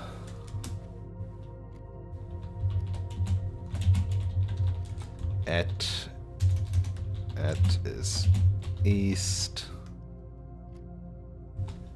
Is south. I assume though, time continues on. South and or is west. So the Orsay is the western sea. Seja is the last C. Arse is the first C. Ejse. Don't know what that is. Inse is the northern sea. Right. In eclipse is a northern eclipse. Is eclipse is a southern eclipse. Interesting that the cardinal directions aren't just reversals either, too, though. What does Ej say? That's what the Tor and Rot were on the map. Tor. No. Yes, Tor anti-clockwise Rot. Which also means that we have 6 add 6. Tor anti-clock at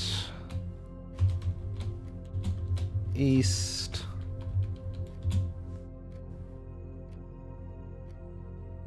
So 6 add 6. Anti-clockwise word east.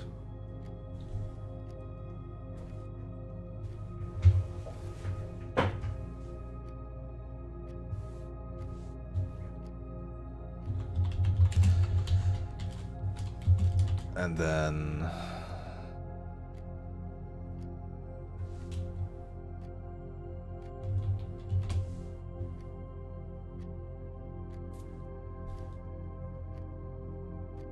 right.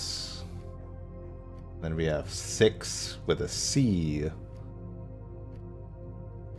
Roman numeral C for 100. By x9, 109 add 6. So 109 add 6, 115. Tor lore at 115 anti-clockwise. Word east. Word east. Anti-clockwise word east. What the fuck?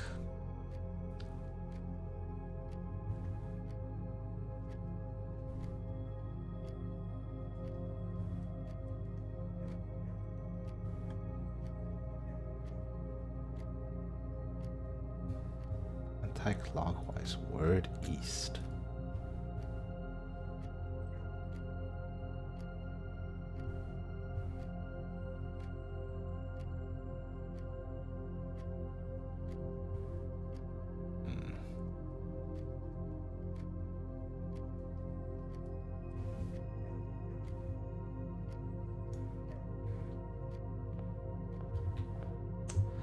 Man, I don't want to wait here for fucking 30 minutes. That's so ass.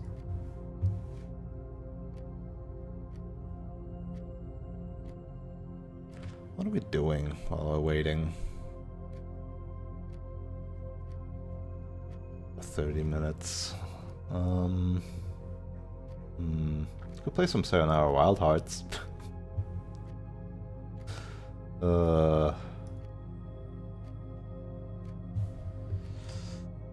Actually, while we're waiting, yeah, let's draft the antechamber outside. See what that has for us.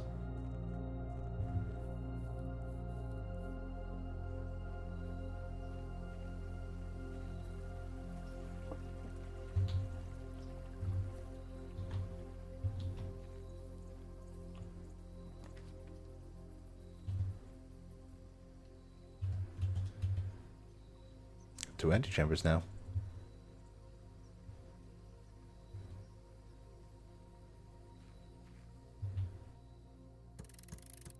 Just have to pull the lever. So close, yet so far away. Taunting me, huh? I guess we pull the lever. And don't pick up the key. Don't be stupid. Let's go pull the lever. Might as well while I'm waiting.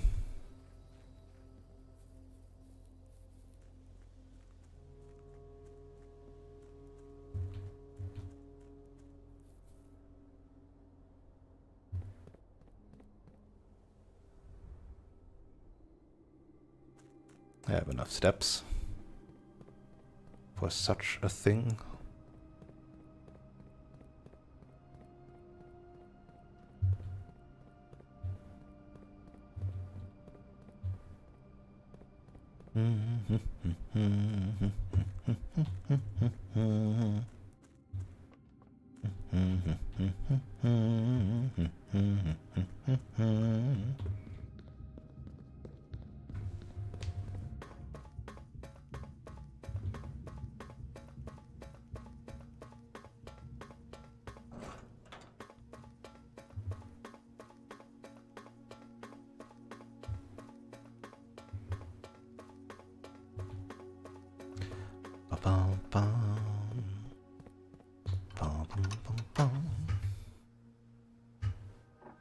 But that's just the real antechamber.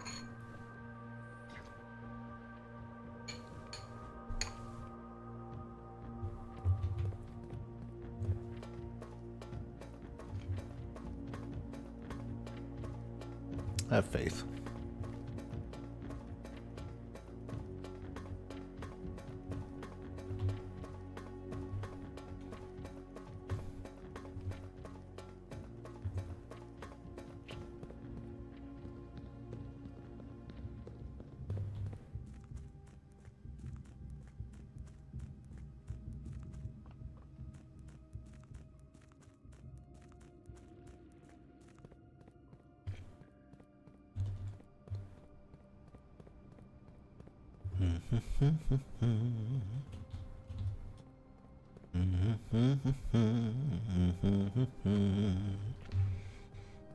With the Banner of the King, I can also more easily draft the treasure trove, which is nice.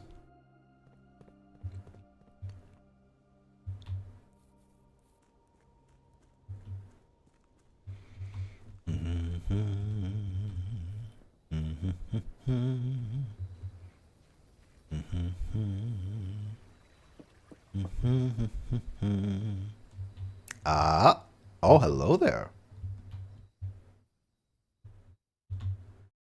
Huh.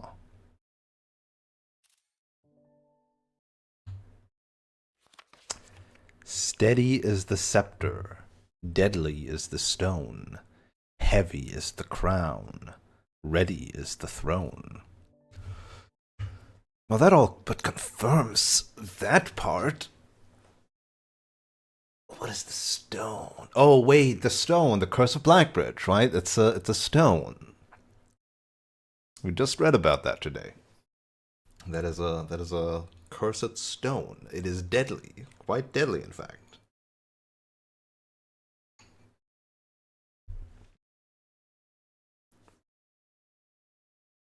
Steady is the scepter. So I gotta find a scepter, which might be exactly what I'm doing right now, considering that we're at the Arius court, right? Courts have scepters, surely.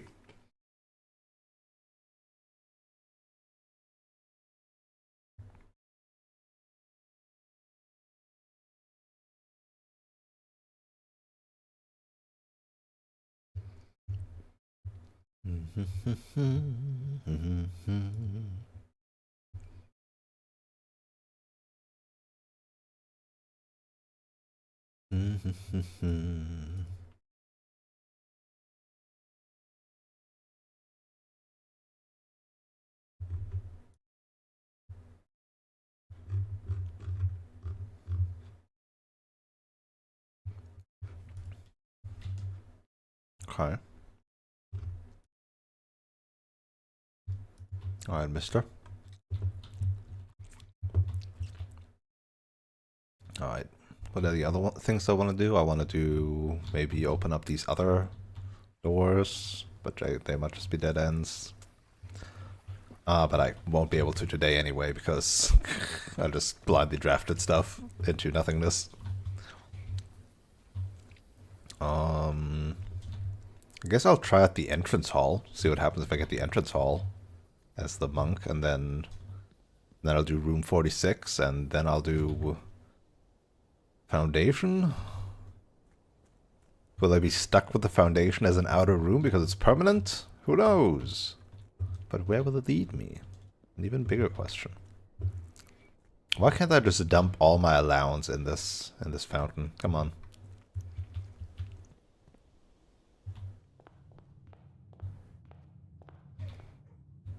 Alright. Waiting for another 25 minutes or something. Yeah, let's go play Sayonara Wild Hearts. So I don't think I have anything else I want to do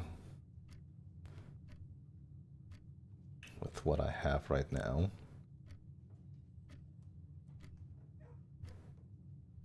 I will put this note in the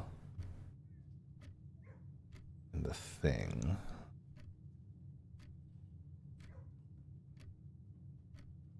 My notes thing.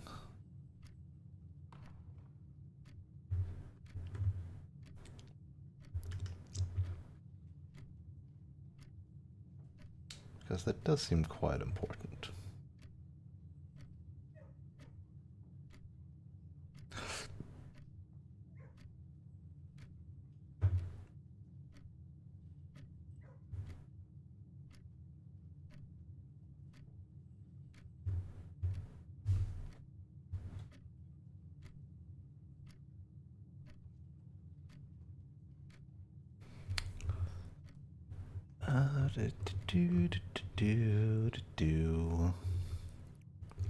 Can I have a timer in the OBS, or do I need to make that myself?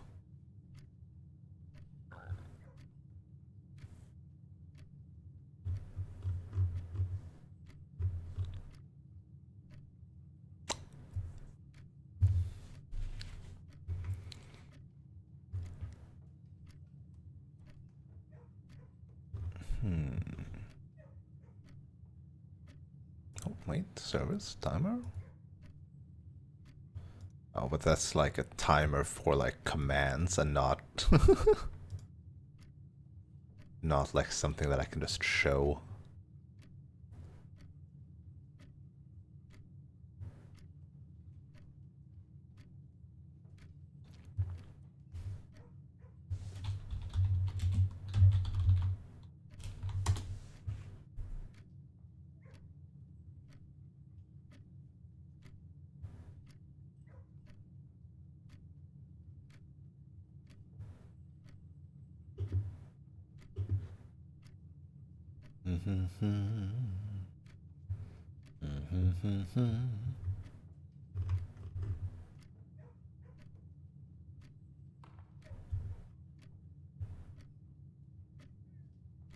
Create a text-free type source in your scene. Go to Tools, Script, and add the script. On. Let's try that out. Let's learn a bit how to use OBS while I'm waiting anyway.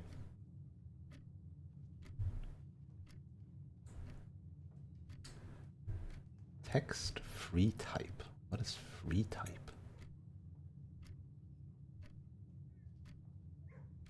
Okay. I added that. Okay.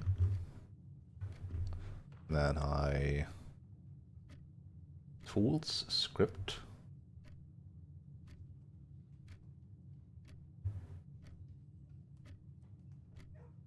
Countdown. Set the text source to act as a countdown timer when the source is active. Duration. Let's do 22 minutes.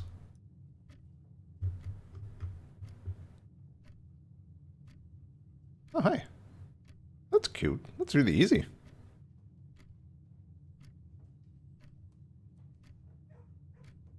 Huh.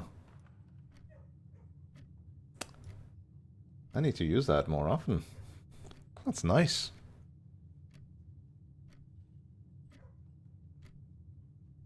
Let's rename that though.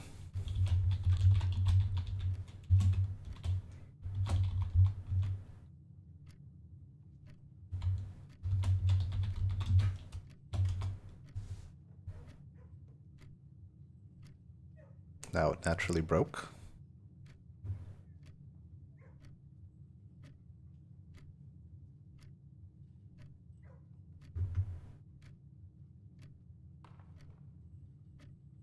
Dang it.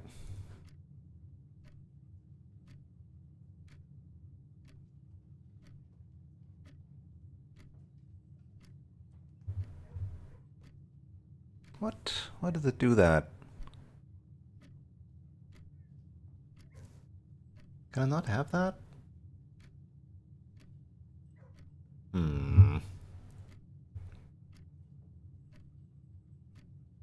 Damn it. I broke it immediately, huh?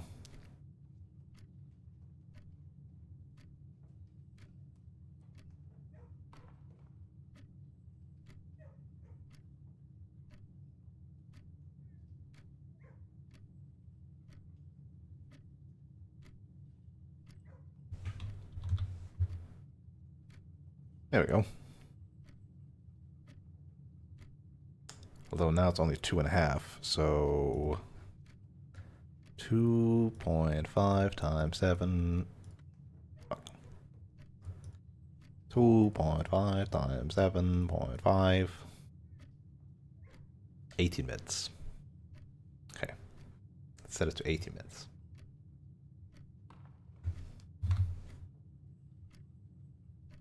There we go.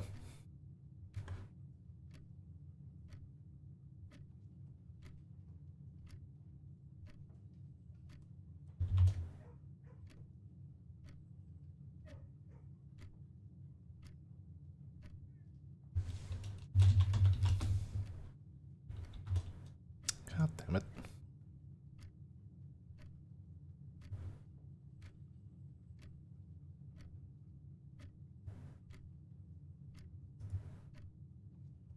Waiting for blueprints in game time.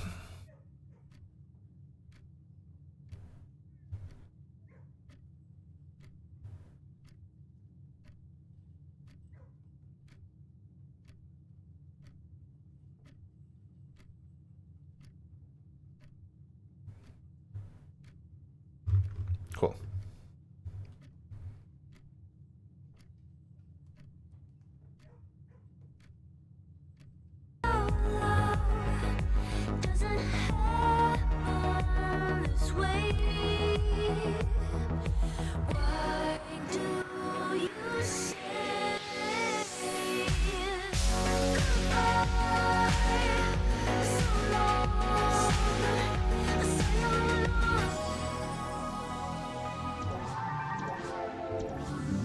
I want to play this one again. I really like this one. How do I do this with mouse and keyboard? That's a real question.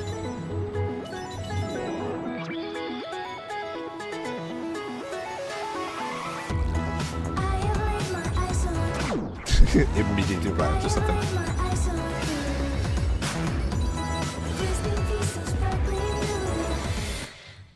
Which button does it expect me to press? E? Space. Space!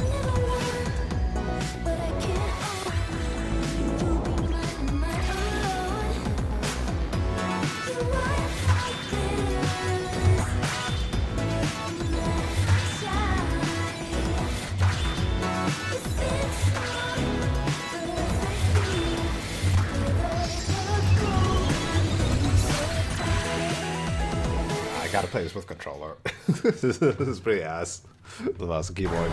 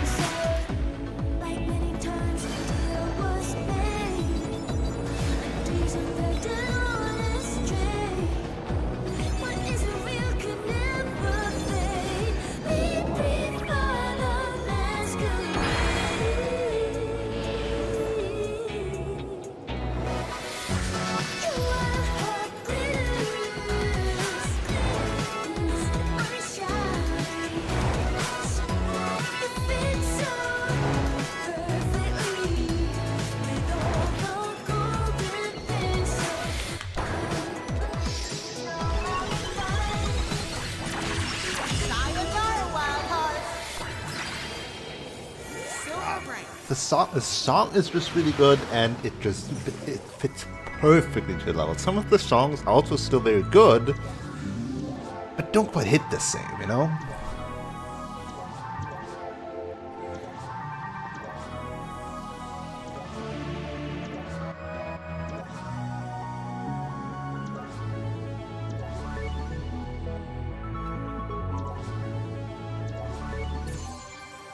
It's the last one again.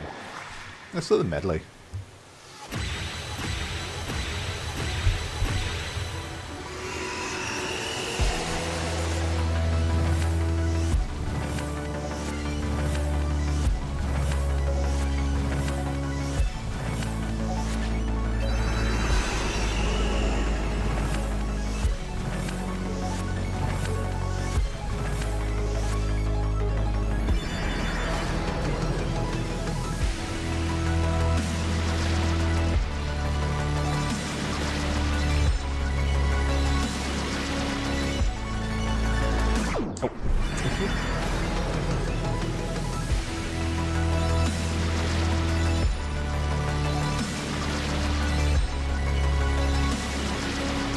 Oh shit. I always forget when I need to actually do that.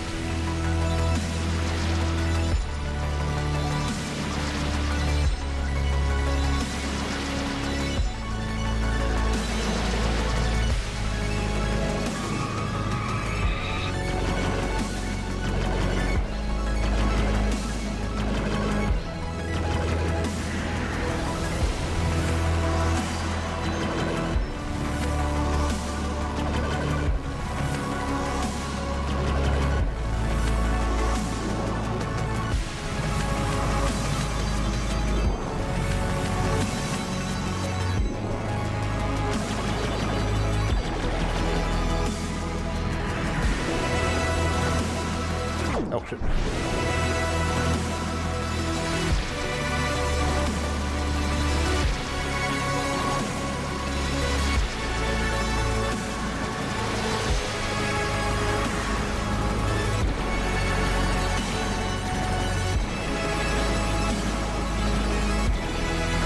Wow, really good.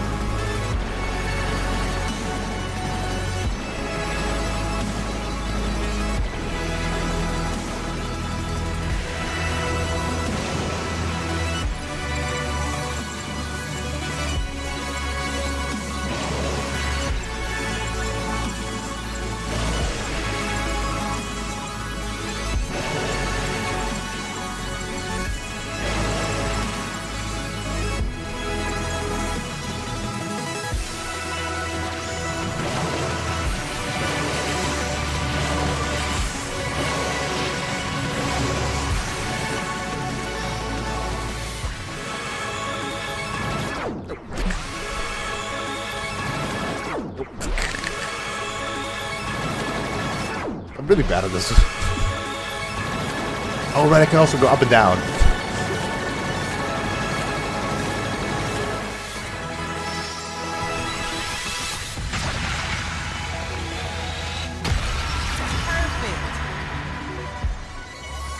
And now we'll get the vocals, right?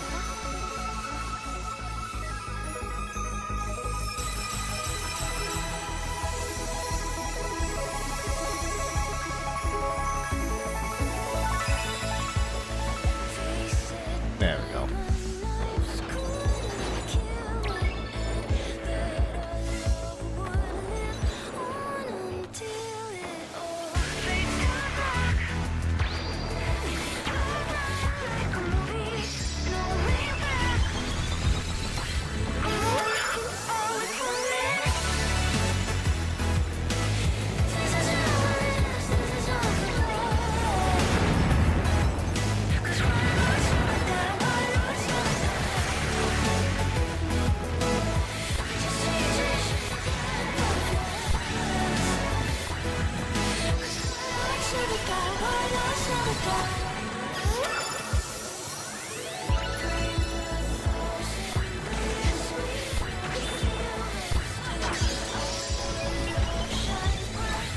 This section is very fast.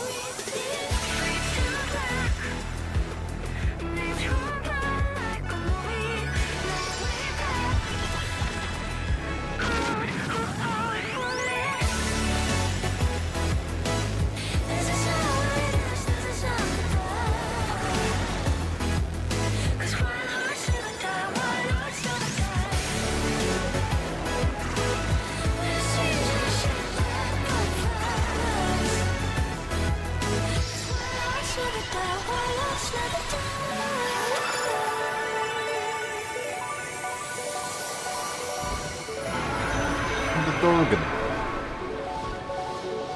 Then the voices of the three divine arcana echo from the beyond. And through the wind, their words soar.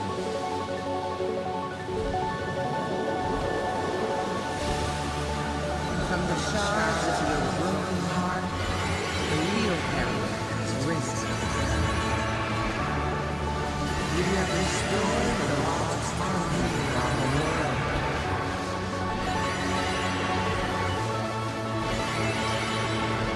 Now you must go and find harmony in your home.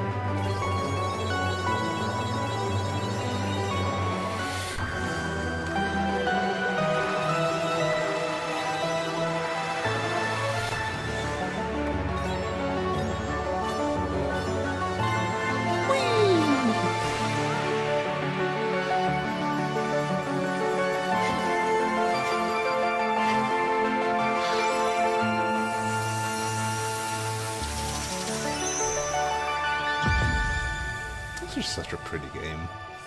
Silver rank.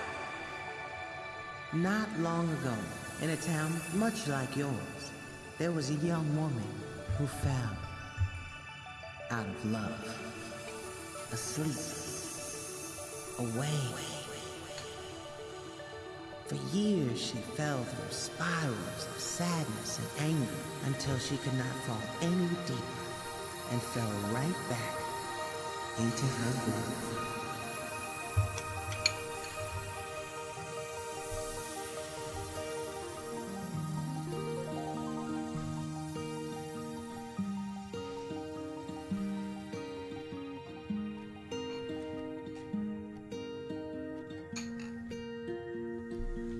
The vocal portions of the last thing could be more. What was that? I like the vocal stuff the most. Like the rest is still nice, good beats, but the vocal stuff is the best.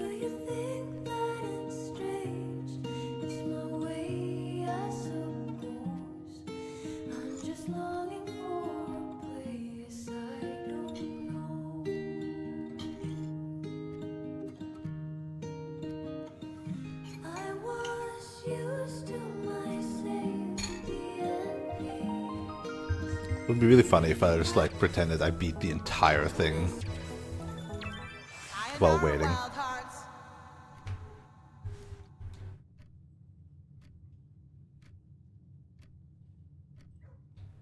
I'm still waiting for a while, still waiting for a couple minutes.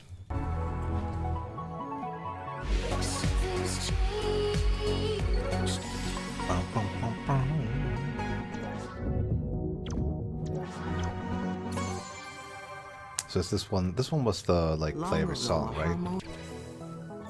Can I like, it's like a skip enable, there we go.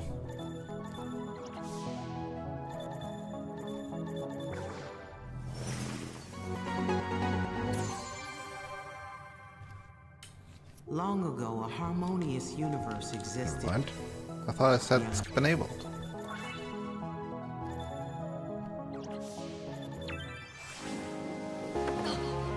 Yeah, but it's not, that one's just all the songs. I don't know.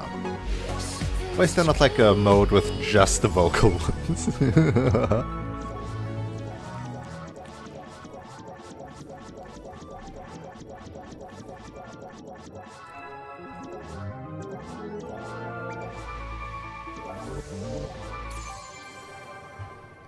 The song is not longer than 3.5 minutes, right?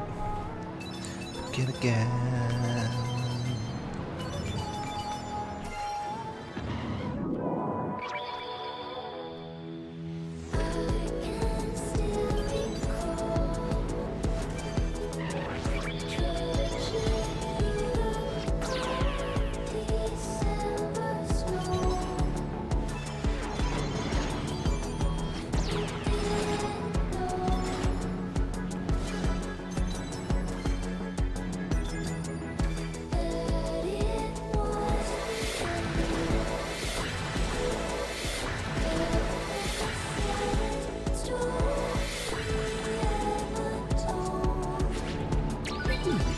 I did it.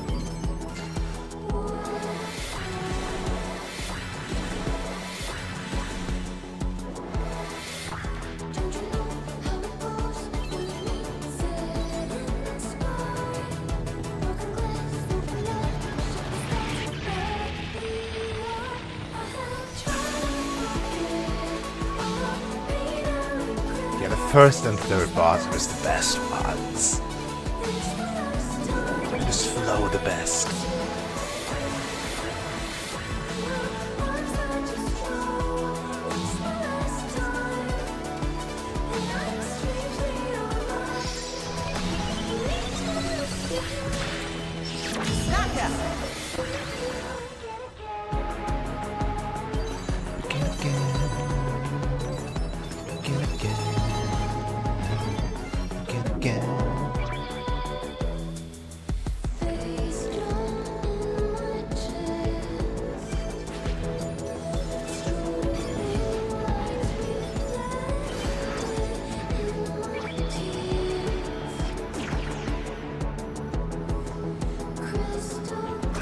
That was unfair.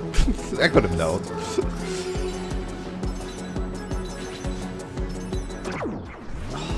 This is so tight.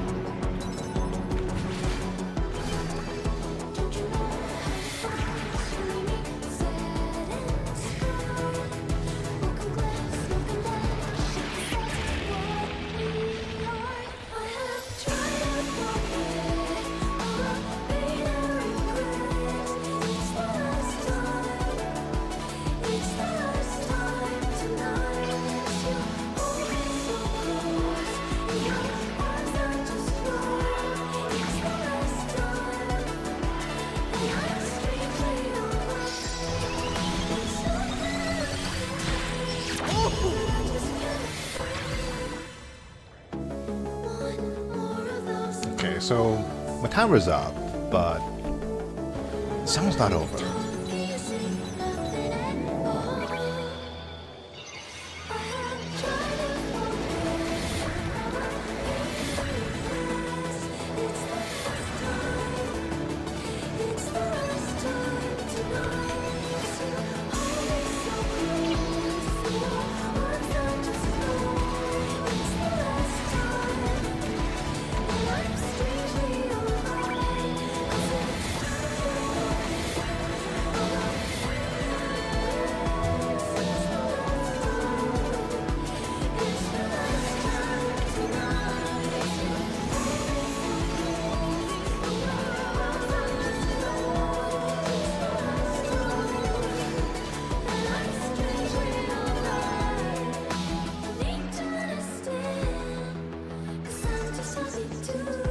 No, I missed the last thing.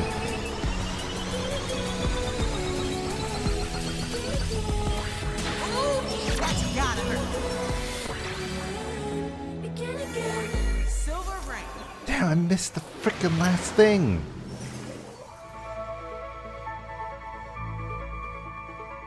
How would I get 60,000? Well, by not dying, probably. Anyway.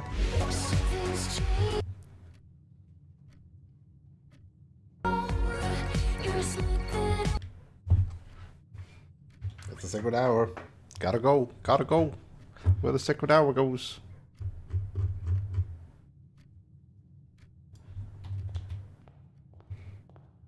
Wouldn't it be really funny if I now missed it or something? God. I had no running shoes. I moved pretty slowly.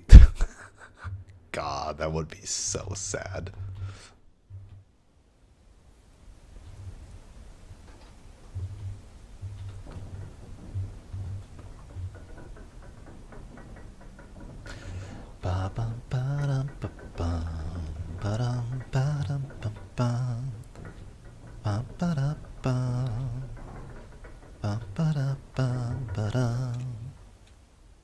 Ba-dum, ba-dum, bum, bum. Ba-dum, ba-dum, bum, bum. Bum, ba-dum, bum. Ba-dum, ba-dum, bum, bum. Begin again. Alright, I'm here. I got nothing in my hands. I got the Southern Cross. Hit me with something.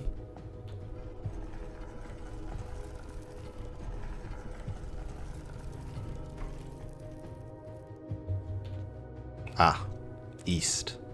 North, 130. Yep. Yep, okay. So...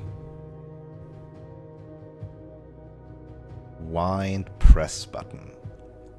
So 109.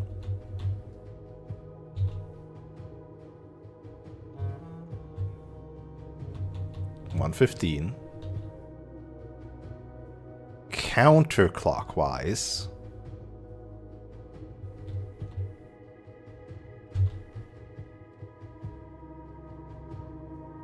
Never mind, I have no idea.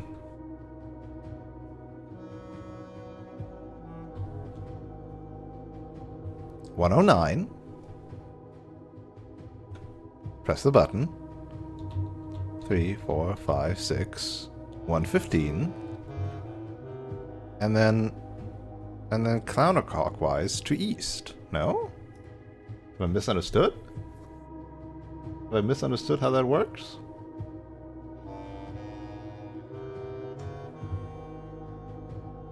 Tor, anti-clockwise, lore, et, to the word east.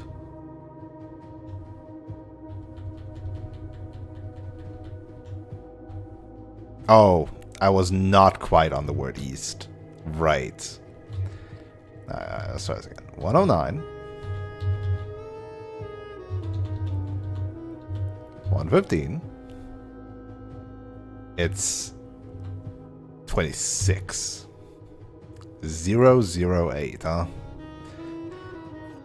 And that is the Orinda key for the...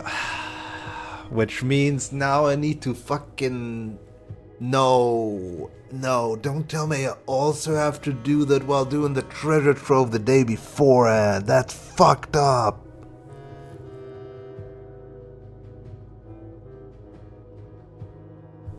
No, man.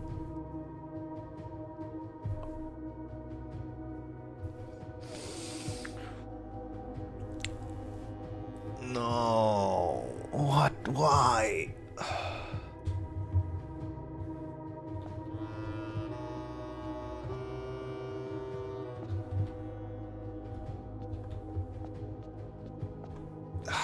Does this like stay somehow?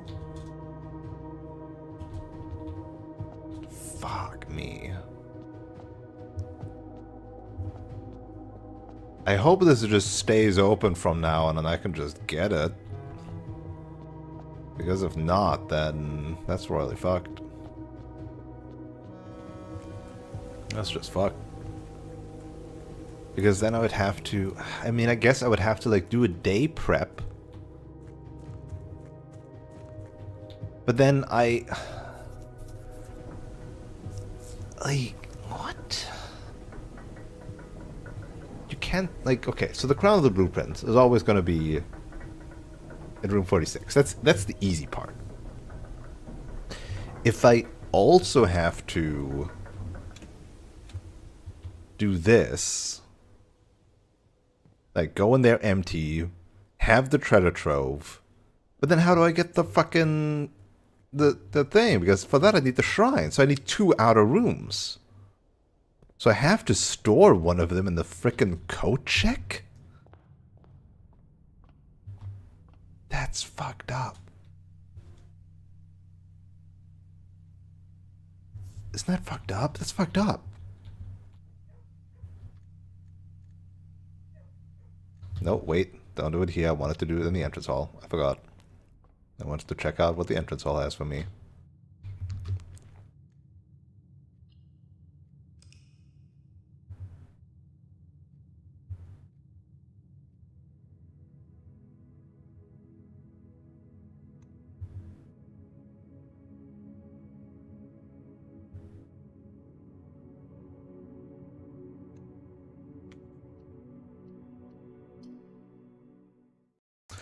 can also now buy blue tents. 850. Yeah, alright.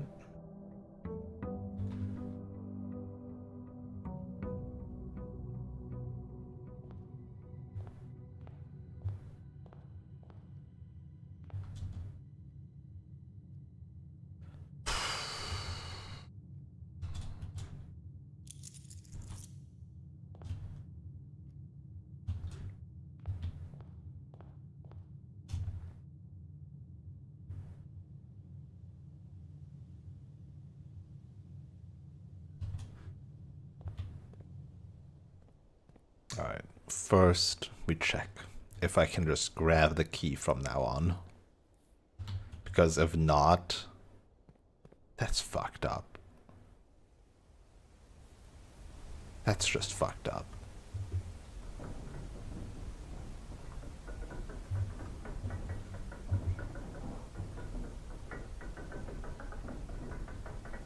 And what the fuck are numeric cores? What are numeric cores used for? I still don't know that. Where did I get that? And I don't know what it does. Who knows?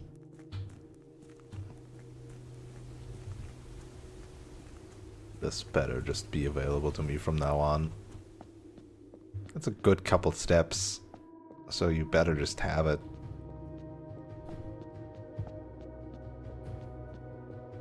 Okay, it is. You just have to do this again. I see. Alright, so you just do this, this, this. Okay, so I can just do this from now on. Okay. Good to know. Good to know. So this is easy. This is a fucking hidden entrance behind this. It must be, right? I'm not gonna solve these again. Why would I?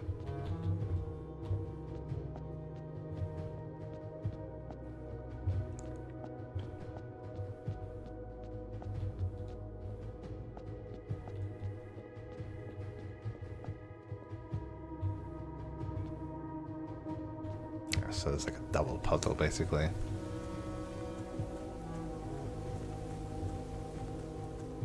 Okay. So you can always get this key, which means you don't need to be fucking naked anymore. You don't need the specific, like, Southern Cross shenanigans. But it does still mean you need to code check something.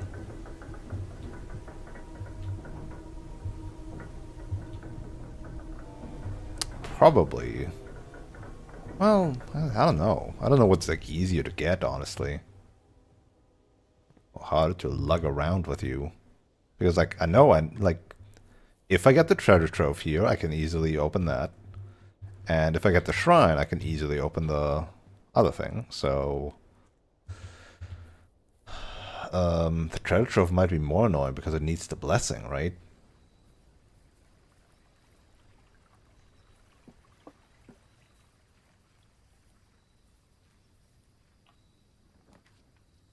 It's all...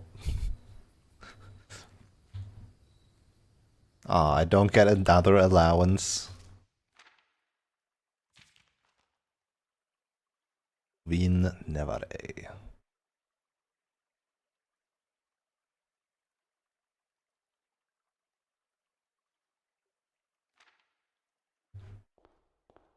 Really? Nothing special? I don't know what I expected. Something like the antechamber, I guess I expected. With like these types of rooms. But no, it's just... Nope.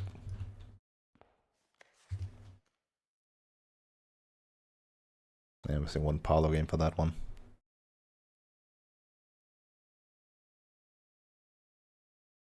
I'm not gonna do these four. And I'm probably not gonna do this one. And this one might happen, but who knows. No second allowance. I wonder if I could break this for another microchip.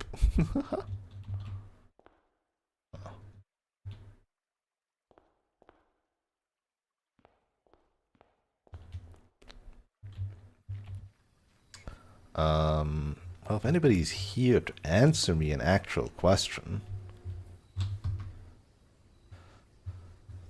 I'm just gonna save and quit. No, I'm not gonna save and quit. I'm just gonna quit. You know what? Fuck this shit. It's 1:30. Speaking of sacred hour, it's like 1:30 IRL here. If anybody is around to answer me any actual questions, do speak up. Otherwise, we'll just do this some other time. I'm on like the cusp of something, I guess, because I now have like very concretely knowing a bunch of things. Like, I can probably open that chest, and the true treasure is probably the scepter that is being talked about. The stone is the deadly stone, the cursed stone, and the crown is obviously our crown. So if I have all three of those, then by the spoilery hint from last time, I know I have to get into the throne room with all three of those. And then maybe I'll get my credits. So maybe we're just one stream away from shenanigans. From ultimate shenanigans.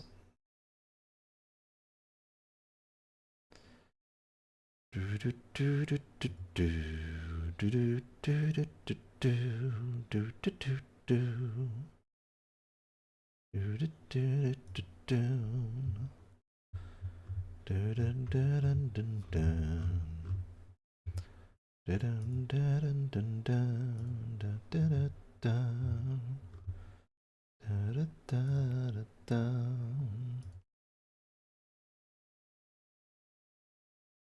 again, again, again,